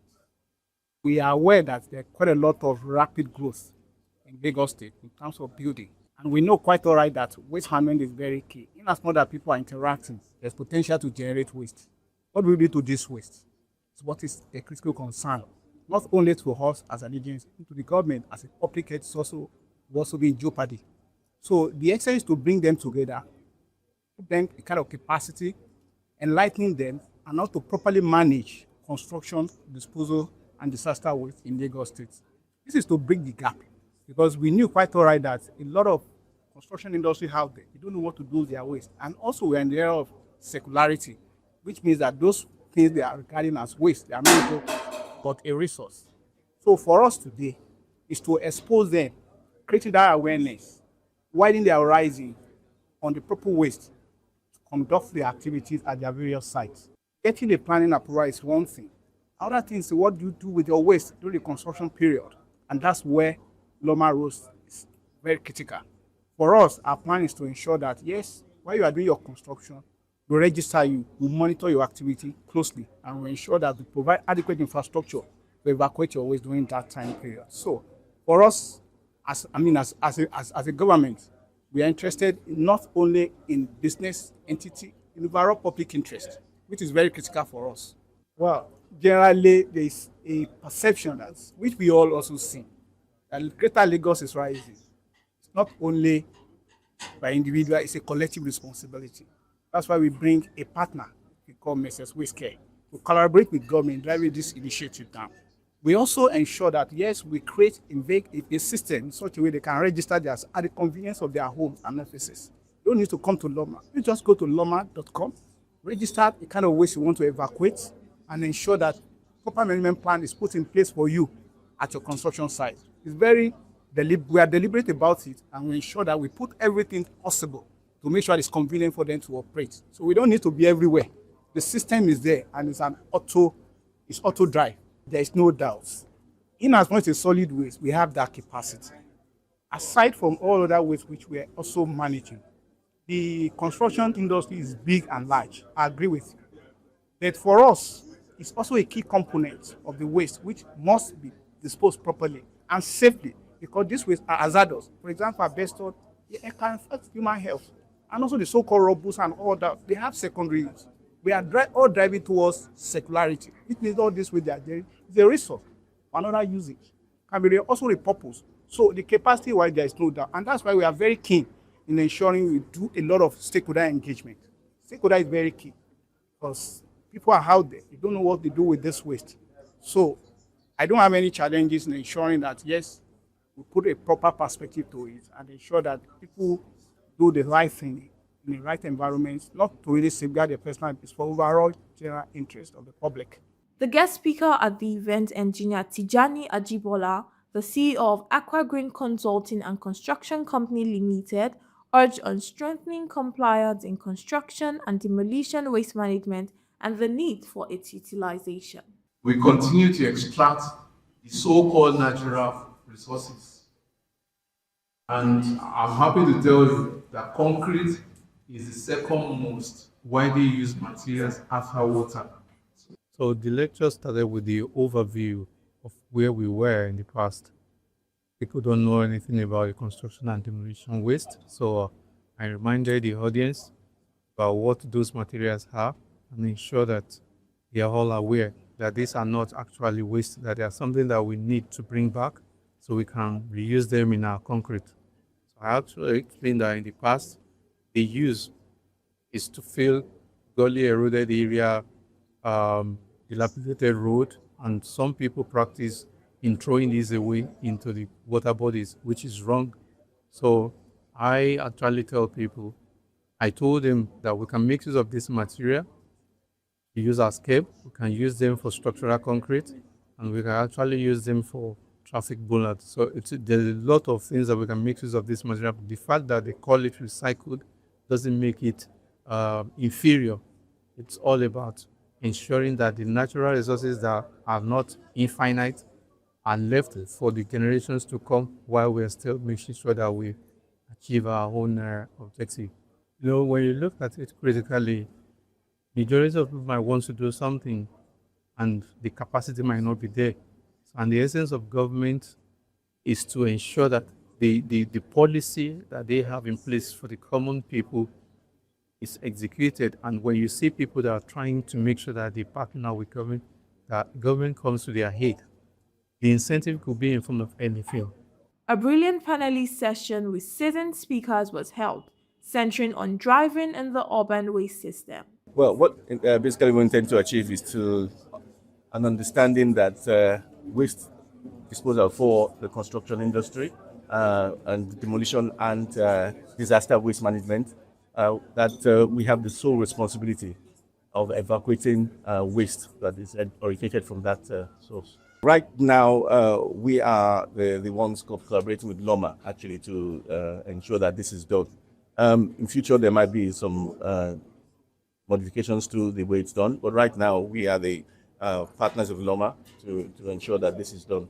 All developers, private individuals, corporate individuals ensure that all construction waste is properly disposed of, and not just by anybody, because I think there's a tendency for a lot of people just to either sell it on or just to ensure that it's not properly carted away. So we have that responsibility of ensuring that it is done properly.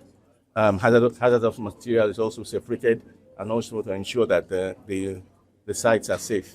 Intending developers would need to register. Anyone in the construction site will need to register on that site, and obviously give us details of their property or their building or whatever they are trying to put together, the details, and that would inform us as to what kind of waste they are going to generate, and also that we can also make plans for that waste to be properly evacuated. We have a database. It will register all data sites, and everybody will be registered. It's massive. We know that Lagos is a large construction site, basically. All the corridors are a lot of construction going on, as it's a growing city. So construction waste that not properly disposed of, it becomes a menace. And also, it's part of a circular economy. Nothing is waste. Everything is a resource. So what is waste to one is a resource to another. So we just have to ensure that it's properly disposed of or moved on to the next place where it becomes a resource. So far, we've had a lot of collaboration from LOMA. If you were listening to the panelists inside, we're having discussion about the bifurcation between water services and solid waste and all that, Lagos State Drainage Services, Ministry of Environment. And we've been collaborating with most agencies. We are, how do you call it, the last mile users. And we had to collaborate with agencies to improve the environment, a lot of degradation. Because of that, we've had to do a lot of interface with agencies. If you listen to the panelists inside, there's a disconnect between registering and then accumulation of data, determine what kind of waste you're going to be managing. Anybody can register their sites. And the man is building 10 stories. The kind of waste management for that kind of project is different from when you're registering to build a single duplex dwelling home. Do you understand? But these are the disconnections, I think, stakeholding and things like this, sure, over time and all that. But it's not unionized when you say all the developers. I think a lot of developers adhere, right? But the problems are bigger than just developers not being able to do a lot. There's shortfalls in capacity, both on the government side and the panelists have brought to the fore some very important points, including how to use the waste. If the waste is being used productively, then you have a situation where people are not dumping waste into the rivers and it's being used to generate power. It's being used to build an economy and an ecosystem. That way, waste management becomes, an economic powerhouse, right? So we are generating waste. The waste is being used to produce, generating jobs. We'll see less of these problems. So I think it's mostly a stakeholder issue. All these moving parts have to come together for cohesion. The event ended on a high note with a pledge from the general public and a vote of thanks from Dr. Acien Nswabia, Director of Waste Management Statistics and Policy Development. Amanda Amosigwe reporting for Business Day Television.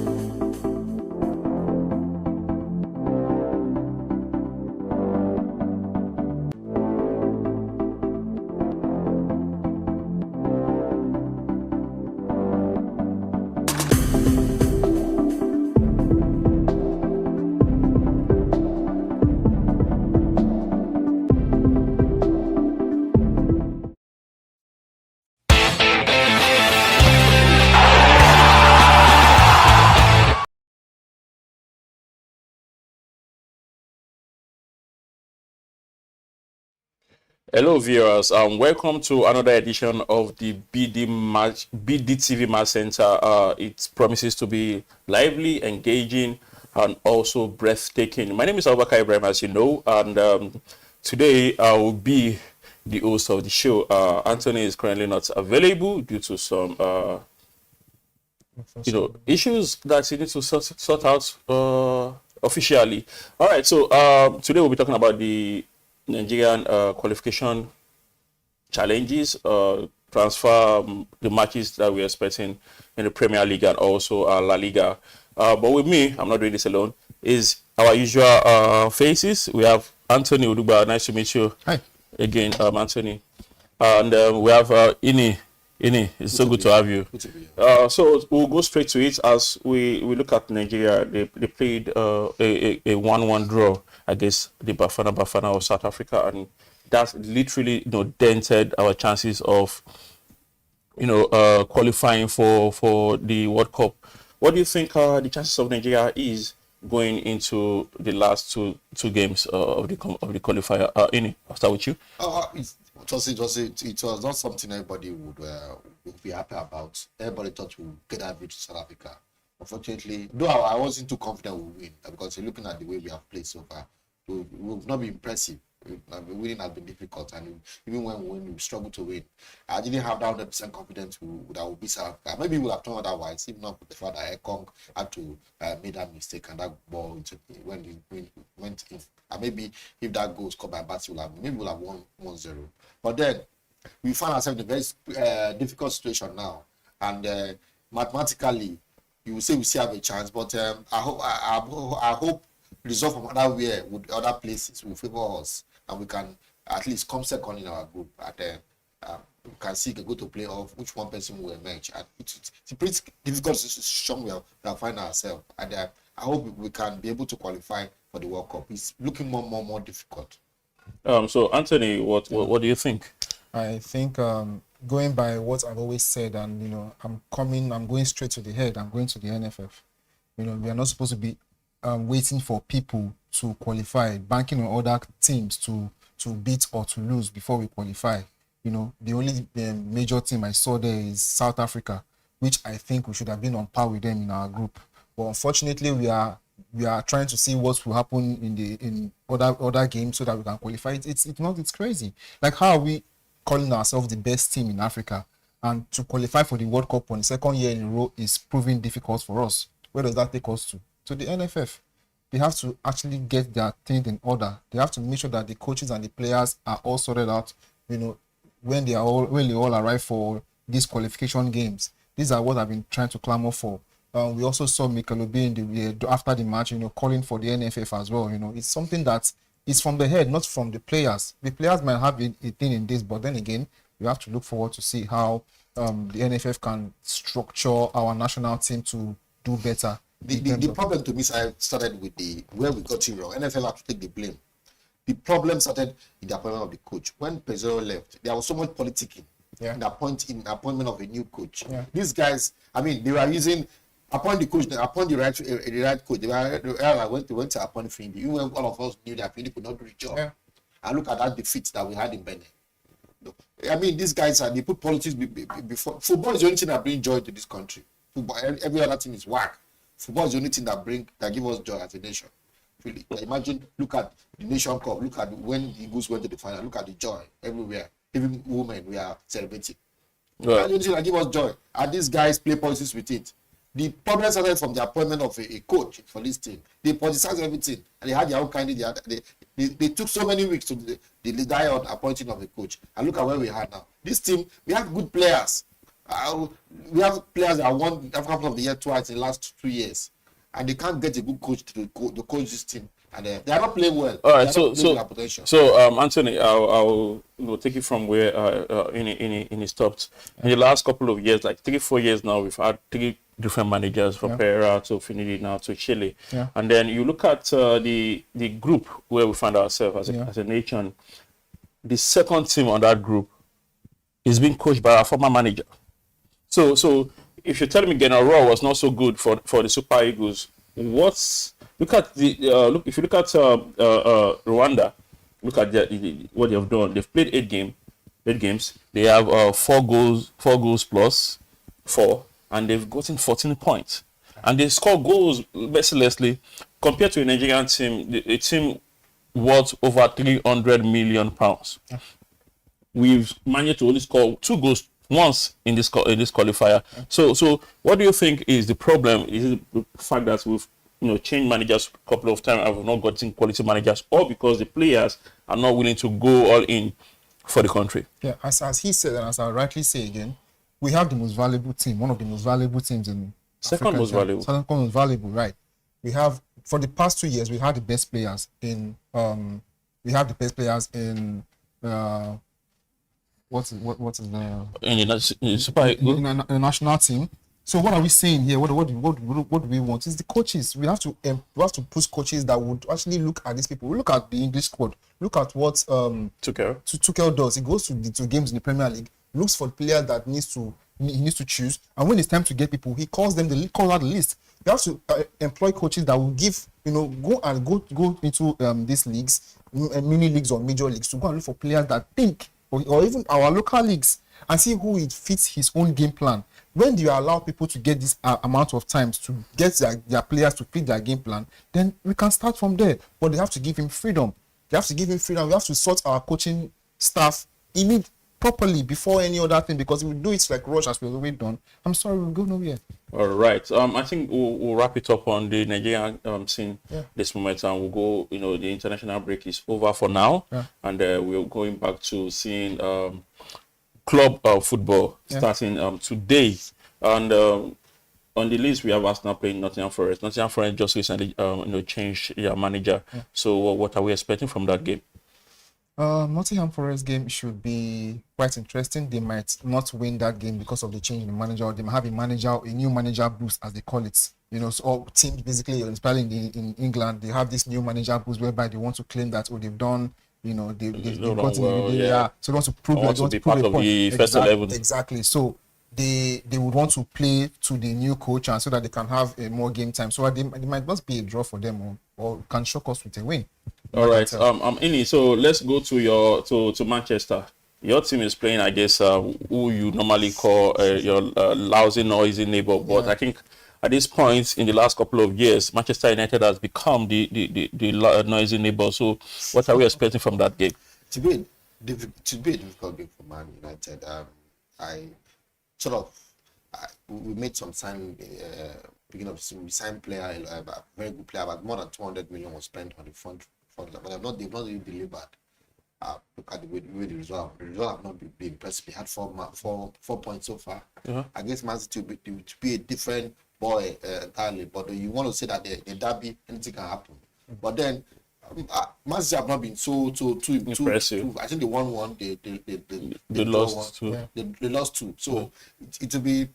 I think both teams have to really show quality. Left for them to show the quality and show what they can do on the field tomorrow. But Man City have just signed Donnarumma, which to me I think is the best goalkeeper in the world right now. Who's going to be that make it more difficult for Man U. And the attack we've had, Kua is still out injured. Seko have not really delivered. I don't know. So what scoreline should we be expecting? Your prediction? To be a tight game, actually. To be a tight game, but it's a derby game. It can go either side. When it comes to derby, some of these teams they want to go there. They want. If you are not, if probably you have lost their last 2 matches. When it comes to a derby match, you want to prove to your opponent. You don't want to lie down for your opponent to match on you. So literally, you're talking about the fact that there is no form in the derby game. There's no form in the derby game. Okay, occasions. It may go either way, and maybe I'll still stick with have quality. All right, so I'll still stick with you. You just mentioned that Donnarumma is probably one of the best goalkeepers currently, and he was in the market. The Martinez of Aston Villa was also in the market. However, Manchester United, who is in dire need of a goalkeeper, a quality goalkeeper, went to Belgium to get a youngster that's probably not proven himself enough, or at the top level. Why did Manchester United go for the likes of Donnarumma? It's probably he came in literally cheap. If you want to argue that, and also we have on the free transfer. Exactly. Then there's Martinez that was supposed to be on a free transfer before he signed a new contract with Aston Villa. Why would you leave this to loan Onana to Trabzonspor and also go ahead to get a youngster? I think was Donnarumma willing to come to Man U? I think at the point when he knew that Man City was interested in him, he was more keen in joining Man City. I think maybe the wages. Man U was also looking at the wages. The guy they signed from Belgium is 23 years old. The guy knew what he can do. Man U wanted a long-term plan. Okay. So Donnarumma also had I think it's about 250 or 300. So Man U are not too keen on that. I think that they were looking at can they afford, can they pay this? They didn't want to disrupt the wage structure. When Man City came into the picture, Donnarumma was keen. I think was going to Man City. So Man U, I think they are not. Look at I think they refused to sign the Aston Villa goalkeeper because he was 31. They felt they could build on a younger player, 23. So to me, I think the Belgian guy is not a bad goalkeeper. All right. So Anthony, my last question on Manchester United before I ask about your view on the Chelsea's game is also a derby with Brentford. So Ini said Manchester United is probably keen on a long-term target with the new goalkeeper, and you probably think that currently they are having an issue that needs a quick resolve. They'll probably have gotten an experienced goalkeeper and also get a youngster, at least to just weather the storm this season with an experienced goalkeeper. Get this other guy to come in probably next season to key into that. The way Chelsea did with Petr Cech and Courtois. So What do you think? Do you think this is a good move for Manchester United? It's not necessarily the best move for a high-class club like Manchester United, but it's the one they need, or the one they think they need at the moment. So I'd go with Ini and say, and I agree with him that even though it's not what we expect them to do since Donnarumma was in the market as well, I think it's what they think they would stick to based on the wage structure and based on what they think the young man can deliver for them from now to the end of the season before going to the next summer. Yeah. Oh, all right. So lastly, let's look at Brentford versus Chelsea. This is also a London derby, and it's been a very difficult fixture for Chelsea in the last couple of years. What are we expecting from the Blues? Yeah, so Maresca has done something great with our team for the past more than 1 year now. I think he's going to do. It's going to be a win for Chelsea expectedly, because we have seen him turn this young squad into a fortress. I know we are playing away at Brentford, but I still think that Maresca is going to deliver, and the boys are going to deliver something good with or without Cole Palmer in our center. All right, Ini, with you, Brentford and Chelsea has had in their last 5 games, they've had Chelsea has won 1, draw 2, and lost 2 to Brentford. Do you think this is an easy fixture for Chelsea, especially looking at the first game of the season playing Crystal Palace to a goalless draw? That was also a London derby. Certainly, any derby is always something you want to look up to. Brentford have not done badly, despite losing 1 or 2 players. Key players this season, they've not done badly. I think they won their last 2 matches. I think they draw 1. They lose 1. They won 2. Yeah. So Chelsea too, they are coming from winning the World Club Cup. They've not done bad. I think they want to draw 1. And you want to say that Brentford will not be an easy game for them. But then Chelsea have the quality. They've signed so many good young players this season. So the Brazilian guy, the Midwestern, who is a very good player. And everybody else, Chelsea is favourite to win this match anyway. I think they may just nick it. All right, so that is all we have for you today on BDTV Mass Center. For me, I think Chelsea, scoring 7 goals and conceding 1 is a very applaudable one, since especially been difficult era for them since Abramovich departure. So that's all we have for you, viewers. My name is Abubakar Ibrahim. Stay tuned to our program. We'll come again next week on BD Mass Center. Thank you very much for listening and watching.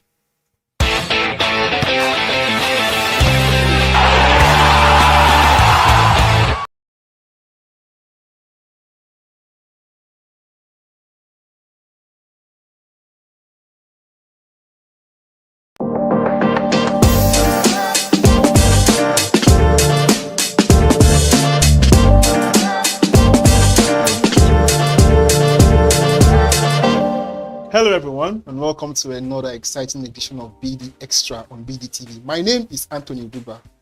Today on the show we have a juggernaut in the business of the movie industry. We have on the studio today Ruchi Franklin, aka, as we all know nowadays, Boss. I thought you were going to say brotherly. Well, that works, man. Yeah, bro, brotherly. Good to see nice you, to meet you, man. brotherly.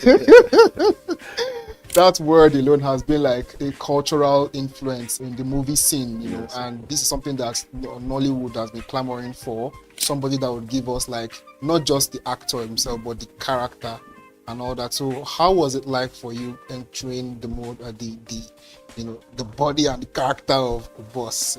What was it all about? The beginning.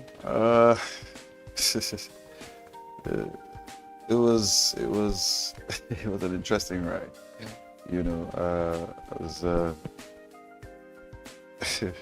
so we shot this in 2023 and it's out in 2025, and having to encapsulate my experience, the journey, in a less than 5 minutes, 20 minutes conversation. For me, it was just beyond words, you know. It wasn't a walk in the park, but then again, we're grateful for the outcome, you know, and the reception, not just from Nigerians, but globally. You know, it wasn't a walk in the park. I don't look forward to playing such a character, you know, except my manager says you gotta do it. So it wasn't a walk in the park. So let's wind back to when you started acting as a career. When was that for you? My mom would say I started, as a child. I've always entertained my sisters because I grew up with a lot of women in the house, so I always used to entertain them. I lived for improvisation as a child, so I would always come up with characters and just, entertain them. So I'd say I started from home, and which transitioned into church, and church I was the only teenager in the men's fellowship drama group. So imagine a teenager smacking the head of an elder in church. And the church I attended at the time was Evangelical Church of West Africa, ECWA. So they're pretty. It's like a mixture of Deeper Life and Jehovah's Witness. So when you're a teenager in the men's fellowship, men's drama fellowship, it's a big deal. I mean, for my mom, it was. For me, it was just I'm on the pulpit, I'm smacking elder. I can't remember his name, but the image of that day on the pulpit, that was fun. It was fun. So for me, it started from church, and I've always known that this was it for me. Hence why I'm being asked why acting. This is my means of evangelism. So I've always known that I was going to act. I've always known that this is my calling, as men of God say. So this is my calling for me, and I've always known that I got to be here. I got to be here to pass the torch. I got to be here so light the torch of myself by the grace of God. So yeah.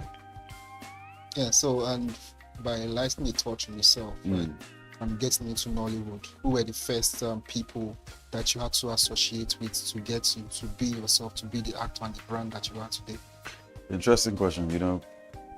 I'd say I started off late, because earlier on I was talking about from kindergarten to church. One would think that I would start as a child, but my dream and vision has always been to leave Africa and go do work with, go do work in Hollywood, and different parts of the world. But God had better plans for me. In 2011, I think, I came to Lagos to attend the reality TV show that was going to poach actors from Nigeria and Ghana and take them to Hollywood for training, and also, just give them access to filming in Hollywood. So that's why I came to Lagos. I didn't come to Lagos to act. I mean, at the time, I was ignorant. So I wanted to leave, and that's the vision I had. And all my friends were like, "Oh no, you have to do this. Yeah, you have to. You could start off like Ramsey, like RMD. Look at all these people. But I was like, nah, man. I'm trying to do movies with Anthony Hopkins. I'm trying to do movies with,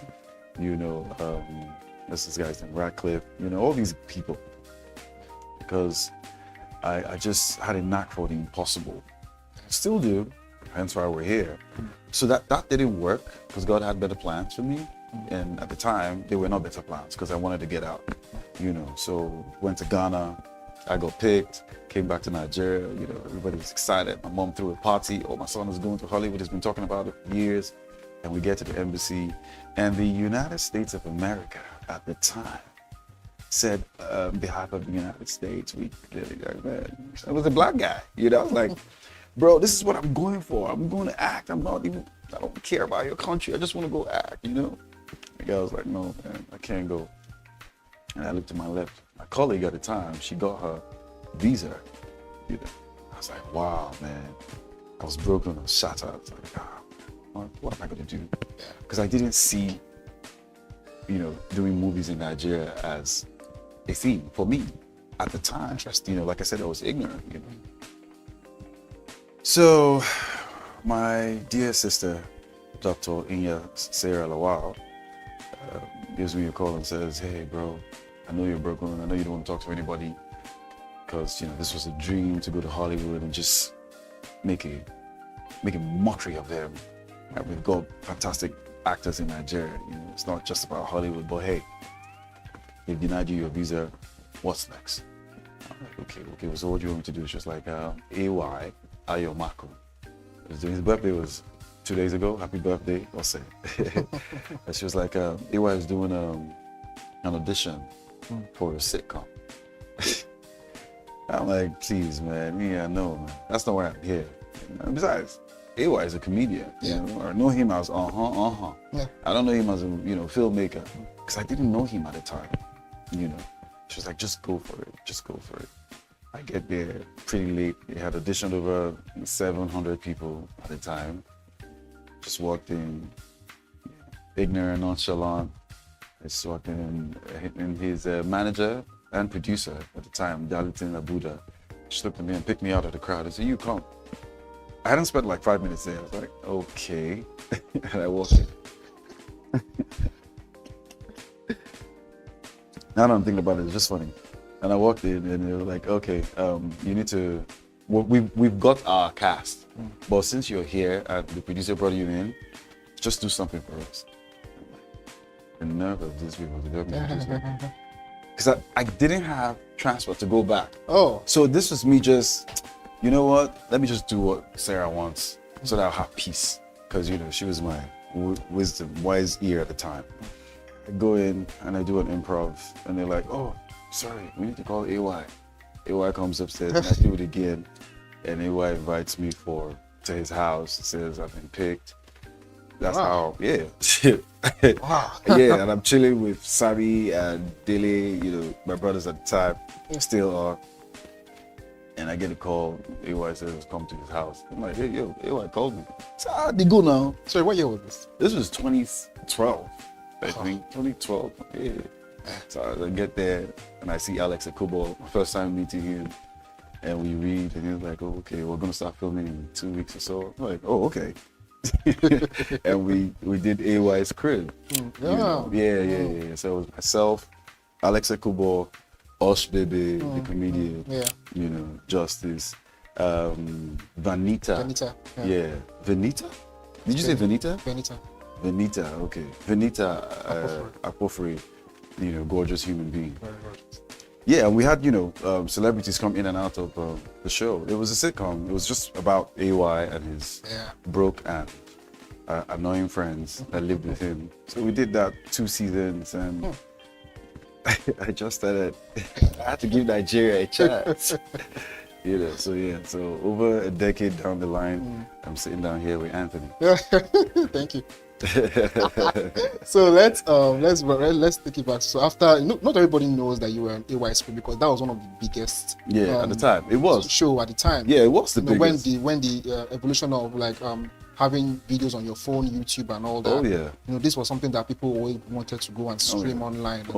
This was just to make them laugh. You know? And Wash Baby was my favorite character back then. Who was your favorite character? Wash Baby was nuisance. My goodness. Oh, the Wash Baby was it for me. Osh, AY, of course, Vanita. Oh my goodness. Yeah, and I think there was this little boy again that used to play like his Vanita's brother. That's Freeze's son. You know Freeze now. Oh. Mr. Controversial. That's his kid. That's his kid. Wow. I wonder how old that boy is now. Wow. Man, those are memories, man. 2012 were like one of those golden years. Yeah. So let's now go straight to coming in as one of the Hollywood honks, you know. Yeah, I'll take Hollywood. It's fine. Yeah, Hollywood. Yeah, we're getting there. So we're doing that, and last year you appeared in the movie The Weekend, one of my favorite movies. Oh. So, working with the likes of Daniel Rai. Like, tell me what was that? Bro, Daniel Rai, he is a gift to this country, man. Yeah. You know, there's a funny story about the project, and I'm just grateful to God that he directed it. And I had the opportunity of playing alongside, again, Uzoma Kappa. You know, it's an actor's dream to have, you know, the right crop of creative performer in the same frame with you, you know, and she just makes the work just effortless. For me, I'd say that's my best film. Honestly, I know I'm gonna do a lot of great films, but it wasn't just about the story, it was the process, the journey behind getting to that project for me, you know, so. And all that it did when it came out, when I saw what we created. The studio took out a lot of scenes and they reworked the script, but it was just, that's a divine project. That's the first Nigerian film that got picked by Tribeca, you know, and we also got picked by Screen Festival. Screen? Yeah, I think Screen, yeah. And it's the first Nigerian film to be noticed by such an establishment, such a grand establishment. So it was just, Daniel is I'm gonna be honest, I'm in love with Daniel, man. That man better not call me for a cheesy ass production, because I'll say yes. She get, like, there are not too many Daniels. Yeah, exactly. Yeah. I don't know. He was in the studio here with us. Oh, for real? Yeah, this year. Oh, I think after, sorry, last year when the weekend was like hot and everything. So we had him here, and he's one of the most intelligent people in the movie industry I've ever seen. He's a film buff, you know, and that's the type of person you want to work with, because they get you, you know, as a performer, as a creative, they get you, because it's not just as an actor, because you know what we do is just, it's beyond entertainment, you know. So he gets it.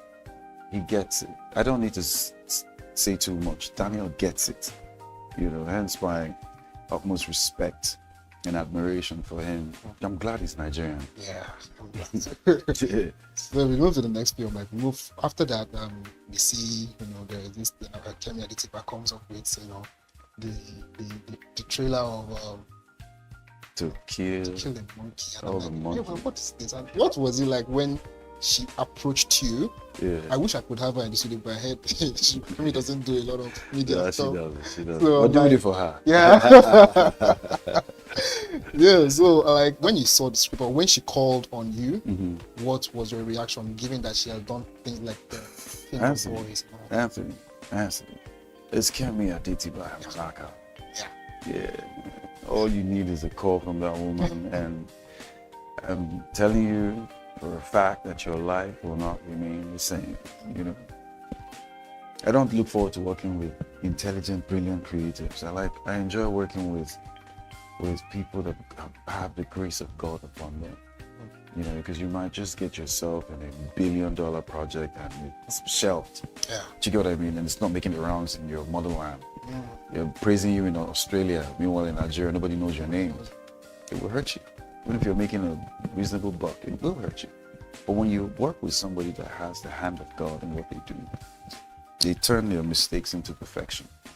That's my prayer every time before I roll. I always pray to God, turn my mistakes into perfection. When that lady called me, I told my manager, man, there's no going back. Don't make mistake. Don't go wake, lie on with it. Okay. Kemi and I have been chasing since before Oscar married her. Yeah, I've been chasing. This woman, I must work with you. But, you know, it's not what you want, it's how God. Yeah. And they reached out to me. I heard about the general auditions, but it's not my thing to go for general auditions. I asked my Heavenly Father, it's not from a place of pride, I just know what I want to. I told my brother, please, they've done general auditions. Let them reach out to me now. You know, weeks and days went by. I got a call. We need you to do a 9 to 10 minutes monologue and send it in less than 48 hours. I was like, again, the nerve. I had malaria at the time. I was taking medications, you know. And the scene they sent to me to do was the restaurant scene. The blow up between Obals and Efemili. And I do it. I send it. A couple of days later, the producer, her brother, Remy Adetiba, calls me. Says, hey, Bucci, just calling you to tell you got the job. I was like, okay. Glory to God, but still, now don't make mistake. I sent Kemi a text message immediately, and I told her, "Thank you very much for, reaching out to me." Yeah. I sent in my self-tape. This was before that text message was before Remy called me to tell me that I got the job, because I did the audition in March, if I'm not mistaken, first week in March. I sent her a message. So the next day after sending my self-tape, and I said, "My name is Bucci Franklin." Sent in my self-tape. I'd like to know your idea for her balls because mine is God sent. Mm. I won't be grooming a hair on my body. I'm not going to be grooming until it's time to film. So if Kemi had decided to shoot this film in 2027, I'd look like Wolverine talking to you, bro. You know, so I did that. She never got that text message, thank God. She probably would be, it would freak her out. You know, so, but I still have the text message. Then I get the call, then I tell my manager, yo, let's go, man. You know, this one is beyond how much I want. This is, for me, this is a statement, you know. And it was a statement for me because I'm a big fan of her work.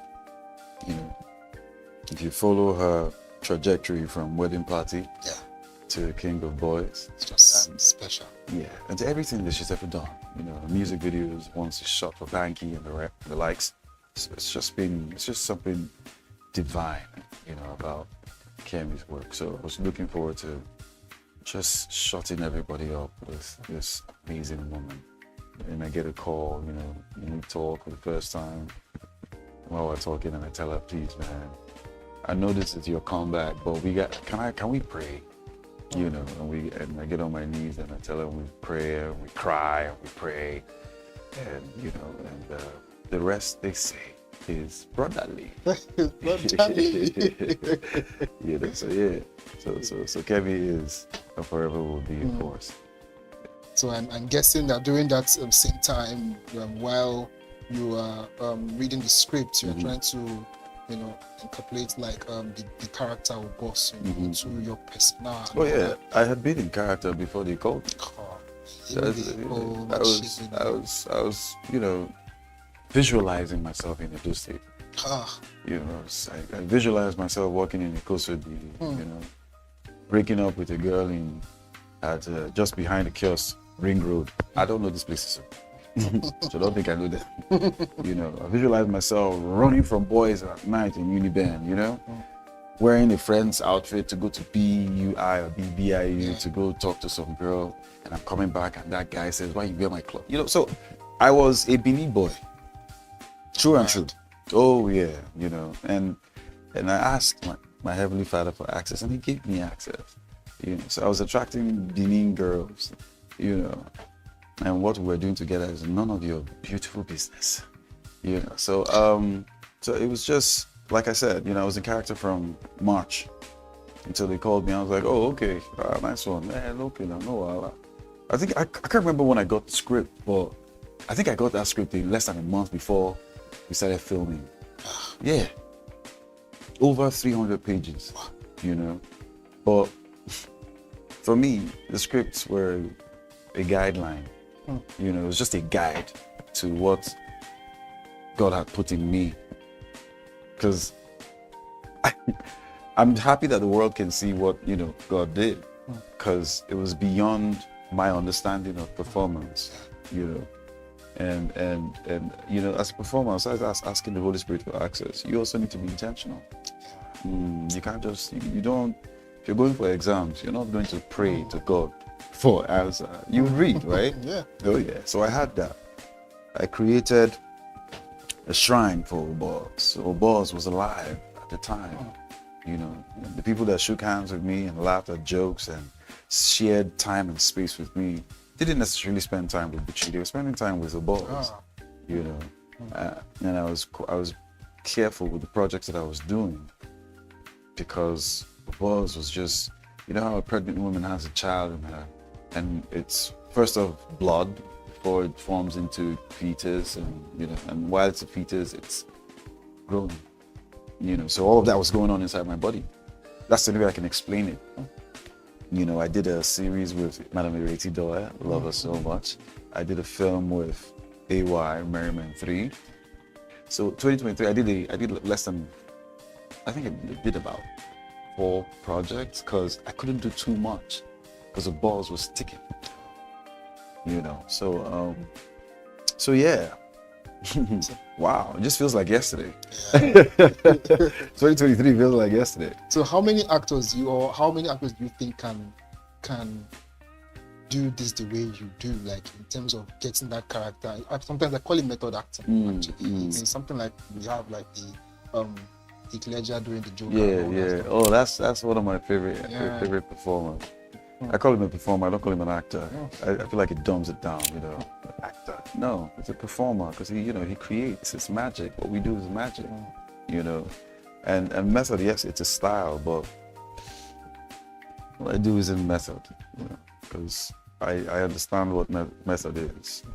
Heck, I was tutored by great lecturers, but I know that what I do is in method. Are there creatives, performers that can do what I do? I believe so, by the grace of God. But until then, it's challenging. There's not a challenge, but until then, because I'm more about putting Nigeria on the map. So for me, it's not about competition. It's here in the biggest black nation, this fourth world country with insecurity and porous political system and an embarrassing passport and all that they say about us. But we've got diamond here, so we've got gold here, we've got raw materials that you can't find anywhere. And by the grace of God, you're speaking to one. And I know there's so many other performers that are coming up. I did a film with Tuka Makbor, the director and filmmaker. He's from Delta, but he stays in the north. He's a genius. On that set, I met a couple of actors that I'm looking forward to sharing screen time with, because we're phenomenal. We're right. Mr. Sweet, this shout out is for you. So keep doing what you're doing. I see you. I did a film with Chris O'Day. It's a festival piece. Phenomenal. And bro, listen, I don't need to say too much about it, but the film will do the telling itself because it's a Daniel Oriahi flick. So I shared screen time with Emeka the actor. No man, listen, if you don't watch Nigerian movies, this is a clarion call, my brother, my sister. You have to. Start now, because some people are coming up on your screen and they're gonna be worth your penny, your time. That's it. So let's talk about what roles do you envision yourself acting in the near future? Because sometimes people would want to put actors in a box, and just put them in roles and the same repeated roles. Stereotypical roles, right? Very stereotypical and all that. Anthony, I'll be honest with you, man. I get a good laugh anytime I hear that word, stereotype. What is that? All the roles that I have played that are villains, are they from the same mom? No. I haven't done too many villain roles, but there's nothing similar about them. So, if you're a performer out there, and because of your circumference, you tend to attach a certain type of character to you, don't be bruised by that. Show them layers, show them colors, You wake up, you go to bed on Monday, you wake up on Tuesday, believe me, you're not the same person. You just don't see it. You're just not intentional about it. Once you go to bed, you add a hair on some part of your body. Do you record the length of your hair on your body? But there's some form of growth happening. There's a change. So nobody is constant. There's always movement, So the word stereotype doesn't exist for me. It's man-made, But to answer your question, I don't necessarily have a character that I'm looking forward to playing. Can you afford me? Give my manager a call. That's it. That's it. A character that don't need to say anything, and you can feel the aura, you can feel the presence. Like Gen Z would say, aura fam. And I just like to make my characters interesting. Do you get what I mean? There was nothing out of the ordinary about the boss. But by the grace of God, with the guidance and the direction of my director, we carved a niche for a villain. We created a villain that people hate to love. Is he a bad guy? Yes. Does he take alcohol? Yes. Is he as hot-headed as Chidimoke back in the day? The baddest boy in the industry. Jim Ike. Yeah, you know. Was he a hothead like Jim Ike? Yes, he was. You know. Was he a hothead like Hanks. you know, Hank Saluku? Yes, he was. But did you see Jim Ike and all the characters, you know, he's ever done in the boss? No. You know, so don't worry about being stereotyped. All you have to do is put it back in their face and tell them, this is who I am. Bring the characters. I will chop them up, give them back to you, and you forget that this person is the villain. Because you will cry when the character falls. You will rejoice. You will pray for that character. Meanwhile, that guy is going to kill the next person in the next scene. So, yeah, that's it. Yeah. So what were your favorite scenes in the movie, and what were your also like complex scenes, the most complex? Complex. Let's start with complex. You know, we're talking about it before we got on air. Yeah. The face-off between Obaz and Efemini, I was in serious pain at the time, physical pain. When we started filming, I was messed up here, you know, because Obaz had to be, you know, I wasn't getting enough sleep. It was just a lot of, I'd say negative energy, you know, because you could feel his presence. Obaz didn't beat anybody. It wasn't cutting people up like, what's his name? Teacher, you know. You didn't see him put a gun to a baby and shoot them. But when you see him, you just know this guy is going to burn down a country, right? So imagine, you know, I'm done from set on a Thursday and I'm not filming the next day and I'm in my room. You know, it's a lot. It's a lot. So that scene was complex because I was, you know, experiencing physical pain. There's a part where the boss says to Aussie boy, the F word.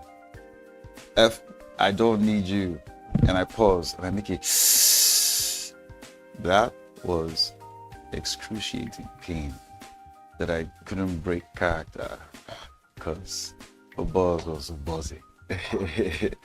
You know, but we're happy that, you know, Nigerians and everybody else love it.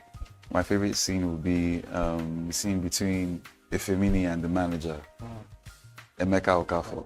That's the guy that played the manager. Not the general manager, the manager. Like Constance. Yeah. Constance was phenomenal, by the way. Constance was phenomenal. Yeah, Constance, she became a meme, actually. Bro, forever will be. Yeah. You know, but that guy, the manager, yeah, that said poverty, love your substance. See, listen, that guy. For a second, I forgot that I was watching the film. It felt like I wanted to punch him from, you know, my screen. I was like, what's the worry this guy? Why are you like this now? Come on now, you know. So he was my favorite performer, you know, because listen. So for me, I tell people that yes, you had your lead, William Benson, genius, right? Genius, bro. Don't worry, I don't use that word loosely. Yeah, William is a genius. Don't worry about it. Yes, you have him, you know, commanding and driving the audience. But you see, you need pockets of other performers here and there to be able to add color to what it is that you do as a performer, because you cannot do it alone. It's not stage. Yeah. Where you command the audience and they stay there, they're quiet. You tell them, drop your phone, they drop your phone because they can hear you. But Nkechi is sitting at home watching you on her screen, probably eating her favorite food. She can pause the TV if she doesn't want to hear what you're saying. But what Emeka Okafor did, Constance did in the first episode, they held our audience for us. Because the boss comes in, 16 minutes after, you know. Yeah. So what you see is a man going through, Nigerians, we're used to that. Yeah, we're used to that. We're used to seeing broke men, you know, move around, If you never see anyone, I'll carry you go up there. Do you get what I mean? So it's relatable. But because we had people like Emeka Okafor that played the manager, we had Constance. I held her own, you know, without doing too much. The eyes, she was controlling everything. You could feel her presence. It was a beat. There was no space. Do you get what I mean? Yeah. You know, and it was just beautiful. There were no extras. There were background actors. Because when you say extra in Nigeria, extra, no speaking, no. Even the background actors held their own. The woman that was selling food, I was like, get it. That's film. That's what it is. That's why the audience will wait and watch. So they created a foundation for Obos. Because if they didn't do that, you will flip. You will go to the next film. Netflix has over 1,000 movies that you can watch. But the background actors held their own. And all thanks, again, to the genius herself, Kemi Adetiba Hemanaka. God bless you, sis. Thank you, Jerry. Thank you for what you do for this country. Oh, yeah. Oh, yeah. For the continent, bro. For the continent. Yes, so what are your personal visions for Nollywood, for the Nollywood future? What are your personal visions? What do you see that is wrong that we can make right? I mean, like every other industry, there are hurdles and conquer worms that we keep fighting every day. Do you know what I mean? It's the obvious the elephant in the room, which is piracy, you know, infrastructure. But hey, we could keep going on and on.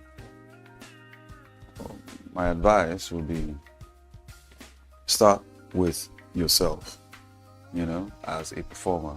And by starting with yourself, I came up with an initiative. It's called Creative Continuum Africa.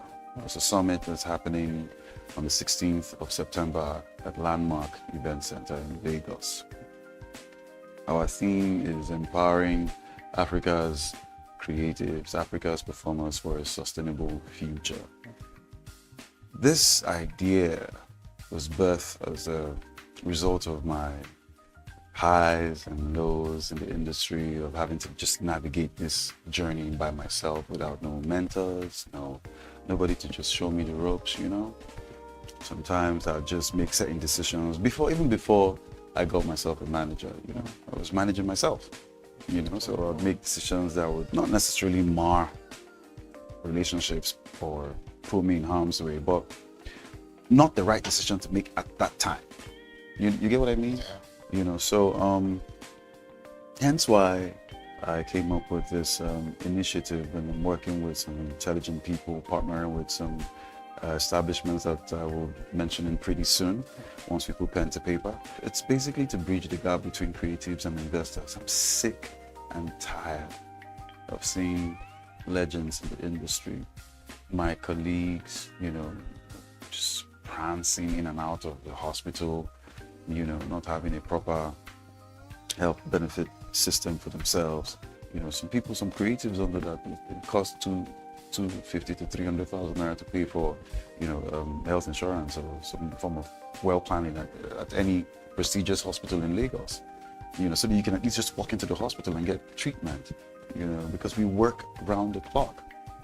We work round the clock, my brother. And I know some actors that, you know, do that on a daily, so they don't have the opportunity to take care of themselves, you know. So proper planning becomes a problem. You're only thinking about the money, traction, forgetting that it's the vessel that is giving you that money, you know. So the CCA summit will be shedding light on these things, and, you know, financial literacy, which is a major problem in the industry. You know, you actors and performers and creatives are just showing up for ceremonies and being celebrated, and when it's time to go home and the lights are off, you don't know where we don't know where they're going to. You know, you just expect to see the performer on your screen doing a song, doing an artwork, doing a film, but you don't know what's going on with that performer, you know. And it's quite scary because we've lost a few legends to this effect. I was speaking to a kidney specialist in Abuja some weeks ago, and he was telling me a very sad story about one of my favorites in the industry. Mr. Ibu, you know, and how everything happened. And it's just a pity. You know, that guy made me laugh. It's one of my favorites. Like, I love that man. He made Nigeria laugh. You know, he made Nigeria, he made Africa laugh. And when it was time for us to do the needful, you know, there was nobody there. It wasn't a system, it wasn't a structure, it was nothing, you know. And what we had were clickbaits. Everybody hitting likes on page and writing emojis when, you know, we could have done something, you know. And by something, I mean just provide proper health care. What was wrong with him? He wasn't possessed, he was just sick. So we just needed money to take care of the man, you know. And it's just, I don't want to get emotional, bro. So hence why CCA Summit is happening the 16th of September. And so this is a clarion call to creatives all around Nigeria. Make yourself available for this, you know, so that you can avert the mistakes that we made. And I'm not saying I regret the journey, because it has forged me to the man that I am today. But if there's a way that we can make this thing a bit more palatable for girls in the industry, you know, for girls in the industry, for boys in the industry, I'll do it again and again. So registration is free. Link is on my bio. Register, come through. And if you want to sponsor, you want to partner with us, send us a message. Hi. Breathe, brother, breathe. We're supposed to speak in Pidgin English. Like, breathe now, breathe now. Don't worry, don't worry. Kole oxygen. All right. So finally, are there Okay. any what projects are we expected to see you in the nearest future? Well, I'm going into producing and directing. Oh, okay. But I don't have anything coming out this year. Yeah, because I take my sweet time. But on Netflix, I just mentioned his name, Sir A.Y. Macklin. I'm sure he's going to be pissed that I said Sir. You know, he's the Gen Z key. So we did a film last year, came out in the cinema in December. It's called The Waiter. It's coming out in September. Yeah, I'm going to tell you for free. September 12th, and I'm excited and eager to see how Nigerians take it, because it's completely. No, I'm not going to say anything. Watch it and tell me what you see. So The Waiter is coming out on Netflix. The Creek. Oh yeah, The Creek. My bad. Sorry, I need to give you guys this one. The Creek also is coming out this year. That's the film I did with Toka Magbar. Sam Dede is in the film. Jean-Louis, he is an Black American actor. He's phenomenal. It's got Sunshine Rossman. It's got Mr. Sweet. I mentioned him earlier on. He's in the film. So that's coming out this year. Well, I don't know about the others, but we've got some coming out. Finally. Don't give us your favorite line from To Kill a Man. What was your favorite line? You can look at it. Bruh. Act it out. Favorite line. Me, no? Favorite line. Favorite line. You sure you want to? Let's give it. It's all you. You really want to pay the fine. And they come. No rep. So you fill in the blanks. The boss is a character, man. No. No, my favorite line. What's your favorite? My favorite line. Yeah. That was the first episode. Oh, and really? it wasn't really a line. It was the way the boss looked at Ifeanyi when he was kneeling and begging. Oh my That goodness. was real. Like, this was somebody you expect to have been something. Yes. But the way you looked at him, the way the camera angle put that in your face, and the way you were surprised. Even though, yes, the character has made it to the top, but the way he was looking at me, I don't believe this. This was a disbelief in his face. He didn't need any words. Like, that was my favorite take. I had to watch that all over and over again, and I was like, this was what I need. You know, like we said earlier on, you know, when you have a powerful performer in the same frame with you, and Williams gave me everything. every single thing. The only thing I didn't take from Williams was his money. Because if he had the opportunity, he would give me his money. So it was easy to see a man that was broken. It was easy to see a man that didn't have transport. And even if he did, right, he would rather eat that transport and take keke, not Korope or bus back home. So meaning Baba will walk like 4 hours. Do you get what I mean? So that's what I saw in his face. That's what I saw, because he was on the ground. He was a nobody at that time. And that's how they see us in this part of the world. Oh, you're Nigerian, to the left. You know, so for me, I didn't just see Efemini. I saw a lot of Efeminis on the ground. And I had at that point, in that frame, I was the right government, willing to pull its people out of the mud and wash them and give them a better life. But we all know what the boss did. Yeah, so without wasting too much time, thank you, Chief Franklin. Thank you, Anthony. Thank you. It's a pleasure to have you here. Thank you so much. To hear your story from when you started acting down to Kill a Monkey, and it's a crown jewel for Nigerians, I would say.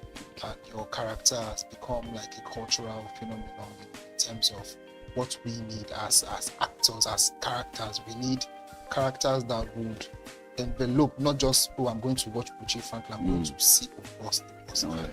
This might also spur others to emulate and create characters and create universes, that can be in people's heads. And I believe that this is the start of something new. Thank you so much. Amen. Glory to God. So viewers, thank you so much for watching BD Extra. This is all we have for today. Keep watching BDTV. Stay here.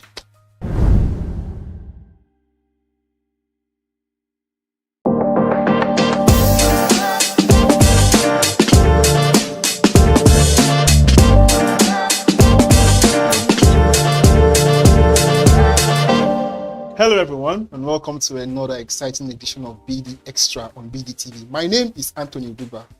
Today on the show we have a juggernaut in the business of the movie industry. We have on the studio today Chief Franklin, aka, as we all know nowadays, boss. I thought you were going to say brotherly. But that works, man. Yeah, brotherly. Good to see nice you, to man. meet you, brotherly. That word alone has been like a cultural influence in the movie scene, you know, and this is something that Nollywood has been clamoring for. Somebody that would give us like not just the actor himself, but the character and all that. So, how was it like for you entering the mode, the body and the character of Boss? What was it all about at the beginning? It was an interesting ride. You know, it was so we shot this in 2023 and it's out in 2025, and having to encapsulate my experience, the journey, in a less than 5 minutes, 20 minutes conversation. For me, it was just beyond words, you know. It wasn't a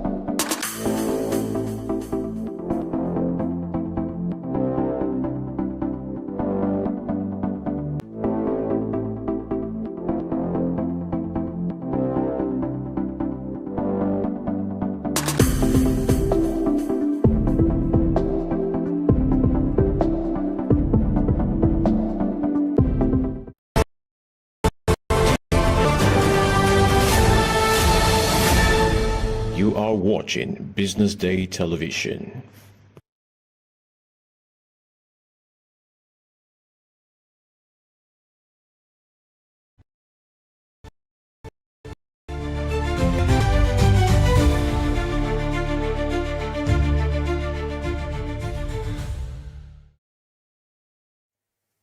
Hello, this is a news update which you live from Business Day Television News Studio here in Lagos, Nigeria.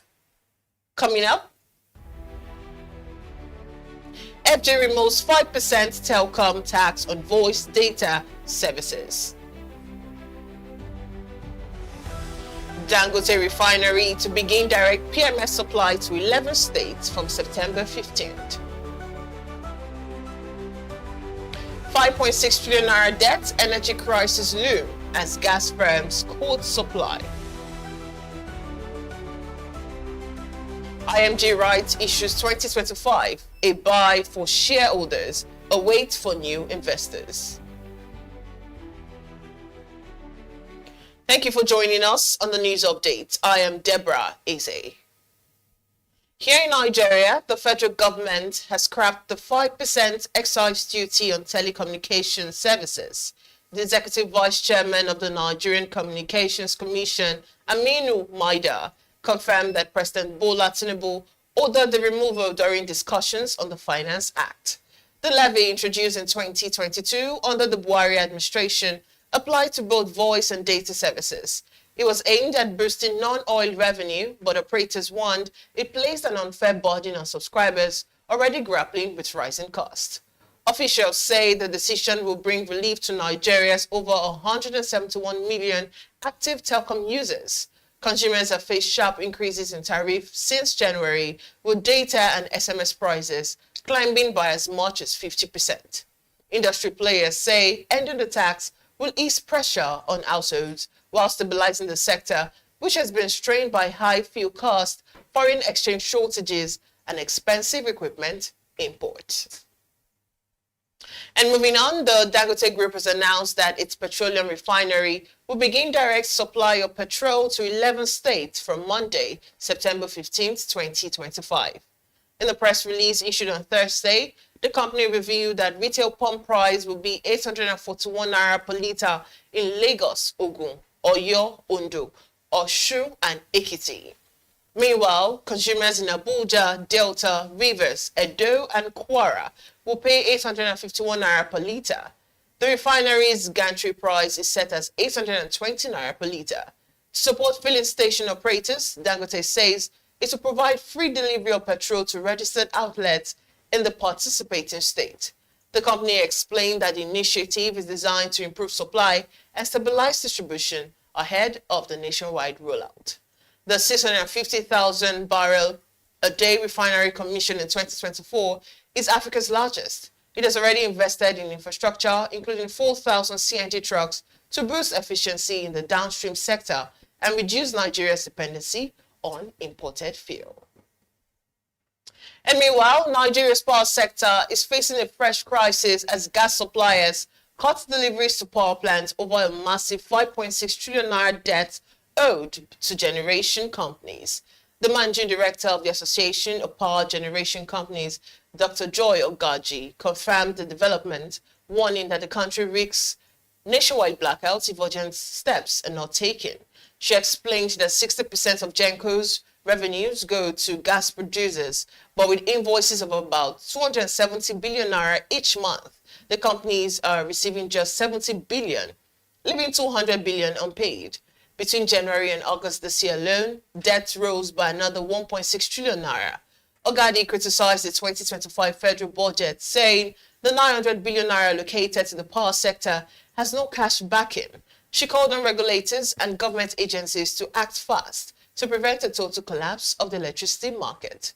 Meanwhile, the Transmission Company of Nigeria says the national grid is recovering, with power generation back to nearly 4,000 megawatts, but many plants remain below capacity, fueling concerns.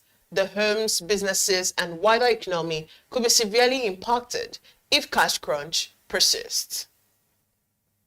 Up ahead, IMF Rights Issue 2025, a buy for shareholders, a wait for new investors. We bring you more updates after these details. Do stay with us.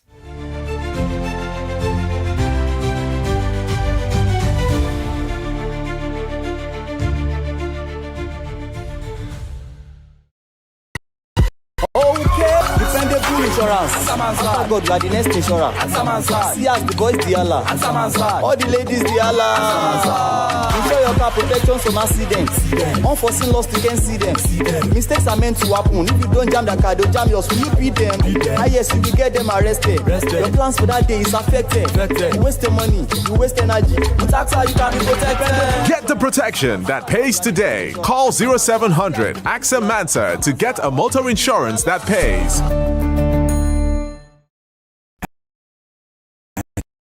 Stand to help you grow with financing that helps you expand expert knowledge across 20 African markets, trade solutions that open doors to 195 countries globally, and an online banking platform that works hard, because with us, there's possible, then there's more. Visit www.stanbicibtcbank.com/business for more. Stanbic IBTC.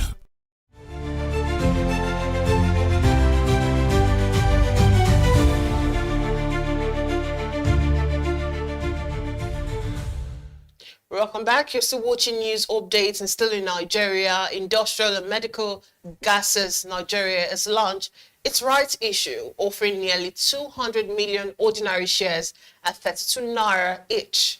The 245 offer is open from August 22nd through October 2nd to shareholders on record as of May 21st. The offer prices represent a 24% discount to IMG's share price at the time. But since May, the stock has slipped 16% to close at 33 naira 30 kobo on Thursday, extending its year-to-date losses to over 12%.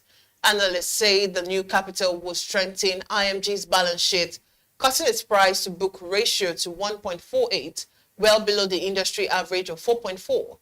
The company has also raised its dividend to 80 kobo per share for 2024, up from 50 kobo a year earlier.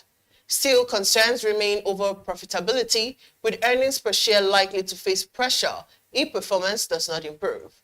For existing shareholders, the rights issue offers a chance to average down at a discount. But for new investors, experts say the stock remains more of a medium to long-term play, with cash flow and earnings stability the key factors to watch. Away from that story, the federal government is seeking stronger investment ties with Poland as part of its push to diversify Nigeria's economy away from oil and gas. Minister of Industry, Trade and Investment, Jumoke Oduwole, represented by Gertrude Oji, Director of Investment Promotion, told the Business Forum that Nigeria is open for business and committed to building partnerships under President Bola Tinubu's Renewed Hope agenda. She said the government is simplifying regulations, boosting investor protections, upgrading infrastructure, and offering tailored incentives to attract strategic investment. Key areas for collaboration with Poland include agriculture and agro-processing, with a focus on mechanization, food processing, and storage solution, areas where Poland brings significant expertise. The minister urged both nations to move from dialogue to action through trade missions, joint ventures, technology transfer, and by leveraging the African Continental Free Trade Area. She described Nigeria-Poland relations as standing at the threshold of a new era of cooperation. And moving on, the federal government has announced that by 2027, only secondary schools with certified teachers will be allowed to serve as centers for national examinations. Education Minister Dr. Tunji Alausa disclosed this in a memo to the Teachers Registration Council of Nigeria. He explained that schools whose teachers lack proper certification will lose accreditation to conduct WASE, NECO, NAPTAB, and NBS exams. The government is giving schools a 2-year compliance window, mandating at least 75% certification by 2026 and full compliance by 2027. For teachers already in classrooms without education degrees, the minister outlined pathways, including short professional courses at the National Teacher Institute, leading to TRCN licenses. Dr. Lausa urged schools and state government to step up awareness, warning that failure to comply could disrupt national examination accreditation. It stressed that the move is central to boosting professionalism and quality in Nigeria's education sector. And the Kaduna State Governor, Uba Sani, has flagged off the reconstruction of the Jaba Kiwoi Township Road in southern Kaduna. The groundbreaking took place on Thursday, with the governor describing the project as a vital link between the region, the Abuja Highway, and beyond. He said the intervention, the first in more than 15 years, is designed to reduce poverty and expand incomes by connecting farmers to markets, children to schools, and patients to hospitals. Governor Sani also inspected work on the 22.8-kilometer Madwachi-Kafanchan asphalt road, urging contractors to ensure timely delivery. The project is part of Kaduna State's Rural Transformation and Urban Renewal Program. In August, the government earmarked 3.5 billion naira to compensate property owners affected by road construction across all 23 local government areas. And still to come, Uganda sees average 8% annual growth over 5 years. This and more after the commercial break.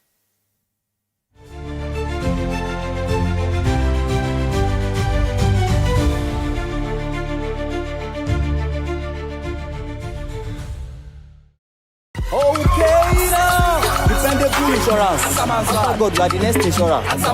See as the boys the Allah. All the ladies the Allah. Insure your car protection from accidents. Unforeseen loss, you can see them. Mistakes are meant to happen. If you don't jam the car, they'll jam yours. Will you beat them? Yes, you will get them arrested. Your plans for that day is affected. You waste your money, you waste energy. With AXA, you can be protected. Get the protection that pays today. Call 0700 AXA Mansa to get a motor insurance that pays.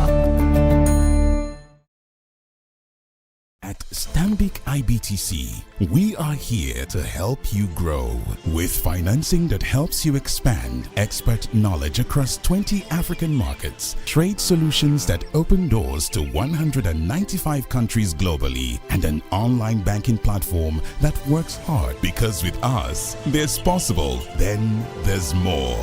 Visit www.stanbicibtcbank.com/business for more. Stanbic IBTC.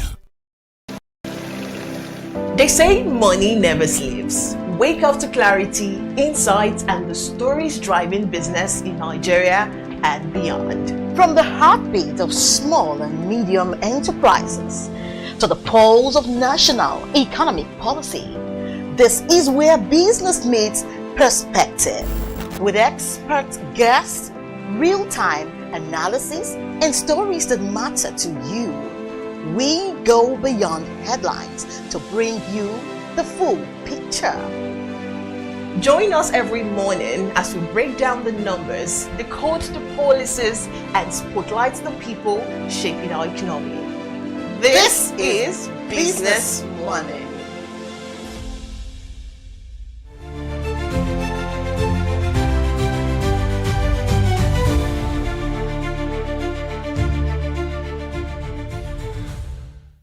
Welcome back to the news update. We now head to Africa, where Uganda's economy is projected to grow by an average of 8% annually over the next 5 years, driven largely by investment in petroleum production and key infrastructure sectors. That's according to the country's finance ministry. Crude oil output is expected to begin around mid-2026, a development officials say will push growth into double digits in 2026-2027 fiscal year. The International Monetary Fund had earlier made a similar projection, but this marks the first time Uganda's government has echoed that outlook. Finance Minister Matia Kasaji outlined the forecast while presenting the budget strategy for the next financial year, noting that growth for the year ending June 2026 is seen at 7%. The government says it will prioritize investment in oil and gas, transport and electricity, and industrial parks in the years ahead. Uganda holds an estimated 6.5 billion barrels of crude reserves in the Albertine Rift Basin, where China's CNOOC and France's Total Energies are currently drilling wells and building an export pipeline in preparation for production. And Eswatini's government has denied having any agreement with the United States to accept Kilma Abrego, a Salvadoran national facing deportation under the Trump administration's immigration crackdown. Government spokesperson Tabile Unduli told reporters that Eswatini has not received any communication regarding Abrego, adding that any proposal to send deportees would first be discussed between Washington and Mbande. Eswatini accepted 5 third country deportees from the U.S. in July, but that move is now being challenged in court by local human rights groups who say the deal was unlawful. Abrego is held in a USA immigration detention center in Virginia. Homeland Security officials notified the lawyers earlier this month that Eswatini has been designed as a new country of removal after he claimed fear of persecution in Uganda. He has no ties in the kingdom. The U.S. Department of Homeland Security has now yet commented on Eswatini's statement. And now we head to the foreign scene where global equities rallied to a record high on Thursday as traders priced in expectation of U.S. interest rate cut. The MSCI World Stock Index hit fresh high while U.S. Treasury yields and dollar fell. Inflation data came in hotter than expected. The Consumer Price Index rose by 0.4% in August, the sharpest increase in 7 months, pushed up by higher housing and food costs. But attention quickly shifted to the labor market. Weekly jobless claims surged by 27,000 to 263,000, the highest level since October 2021, far above economists' forecast. That spike in unemployment has commented market bets that the Federal Reserve will cut rates when it meets next Wednesday. Traders are now pricing in a 100% chance of a rate cut, with a small chance of a larger half-point move. Expectations are also building for further cuts in October and December, with probabilities climbing sharply according to CME FedWatch 2. Also, oil prices edged lower on Friday, extending losses from the previous section on worries about weaker U.S. demand and looming supply glut. Brent crude slipped 30 cents to trade at $66.07 a barrel, while U.S. West Texas Intermediate fell 31 cents to $62.06. The pullback followed an International Energy Agency report projecting stronger than expected growth in global oil supply this year, driven by OPEC and its allies, including Russia. Meanwhile, OPEC held firm on its relatively high demand outlook for 2025 and 2026, citing steady global economic growth. The group also agreed to release output quotas from October, led by Saudi Arabia's push to defend market share. And the sign of that strategy, Saudi oil exports to China are set to rise sharply next month. Industry sources say state oil giant Aramco will ship about 1.65 million barrels per day in October, up from 1.43 million in September. And up next is sport news after this break. Just stay with us.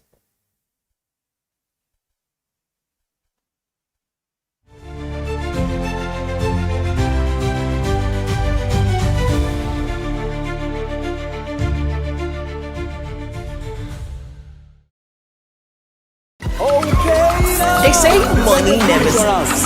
Wake up to clarity, insights, and thriving business in Nigeria and beyond. From the heartbeat of small and medium enterprises to the pulse of national economic policy. Yes, you will get them arrested. Your plans for that day is affected. You waste your money, you waste energy. With AXA, you can be protected. Get the protection that pays today. Call 0700 AXA Mansa to get a motor insurance that pays. At Stanbic IBTC, we are here to help you grow with financing that helps you expand, expert knowledge across 20 African markets, trade solutions that open doors to 195 countries globally, and an online banking platform that works hard, because with us, there's possible, then there's more. Visit www.stanbicibtcbank.com/business for more. Stanbic IBTC. Come to the triumphant power is, right? But if you're lucky enough and determined enough to find your superpower before you get to a certain stage of your life, you'll be incredibly successful. Look, the first thing is you just decide not to look at the challenges, because if you do, it's going to end you. The closest thing I think is that I had a deeply military background, which is a bit of a never say die background. I saw an opportunity in non-interest banking, and I felt that the demand was there. There was pent-up demand for it. People were yearning for it, and I felt that if we did it properly, if we brought in professionalism into it, and if we brought in our experiences, our various experiences from various backgrounds into it, that it could succeed. Very few people do that because very few people explore their superpowers. They just explore bread and butter issues. I need to eat, and Yes, there will be challenges. This is a very difficult business environment. The government keeps working on how to make business easier. The first problem to overcome is really just starting, right? We thought about this idea for over 2 years before we even took the first step. You cannot ignore this country. No, and to be from here, I think is an incredible privilege. Nigeria will be ascendant in my lifetime.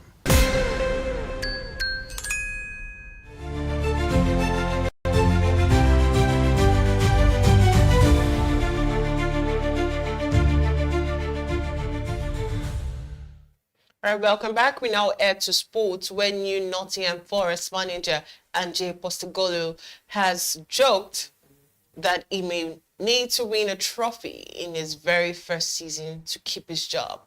The Australian coach who led Tottenham to Europa League glory last season was dismissed just 16 days after ending Spurs' 17-year trophy drought, following their worst ever Premier League campaign, finishing 17th. 3 months after the exits, Ange has replaced Nuno Espirito Santo at Forest, where owner Evangelos Maricanes is banking on him to end the club's 35-year wait for silverware. Forest are part of this season Europa League, giving Postecoglou a chance to defend the title he won with Spurs. His first big test comes this Saturday lunchtime when Forest travel to Arsenal in the Premier League. And to end the news, Trabzonspor have confirmed the signing of goalkeeper Andre Onana from Manchester United on a season-long loan. Reports say the Turkish side will cover his full wages.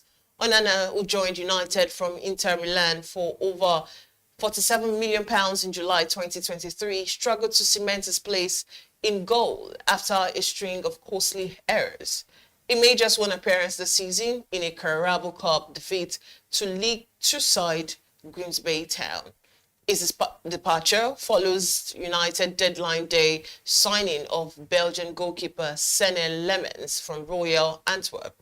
In the Premier League, Atley has started all 3 of United fixtures so far, though he's still searching for his first clean sheet.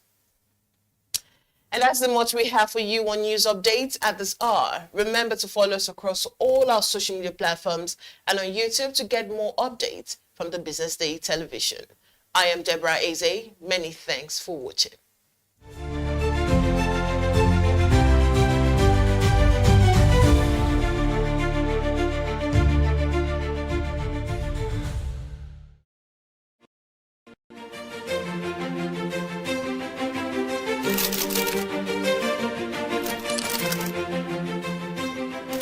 I am, of course, a great admirer of the impeccable credibility, professionalism, journalism, and business service of Business Day. If you really mean business in Nigeria, start your day with Business Day.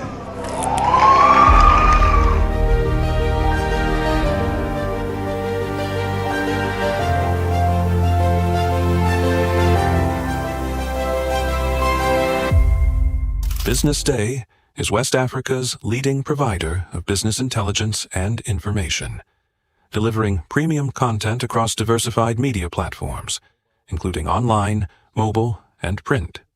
Since its inception in 2001 with a weekly newspaper production, Business Day has expanded its reach to provide exclusive content accessible through print, mobile, and online channels. Our premium offerings are further enriched with syndicated content from esteemed sources like the Financial Times, The Economist, and the Harvard Business Review. At Business Day, our mission is clear: to be the foremost provider of business and financial content, empowering readers to make informed decisions in Nigeria and Africa.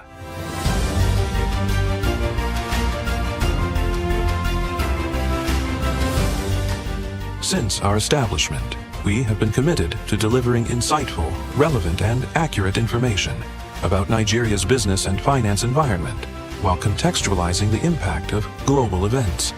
We monitor the stock market, analyze the companies driving it, and report on government policies and their economic implications. For being consistent in organizing these CEO forums for almost the last 14 years, I think this was a commendation, and I think something that will encourage them to continue. From decoding market trends to dissecting economic shifts, we offer actionable investment ideas and serve as a compass for decision makers navigating complexity. Beyond headlines, Business Day fosters discussions on critical economic issues through impactful conferences and events. These platforms bring industry leaders together to share narratives that drive innovation and spark meaningful dialogues. Our events galvanize connections, bridging the gap between inspiration and achievement. For businesses seeking visibility, our strong digital presence offers unparalleled opportunities, with millions of followers across social media and a dynamic website attracting visitors from within and outside Nigeria. Business Day is the ideal platform to boost visibility for your products and services.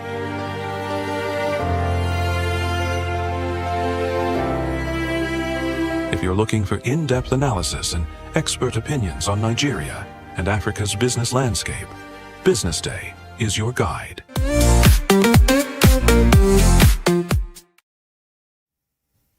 Good afternoon and welcome to BDTV Roundtable.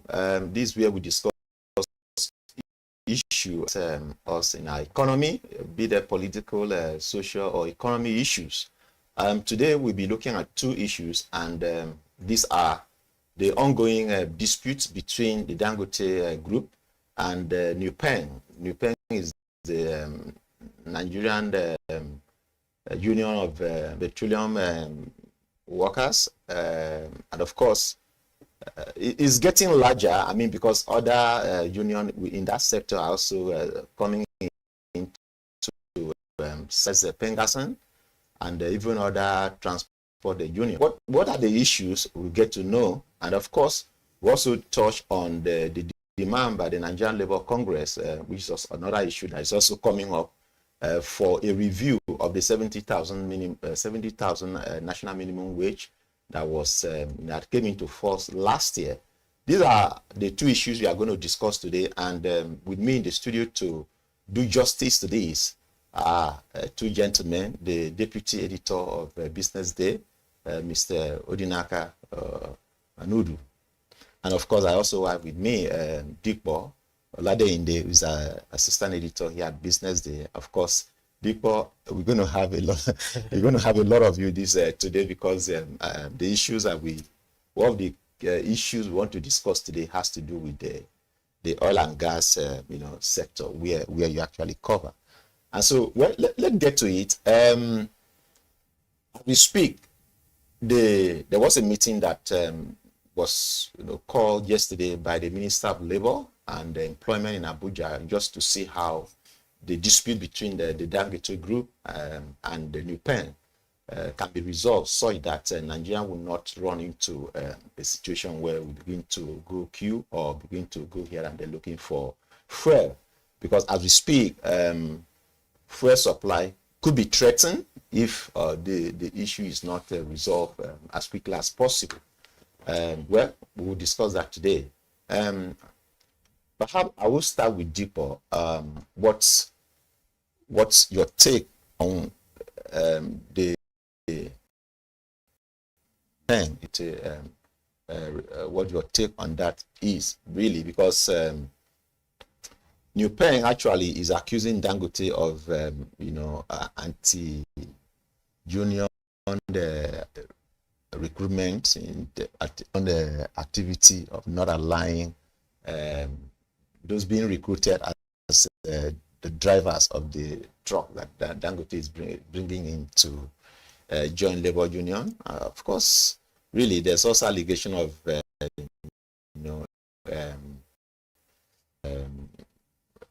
not trying to monopolize, so to say, fuel distribution. But Deepo, one would have expected one would have expected that what the Dangote is trying to do, the Dangote refinery is trying to do. I mean, just telling people, look, if you have a filling station, just don't bother yourself about, buying trucks, engaging drivers.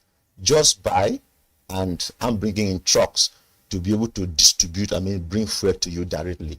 And so one would have expected that such a move will actually be welcomed by Nigerians. But of course, we are seeing a situation where it looks as if some people are saying, look, we want to take our job, something like that. I don't know. So, but I would have thought that should actually be a welcome development, where you don't have to just bother yourself. Just get a filling station, just go by, and then you get fuel supplied to you directly. And so that takes the burden of you buying tanker, of you engaging drivers, and all of the other risks associated with moving a truck and moving fuel along the road. That takes all of what Dangote is trying to do. It takes all of that burden away. But here, there's opposition. Deepo.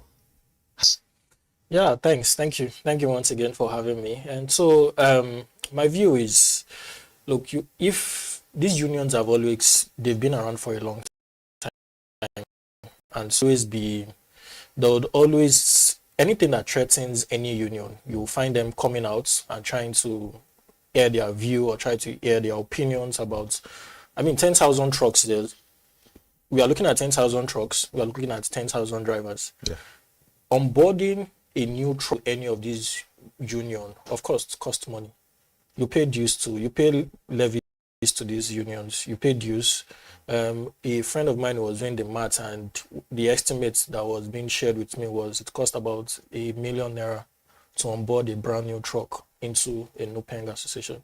So probably the NUPENG officials are looking at the scale of, look, adding 10,000 members to us is, it would boost the coffers of... It should actually be more than 10, because each truck will have a driver and a motorboy. And a motorboy, yeah. Exactly. Yeah. So, of course, it will strengthen the union, make them more visible, give them more authority, because if the members of Dangote's refinery are also a member of the union, it means they have a stronger voice, a stronger role to play in the economy, and as the case may be. But we'll see a Dangote resisting, probably because he doesn't want any sort of external interference into the operations of the refinery.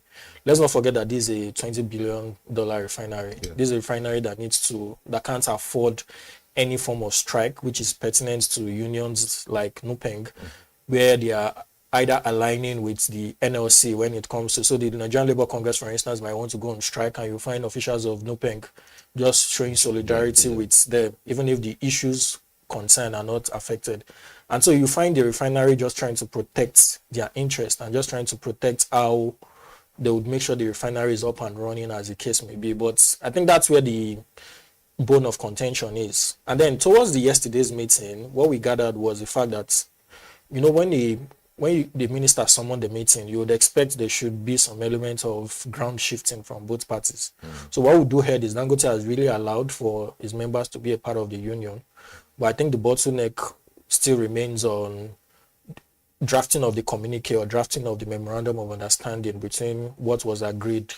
I think that was where the major challenge would be. And so, I mean, issues like this are not, petroleum products are very significant to the economy, because once there's no efficiency in terms of supplying of these products, you're not just looking at transportation sector alone, you're also looking at banks who are reliant on diesel, you're looking at industries who are relying on diesel to run their operation. All of this is going to be affected if the strike really hit the ground running. So you would expect the government to interfere and be more proactive, rather than us wait till we get to this bridge before they start trying to solve the issues. But hopefully before the end of the week, we hope this can be solved. Okay, Odinaka, let's have your take. No, my point is that shutting down an economy like Nigeria's will cost us some more than $1 trillion, because now our GDP is about 370 something trillion. So if you look at that, if you shut down an economy like Nigeria's a day, you're going to lose like over ₦1 trillion. So that means that you have to do everything possible to ensure that you do not shut down the economy. So my own take here is that, in the first place, Dangote is trying to protect itself. Dangote refinery is trying to protect itself. Peng, on the other hand, is also trying to ensure that his right to freedom of association is not limited or restricted by Dangote. You know, there is this concept of the bourgeois and the proletariat. If you look at stories about those who understand Marxists, they believe so much that there is the bourgeois. The bourgeois always try as much as possible, as much as they can, to trample upon the proletariat. So the unions have painted that picture, and unfortunately, we do not hear Dangote side of the story, because they have not spoken. So what I think is that it's not right to stop members of the union members of the drivers from joining the union, because it tramples upon their right to freedom of association, which is constitutional. And you know the way Indian constitution works. If there's any law, anything you do edict, whether it is edict or decree, that is made somewhere else, that actually contradicts the constitution. The constitution supersedes. So that's number one. The more mountain, not just Dangote, every businessman must understand they have a right to freedom of association. Negotiations, and when it comes to issues about company administration, negotiations are very important. Diplomacy is very important. But I do not support the fact that you stop drivers from joining the unions, because whether you like it or not, if the bourgeois actually do not allow drivers who are commoners, to look at the scale of things, they are commoners, to join unions, their interests will not be protected, because at some point, if I and the bourgeois always doing one or two things to trample upon the rights of the drivers who are the proletariats, the workers. So you probably will not see it from the side of the union now until the future, when issues begin to come on. And then if you now belong to I hear that there's a new group that Dangote came up with, in which they will belong. So you will not understand when crisis now begins. When those crises now begin, you now begin to see a lot of things. You know, Nigeria is something starts small. Before you know what is happening, escalates. Yeah. So the unions know what they are fighting for. To avoid drivers' rights being trampled upon, someone telling you that if you're giving you conditions of driving that will even be detrimental to your health or service. So they know what they are doing. They are not blind. On the other hand, Dangote knows what he's doing. He's trying to protect himself. So, but the middle ground here is that what does the Constitution say? Femi Falana has explicitly explained that, that the Constitution is about freedom of association. Don't trample upon it, no matter who you think you are in the economy. So I think everybody's trying to be selfish on their own, which is very good. I think an economist said that's while we are being selfish at different points, there comes a point where the government intervenes to ensure that our selfishness does not become an obstruction to people's welfare. Okay, but it must be emphasized actually here that under the new Labor Act that was that is operational now, the right to join union actually is not automatic. Actually, there's also a window for voluntary joining the union voluntarily. If you don't want to join, actually nobody can force you to join. If you choose to join, very good. If you say I am not going to be a member of any union, of course, so nobody shall actually force you to join. Maybe that sometimes actually employers of labor actually. Have you heard that employers of bank or petrol or any association is forcing people to join them? It's for the interest of those who belong to those associations, because what you get from those associations are enormous. So I'm not sure that anybody has come out. I've not seen it, and you know by position there, I've not seen it in the news where someone is complaining that he's being forced to join a union. That's exactly the argument that's coming here and there, but I've not seen where a driver is saying that he's being forced to join bank or join any of the associations. In that there is also nowhere. I know that 1990 Constitution, all those acts you see, the Constitution supersedes. There is a right to freedom of association. Exactly. So that right to freedom of association supersedes those acts.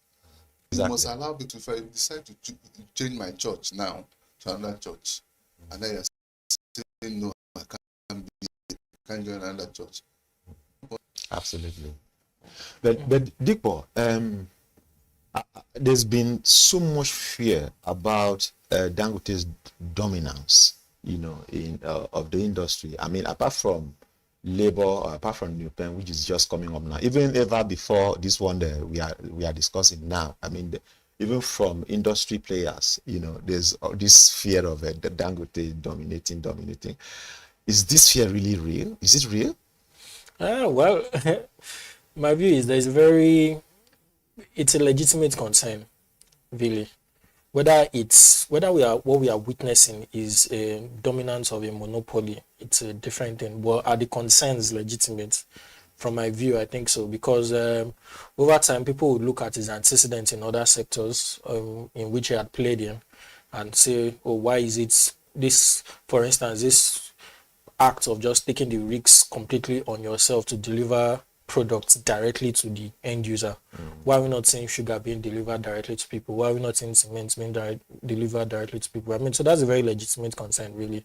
But the fact is, let's also give Dangote also as well deserves a lot of credit for putting that kind of investment. Let's not forget that for oftentimes Nigeria has often bear that cost of being an oil producing country, but of its petroleum needs. There's no other OPEC country in the world or oil producing country in the world that doesn't have a form of refinery in his or her states or country. So he has been able to put his investments in that place and put it together, and we are beginning to see the benefits of it. Nigeria started being a net exporter, so he's trying to protect his investment by trying to put structures in place, control the retail end, control the supply chain, control the logistics behind it, just to make sure that that investment is protected. And the point is, people have often advocate for the fact that in the process of trying to build a better country, let's not destroy what we have already.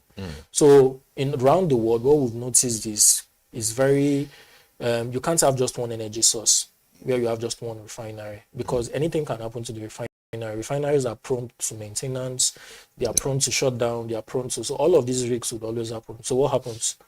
If you destroy all of the value chain that has been put in place before now, so what happens if the refinery, something happens and we need a plan B, or we need to diversify our source of getting energy? It's just check around the world. Either you are looking at Russia, you are looking at Saudi Arabia, you are looking at any of the OPEC countries. They all are not, everything is not dependent on just one stream of sourcing petroleum products. It's been the argument for energy source, just to make sure that first, very, very key thing, the ability to control you, or has the ability to control whatever you are doing. So it's always, countries around the world are always trying their best to diversify, to make sure that the economy is not the same. And so that's why people are clamoring that, look, let's steal elements of importation just to compete. If it's not competing in terms of prices, it's to compete in terms of quality of the product, so that the consumer at the end of the day will be the king. Let the consumer say, look, I don't want to buy imported petrol because it's no longer cheap. I want to buy a locally made petrol from Dangote refinery. At the end of the day, let the consumer decide what he or she wants. Not we say, no, the consumer does not want imported petrol. The consumer wants refined petrol. Let the consumer decide. And if imported, if the locally refined petrol is cheaper and is more durable, of course, consumer would always move in line of where its pocket will be protected and where the quality is guaranteed. So the point I'm trying to make is the consumer should be the king, not we saying, look, let this person decide and let this person not decide. Okay, thank you, Deepak. We'll go on a quick break now. When we return, we will continue with the conversation.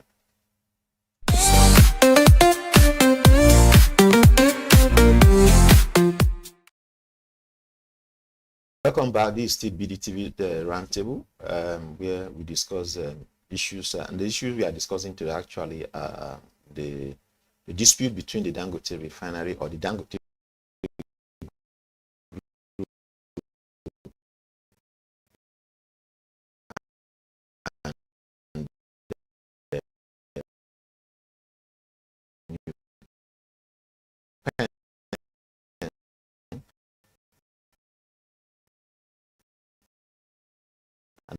of course, we also going to look at the, you know,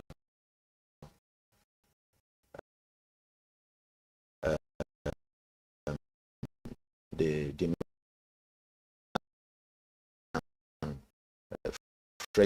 by the Congress in light of inflation and all of that. But Odinaka, let me a question there. You want to let me ask you again. That the of Dangote in place, all of the things they not look to, because strike, and strike means to be the using thing basically, and then you have this thing stored somewhere, and then, so this man is the Dangote refinery is producing and is huge. Yes, of course, we know that he exports, but of course, Nigeria is also a very good market for him, local market for him. And so this man is producing, and then some guy will just suddenly decide not to lift. And then, I mean, because he has to store, and he's storing, he's paying, right? So it's not.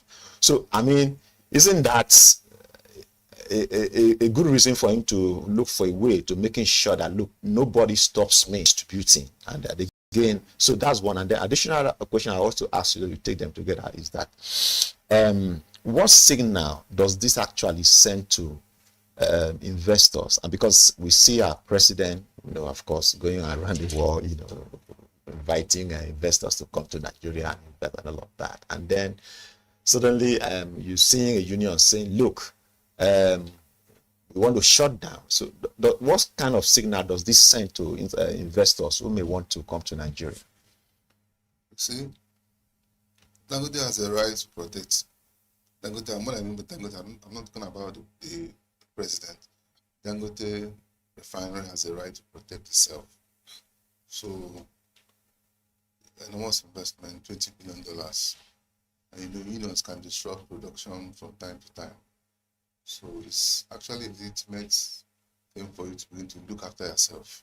However, my point is that you don't do that to the detriment of people's rights. People have a right to freedom of association. So remember that there are different things we don't hear in the media. So Dangote will also be doing some other things to protect itself. Yeah. So I don't think it's wrong for him to do that. However, I think where I am against that particular, as long as it tramples upon people's rights. Okay. Yeah. Because the way dictatorship starts from one level, and you overlook it, starts in the next level. Before you know what is happening, dictator becomes so powerful. Yeah. So that's why things like this should be stopped from the outset. Yeah. They are so the issue of signal. There is no signal for any investor.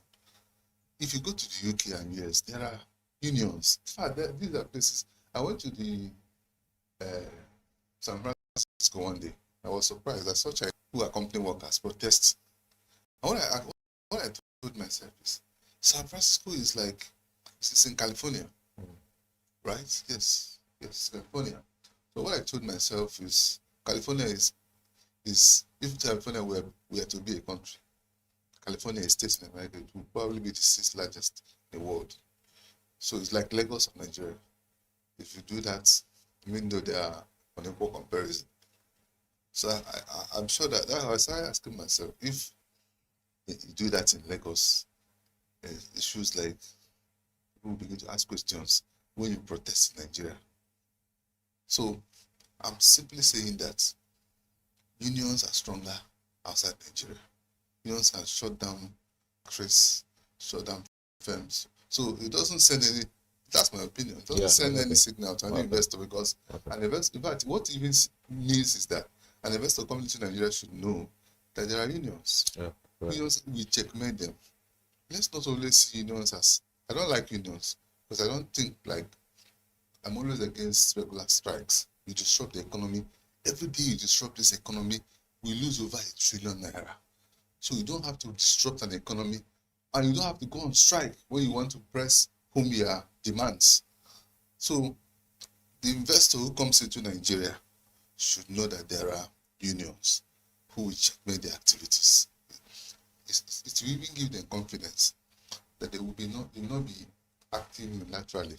Because in Nigeria and Africa, investors just come and do what they like, pick money, and then run away. I know some companies in Nigeria where investors came in, didn't produce enough. You can imagine, for instance, anyway, let me, for the sake of this interview, not mention some subs. There were some Nigerian government-owned companies that were sold to investors. Those investors were those things, they got them at cheap rates. They didn't develop those things. They even had to started playing games with Nigerian federal government, former federal government owned. Let me use a pepper mill so that you understand what I'm saying. Some of the pepper mills were sold to investors at very cheaper rates, scrap rates. Almost like a So, giveaway. if you look at them, some of them don't exist now. What some investors were doing was to go to their countries. They were using those things to they remove some of the parts, sell them. They were playing so many games, Chinese guys, Indians, but let me not mention nations so that people don't take offense. Then back to the question you asked people, which is the third one. I'm very, very passionate about this. Dangote is an investment. It's an investor. It's a capitalist who needs return on investments. So we must do everything possible to protect Dangote. So we must not play games. This is not politics. It's economics. If Dangote remains in the way, if things remain the way they are, in the next 10 years, the economy will begin to stabilize, because it was the key to FX, it was the key to fuel stability, it was key to so many things we are looking for. So let's not play games with that. However, where I have a problem is with the Nigerian government. The NNPC, for example, is supposed to be a competitor to Dangote. What's happening to our refineries? Yes, it's a small competitor. If you look at the capacities of those refineries, very small compared to Dangote. But they are actually supposed to be a competitor to Dangote. But they do not stop them from producing. So another point is that all over the world, if a government tries to checkmate, in fact, companies go to court over monopolies and they have money in courts. In the UK, in the US, so many examples, so many companies, because they were trying to antitrust laws. There are antitrust laws all over the world. How do we allow one person or one company to control who the leader of the Nigerian economy? The problem with that.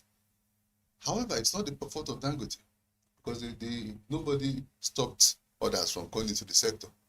So I'm not blaming him, but I'm saying that on our home part, why have we allowed one man to control virtually 95% of the petrol market?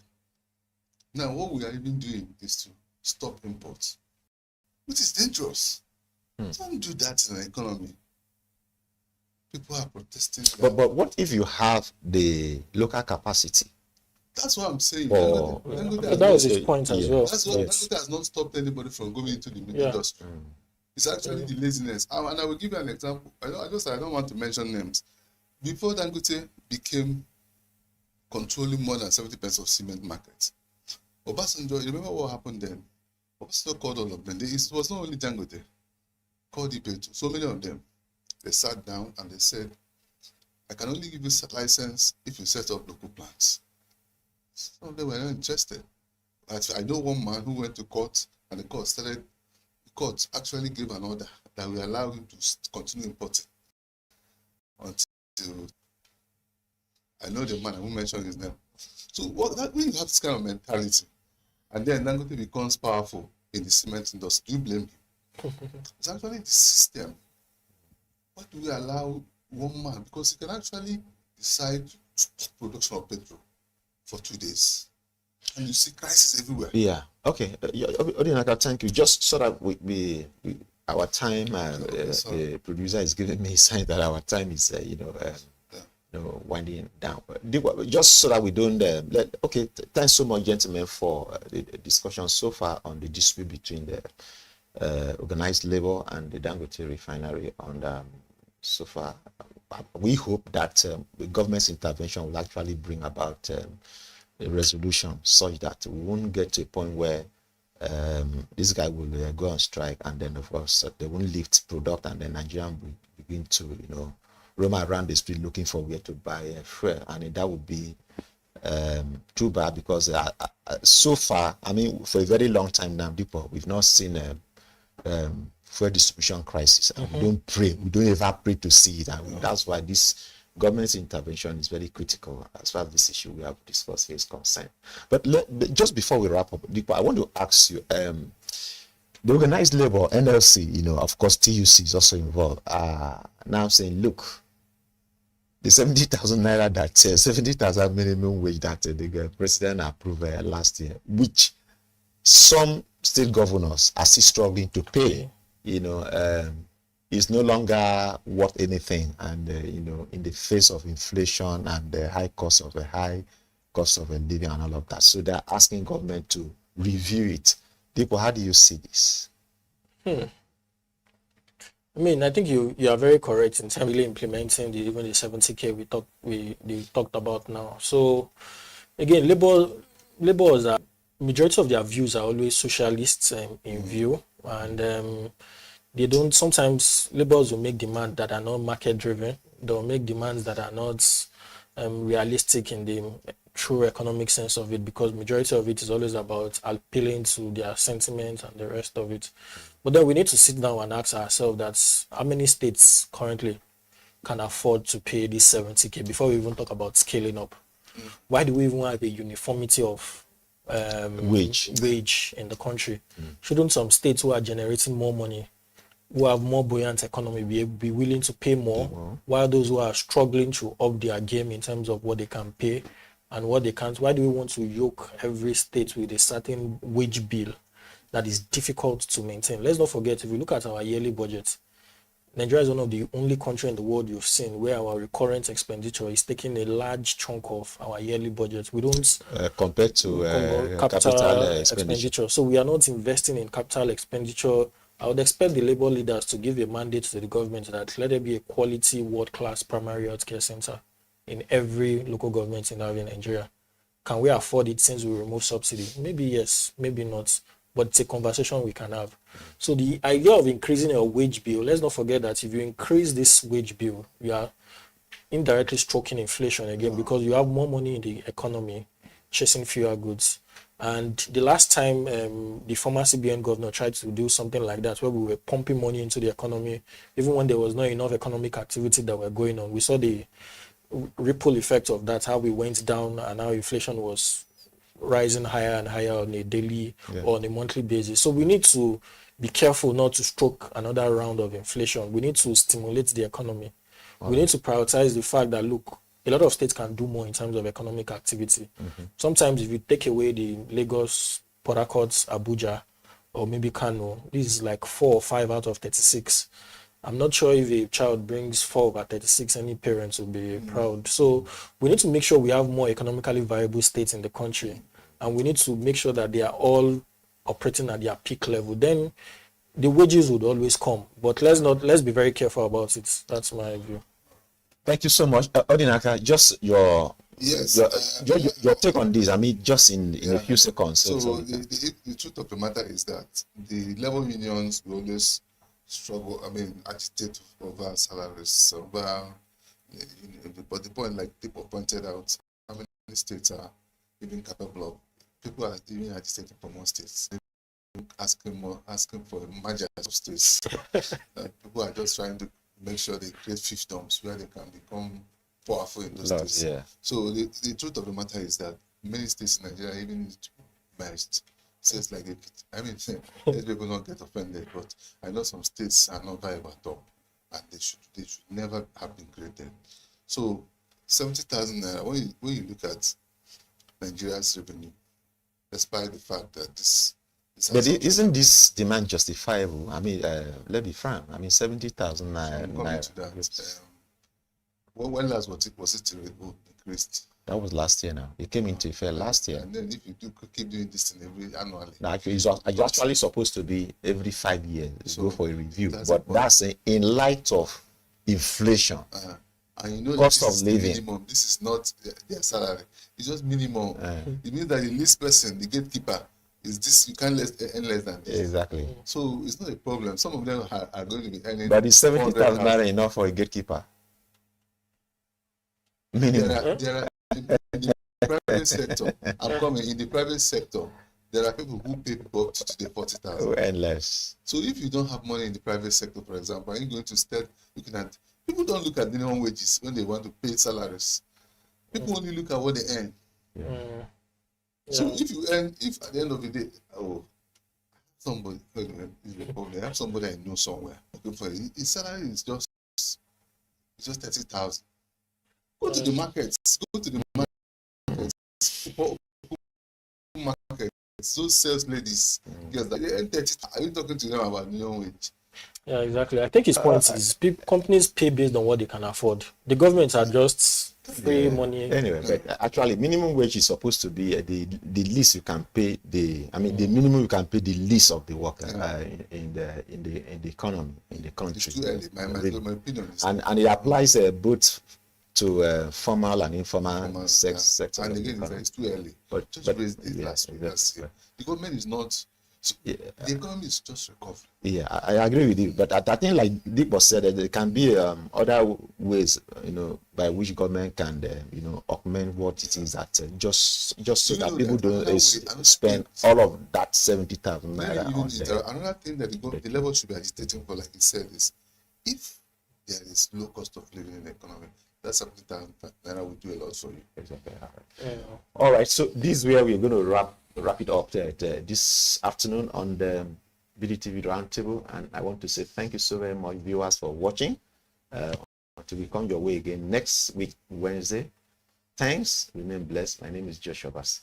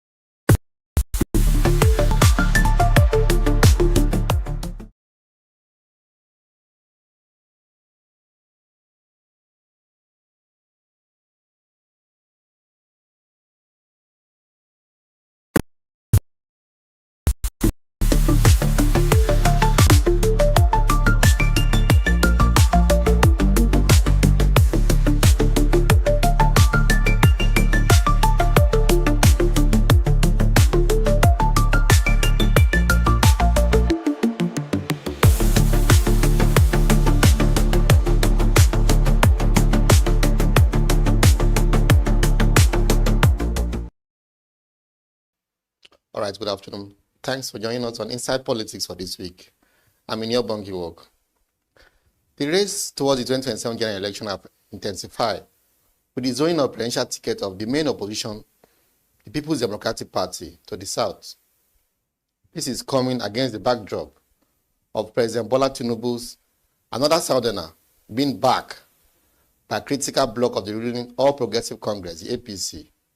So it's time for election on the ruling party's platform. It means another northerner vying for PDP or APC's presidential ticket. It's on its own. But there's also the emerging African Democratic Congress, the ADC, which was strengthened by the coalition of opposition politicians, which fused into it recently. However, many Nigerians are of the view that existing political parties have no solution to the country's woes amid criticism and widespread public discontent of the Bola Tinubu's administration performance in office in the last two years or so. Joining me to discuss the state of the nation, opposition politics, and to assess the Tinubu's administration is Tungi Shele, a former Lagos PDP chairman and the chieftain of the ADC in Lagos.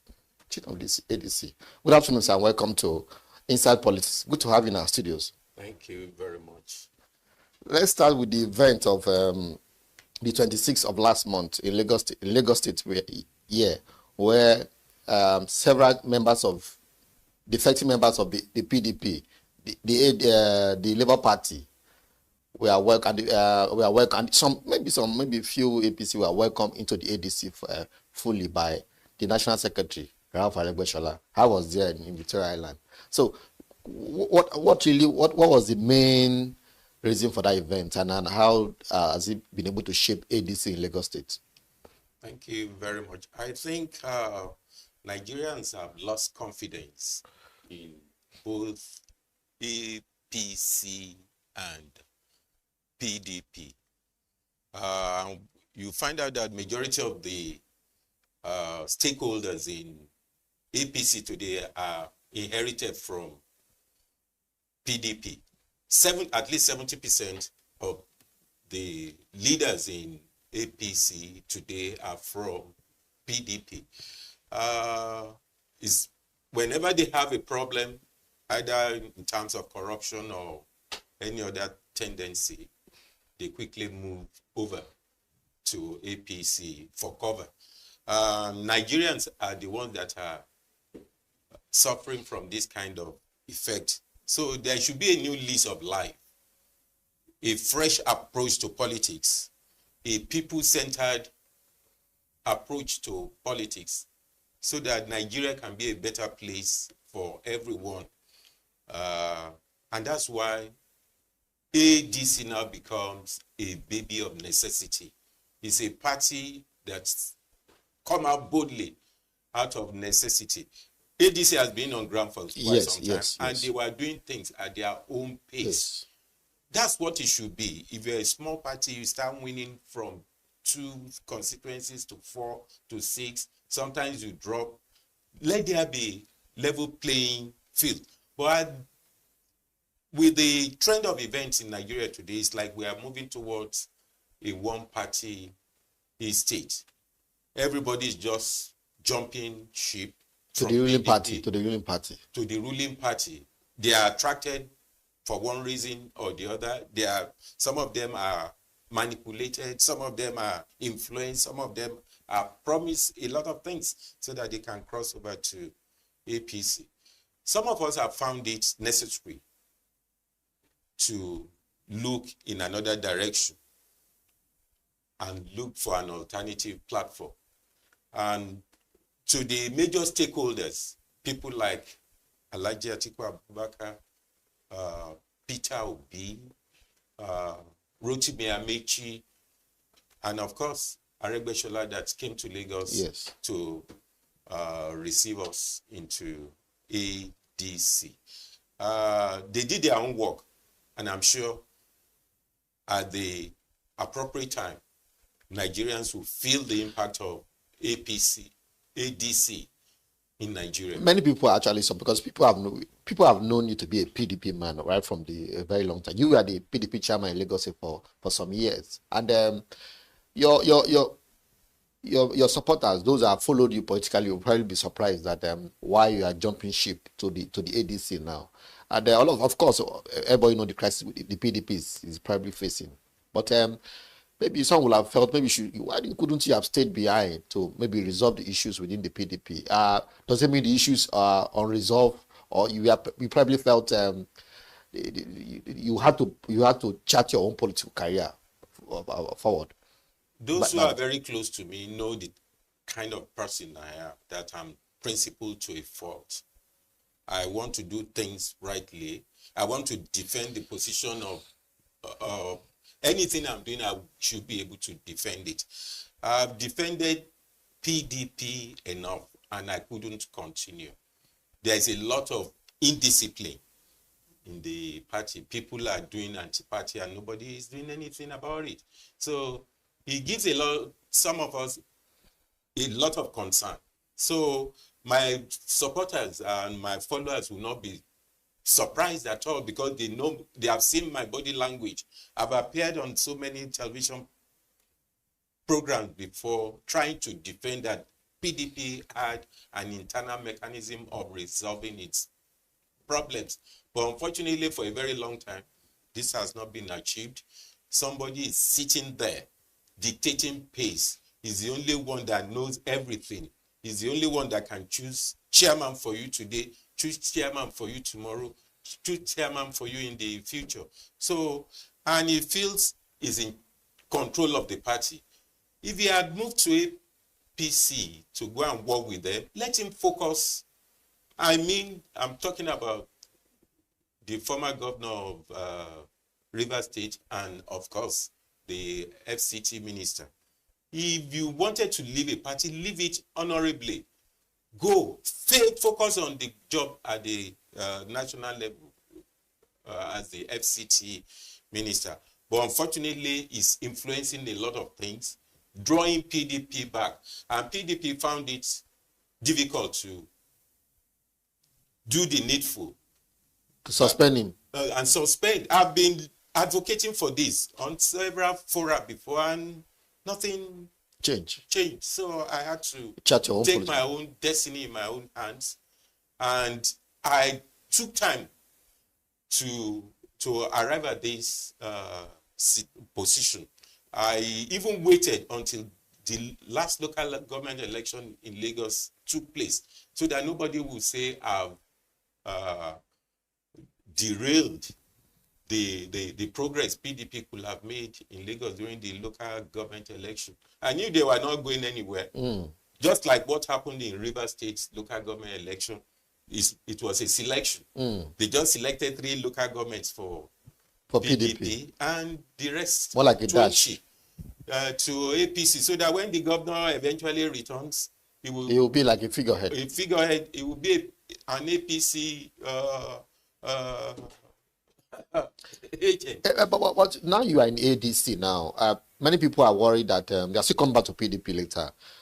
Who told you I will come back? No. I mean, I'm still coming back to discuss the issue within the PDP later in the program. But now the ADC, people may argue with you. A lot of people may argue with you that the ADC in Lagos State, they need to do more in terms of building grassroots structures. Yes. In the last election in 2023. They had a governorship candidate, but across the state, I think they came out 4th or 5th. They didn't do more. They didn't do well. Yes. And this is like a big work for your team, the ADC chieftain in Lagos State, the leaders in Lagos State. They need to do more in terms of building structures. Many people are still not aware. Go to the grassroots. The party is virtually non-existent. Yes. How are you people building structures across the state? Well, during the last general election, I think they had a wonderful governorship candidate. Yeah. Wonderful man. And I watched his interviews. And up till date, he's still working hard to ensure that Nigeria and Lagos survive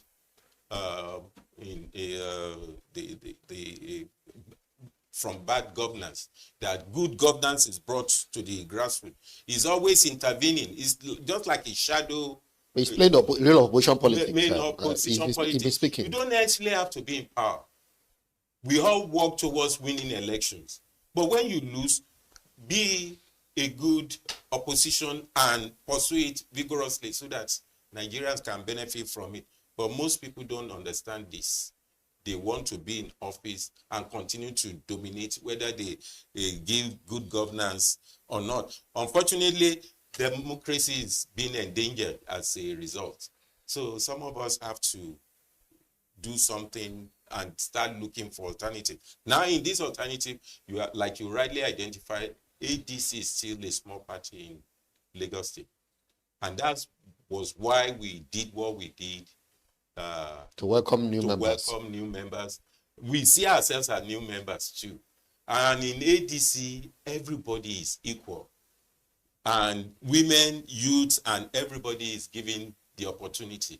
So what we are trying to do now is to build the party, give it the semblance of a good opposition that can win election and that can make a difference in the 2027. In 2027, which I believe will happen because the people behind it are dynamic, they are focused, and they have experience. They must have made mistakes in the past. They are ready to learn from their mistakes.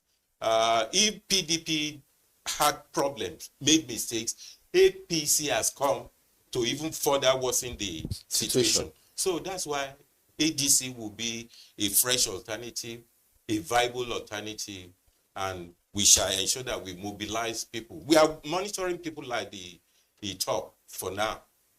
They are trying to resolve one issue or the other before going out fully to states and ensure that everybody. I think that's the concern, or the concern among Nigerians is that these people are moving from PDP or Labour Party to ADC. It's like putting the same people that have actually failed us, the same people that have actually they were in government in the past. They didn't do much. What hope do we have? What confidence do we have that when these people gain power, if we vote for ADC 2027, that they will change the narrative, they will do things differently? I think that's the question people have been asking. That what make ADC? Oh, people are defecting from ADC, from PDP to Labour Party to ADC. Is it not the same people that have failed us in the past? What would they do different this time around? So I think the question is left for you. I'm not one of those people that failed Nigerians in the past, and many other people like that are now in ADC to ensure that ADC is properly structured and properly guided in the affairs of running the affairs of the nation. Like I said, people must have made mistakes in the past. I am aware that everybody is now ready to correct the mistakes of the past and give Nigeria a new lease of life. I think the concern now is, the party have come together they are building. But at the national level, we've seen Amechi have set up branch in Rivers State. Other El-Rufai was able to set up a branch, and he had a meeting last week that was disrupted in Kaduna. And Kaduna's Adamawa Atiku is doing his best, but the issue of presidential ticket of the party now, a lot of people are afraid that ambition of this politician, of these key leaders, Atiku, Obi, Amechi, these are people who have shown interest. Amechi said some days ago that he's not willing to step down for anybody in 2027. People are afraid that the ADC, if this one don't get the ticket, that Atiku don't get the ticket, that the issue of who get the presidential ticket may actually derail the party in 2027 if care is not taken. I think behind the scene, they are working together as a team behind the scene. And they've set a rule among themselves that all of them will go for the primaries, and then whoever emerges as the presidential candidate, all others will support. That's the consensus as of today. And I believe it's going to help the party grow. It's going to help the party to progress and help the party to to make progress. Will the party be zoned the presidential candidate? There's so much talk that the North have ruled 8 years. There is now the turn of the South. Will the party be zoning to others? We have two other parties have actually zoned. I wouldn't think so. I wouldn't think so. Even PDP that said it zoned the presidential ticket to the South. Yesterday they made a moderation of it that whoever wants to contest on the platform of the PDP could come from anywhere. But they have decided as a party to zone it to the South and support a Southern candidate. And where is the Southern candidate they want to present? A Southern candidate, they've said they are wooing former President Jonathan. They also they went to meet him. Jonathan also Peter Obi is ready to go back to a party that is not doing well. They said Jonathan never resigned in PDP. He doesn't have to resign, but I think he's a focused person. He's an elder statesman. He's now playing the role of an international peacemaker and trying to build image for himself and for the country.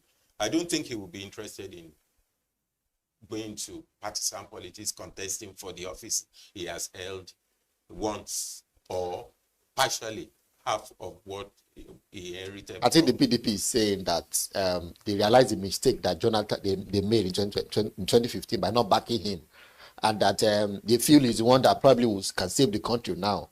Knowing the fact that the zone has come to the South, they feel he's the rightful person to challenge the incumbent. Being the fact that considering the way the APC is trying to take over most states by making them look at most states in the south now. I mean, either you are in APC or you are nowhere.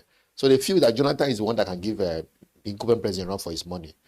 And Jonathan himself have not come out to say I'm not contesting. He still probably said his cousin said on Sunday that he's still consulting. His cousin cannot speak for him. Even his wife cannot speak for him. He is the one that is the center of this team.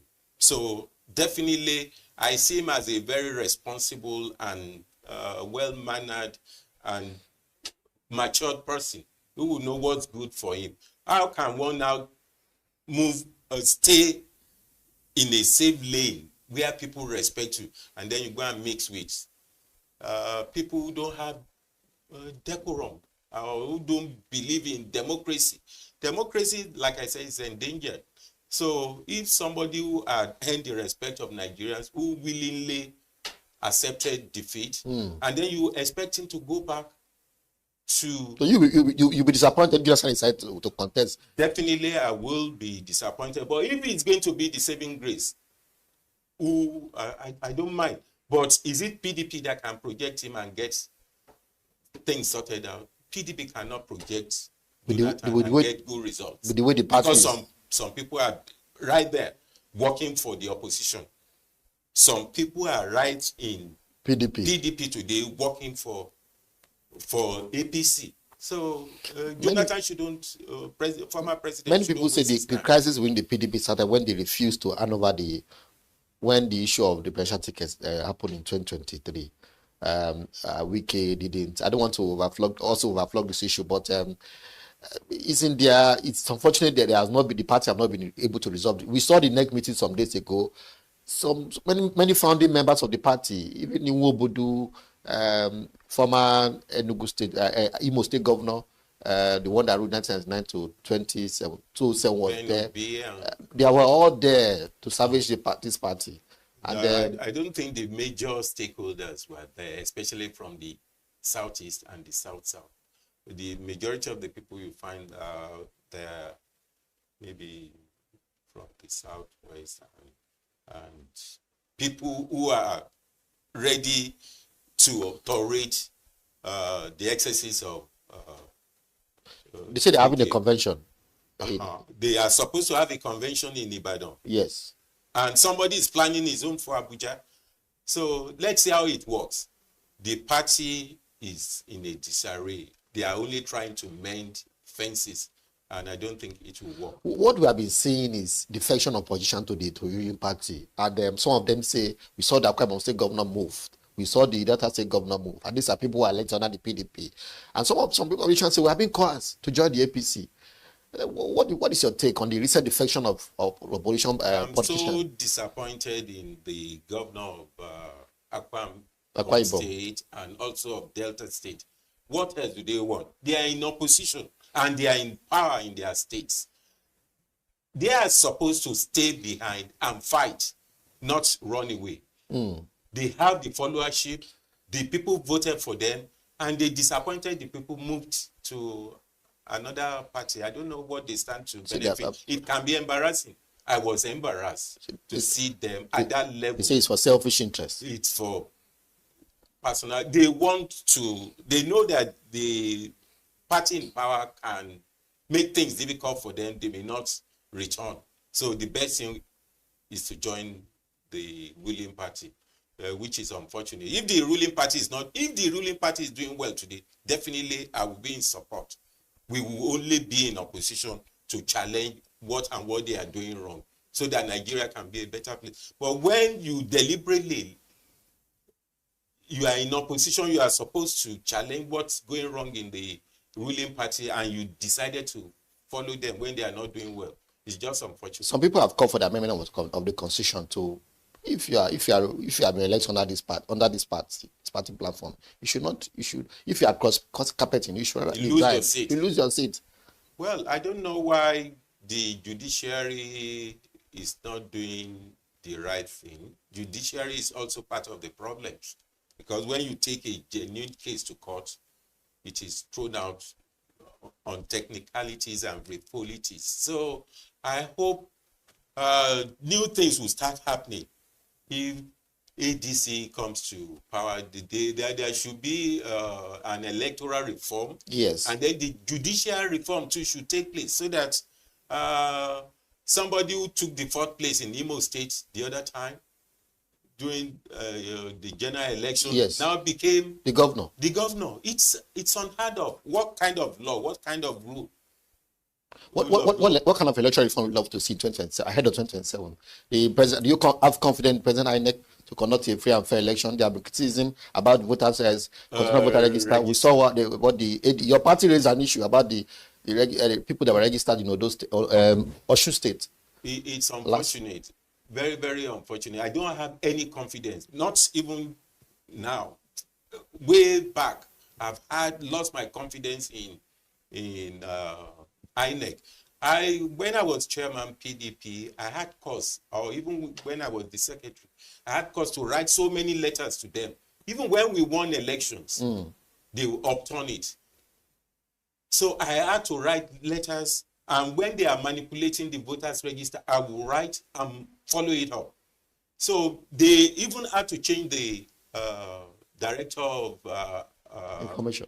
Not information, director voters of register. Operations, because I insisted that they were doing the wrong thing. Some of them were already compromised. They gave them houses in Ikeja.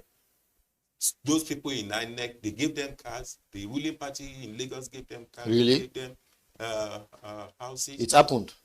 It happened. So I followed it up. They had to remove the director of operation, took him to, but yet they still ensure that it was serving that purpose. Many people have raised concern about the appointment of INEC chairman. That they said that they need to be, the Yaga Africa raised the issue some days ago. There need to be an independent body that should appoint INEC chairman. That the part appointment of INEC chairman should be taken away from the president. The position should be advertised, just like we have seen in Kenya, South Africa. What is your take? That's what it should be. But I don't expect the current government in power to do it, because it's not in their culture, it's not in their character. So we want people of character to be at position of responsibility. They can advertise it. People that have canvassing for electoral reform, they are not sleeping. They will go out, and some of us will support them to achieve this goal at the end of the day. There should be an electoral reform. What you have just cited is a good example. Let them advertise. Let them go before the Senate for screening. I know this, even the Senate we have is a rubber stamp, but all the same, let us see, let Nigerians themselves determine who becomes the INEC chairman. It's possible. All right. The Tinubu administration is with the reform. What is your take on this reform? The reform. The government said this morning that they meet their revenue target for the year. Well, it's good to do reform. The reform, everybody will do one reform or the other just to ensure that things are perfect. But unfortunately, APC leadership doesn't set its priorities right. What do you mean? Well, where they are supposed to build roads to ensure that food are evenly distributed around the country, that people can move freely and go about their business, those roads are not done. Yet, we can embark on coastal road and put a cost of maybe in trillions on it. We should not be a priority project for now. They can do it in phases. That road can be done in phases. It's a good gesture. It's a good policy. But it's something that is not a priority. All right. Whatever you do today should impact on the people. All right. Our time is up. Finally, what is your take on the attempt to amend the Constitution by the National Assembly? The National Assembly will not amend the Constitution because it favors them not to do so. So the people should continue to engage them and ensure that they do it. The present composition of the National Assembly will not amend the Constitution. They will do amendment, but they won't do the one that will not allow them to win elections. Then the agitation for state creation everywhere. People are calling for new state and Neoma state and the rest. Well, that can be done administratively. But some of us are canvassing for regional governments. Restructuring. Yes, I know you have always been an advocate of restructuring so that people can lead. All right. Our time is up. I've been speaking with Tungi Shele. Tungi Shele is a former PDP chairman in Lagos. I know a chieftain of the ADC, and now he just defected from the PDP to the ACs. Thanks for joining us on the program for today. You're welcome. Good to have you on the studios. My name is.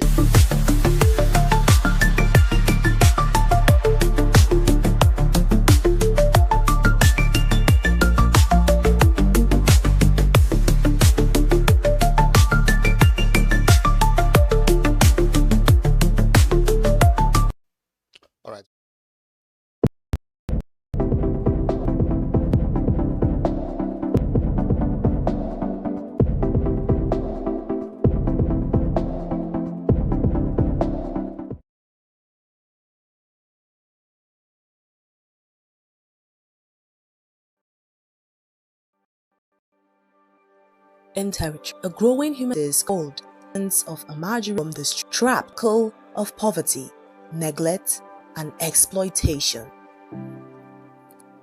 A visit by Business Day to areas like Gwarimpa and Jabi reveals the silent suffering of these children. Young boys sent from northern Nigeria to study the Quran, now left to fend for themselves in harsh urban environments.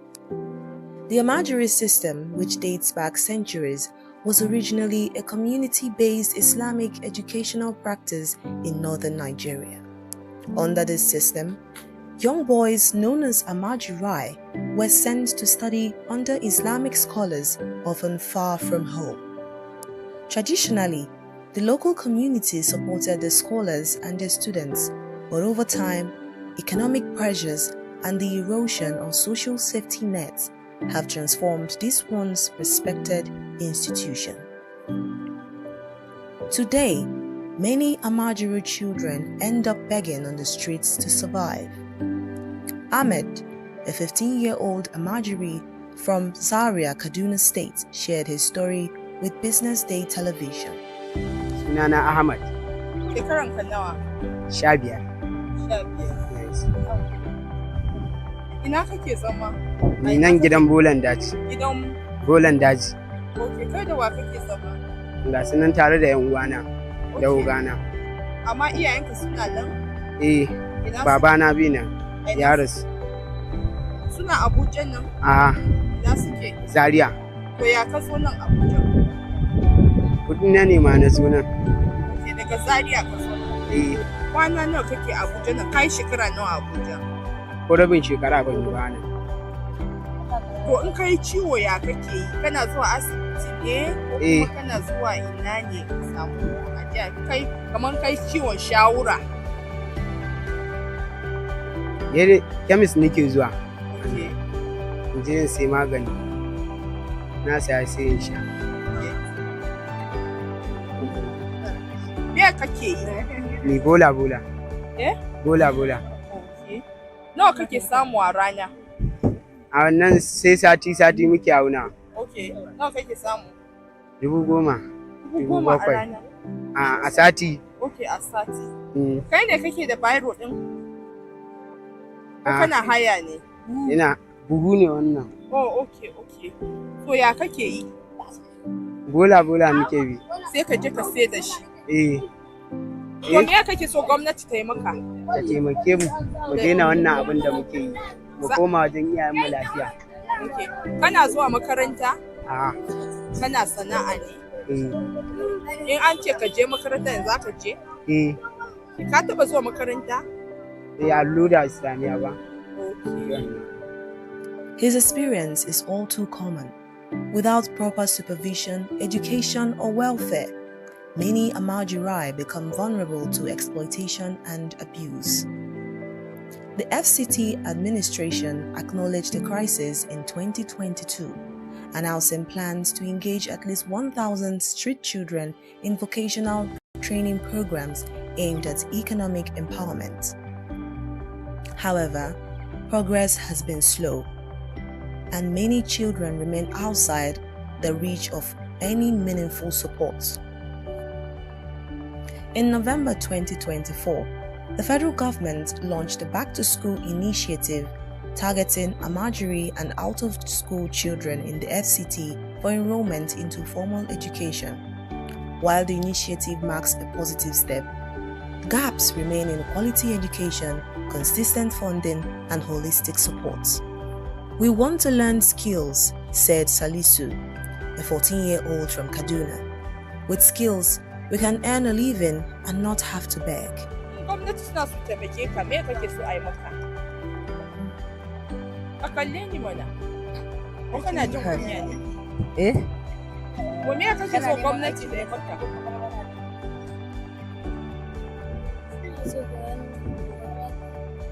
Ina so barbara, in samu aikin yi. Wani irin aiki kake so ka yi? Aikin hannu. Aikin hannu. Allo. Abdulaziz. Shekaran ka nawa? 13. Okay, kana zuwa makaranta? Ba na zuwa makaranta. Okay. Ina kake kwana? Masallaci. A masallaci. In kai ciwo ko ba kai rashin lafiya, ya kake shan magani? Wa yake kai ka asibiti? Ni da kakata muke ana. Okay, kai da kakan.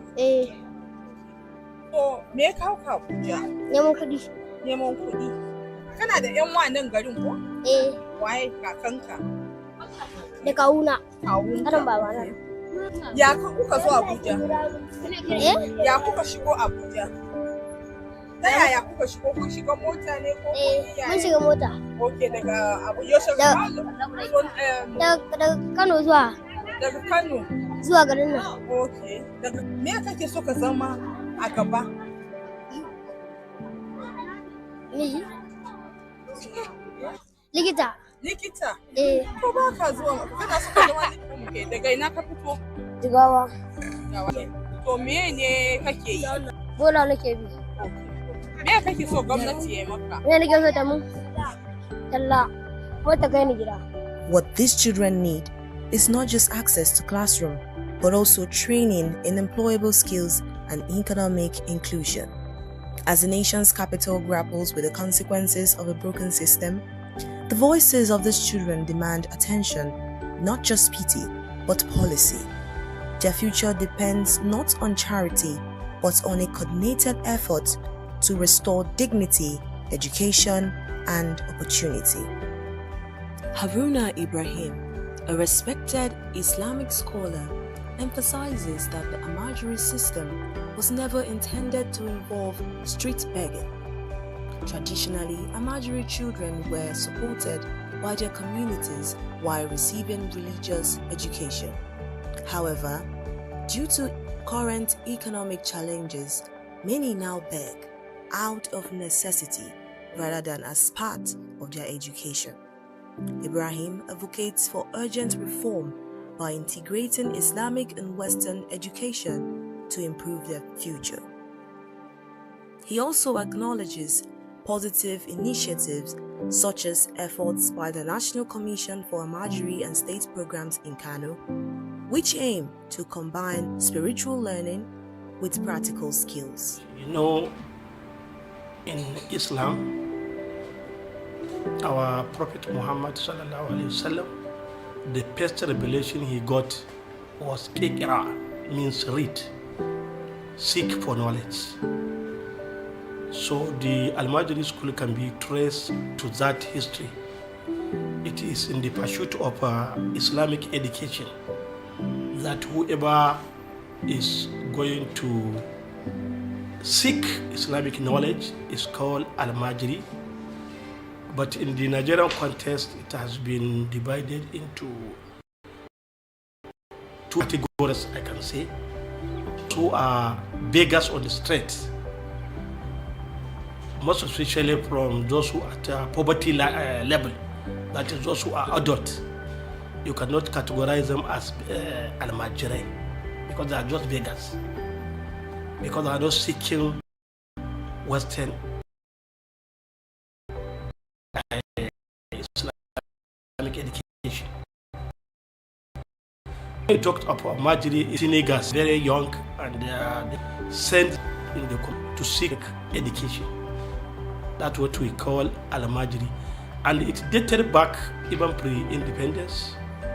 So people seeking for Islamic knowledge, even if you are at your home, you are called Almajiri, because begging is not part of being Almajiri. Begging is different matter at all. But seeking knowledge is what is called Almajiri. And it started from the younger age, when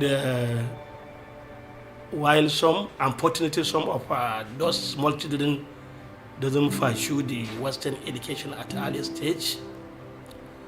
But in a nutshell, seeking for Islamic knowledge is what is called Almajiri, who is doing that. You know, when in the olden days, it was not a problem because of economic factor. That time everybody is well-to-do. You can go to any place, you will be sure of where you will eat, where you will drink, where you will sleep. But because of the economic condition we find ourselves in, the system of sending small children outside their immediate families to go and seek for that knowledge become very difficult. And unfortunately, most of our parents, some may not like to adapt to the changing situations. Because if the economy changes, it means you have to change your style of living. You cannot send your child now outside where you are not sure of his clothing, you are not sure of his health, you are not sure of his basic need. That's where the problem comes in. I can personally say it is an economic problem from the parent, but not seeking the knowledge itself. And the federal government has introduced what we call the Western education. And instead of those guys, small children, to combine the Western education and the Islamic education, most parents, maybe out of ignorance, ignore that and send them to only Islamic education without combining it. And the society is changing. As the society changes, we have to adopt and make sure that as you are privileged to get the Islamic education, which is Almajiri, you also have another privilege to combine it with Western education. Yes, all of us have a role to play. Like you said, the federal government has established a National Commission for Almajiri and the out-of-school system to improve or to remove small children from the street and give them skills acquisition give them Western education, and at the same time give them the Islamic education, which is better. I think the most important thing is awareness. We need to create awareness for both government, for the society, and for the parents themselves. Because all the time, those children need to be accepted, not rejected and totally condemned. They are part of the society.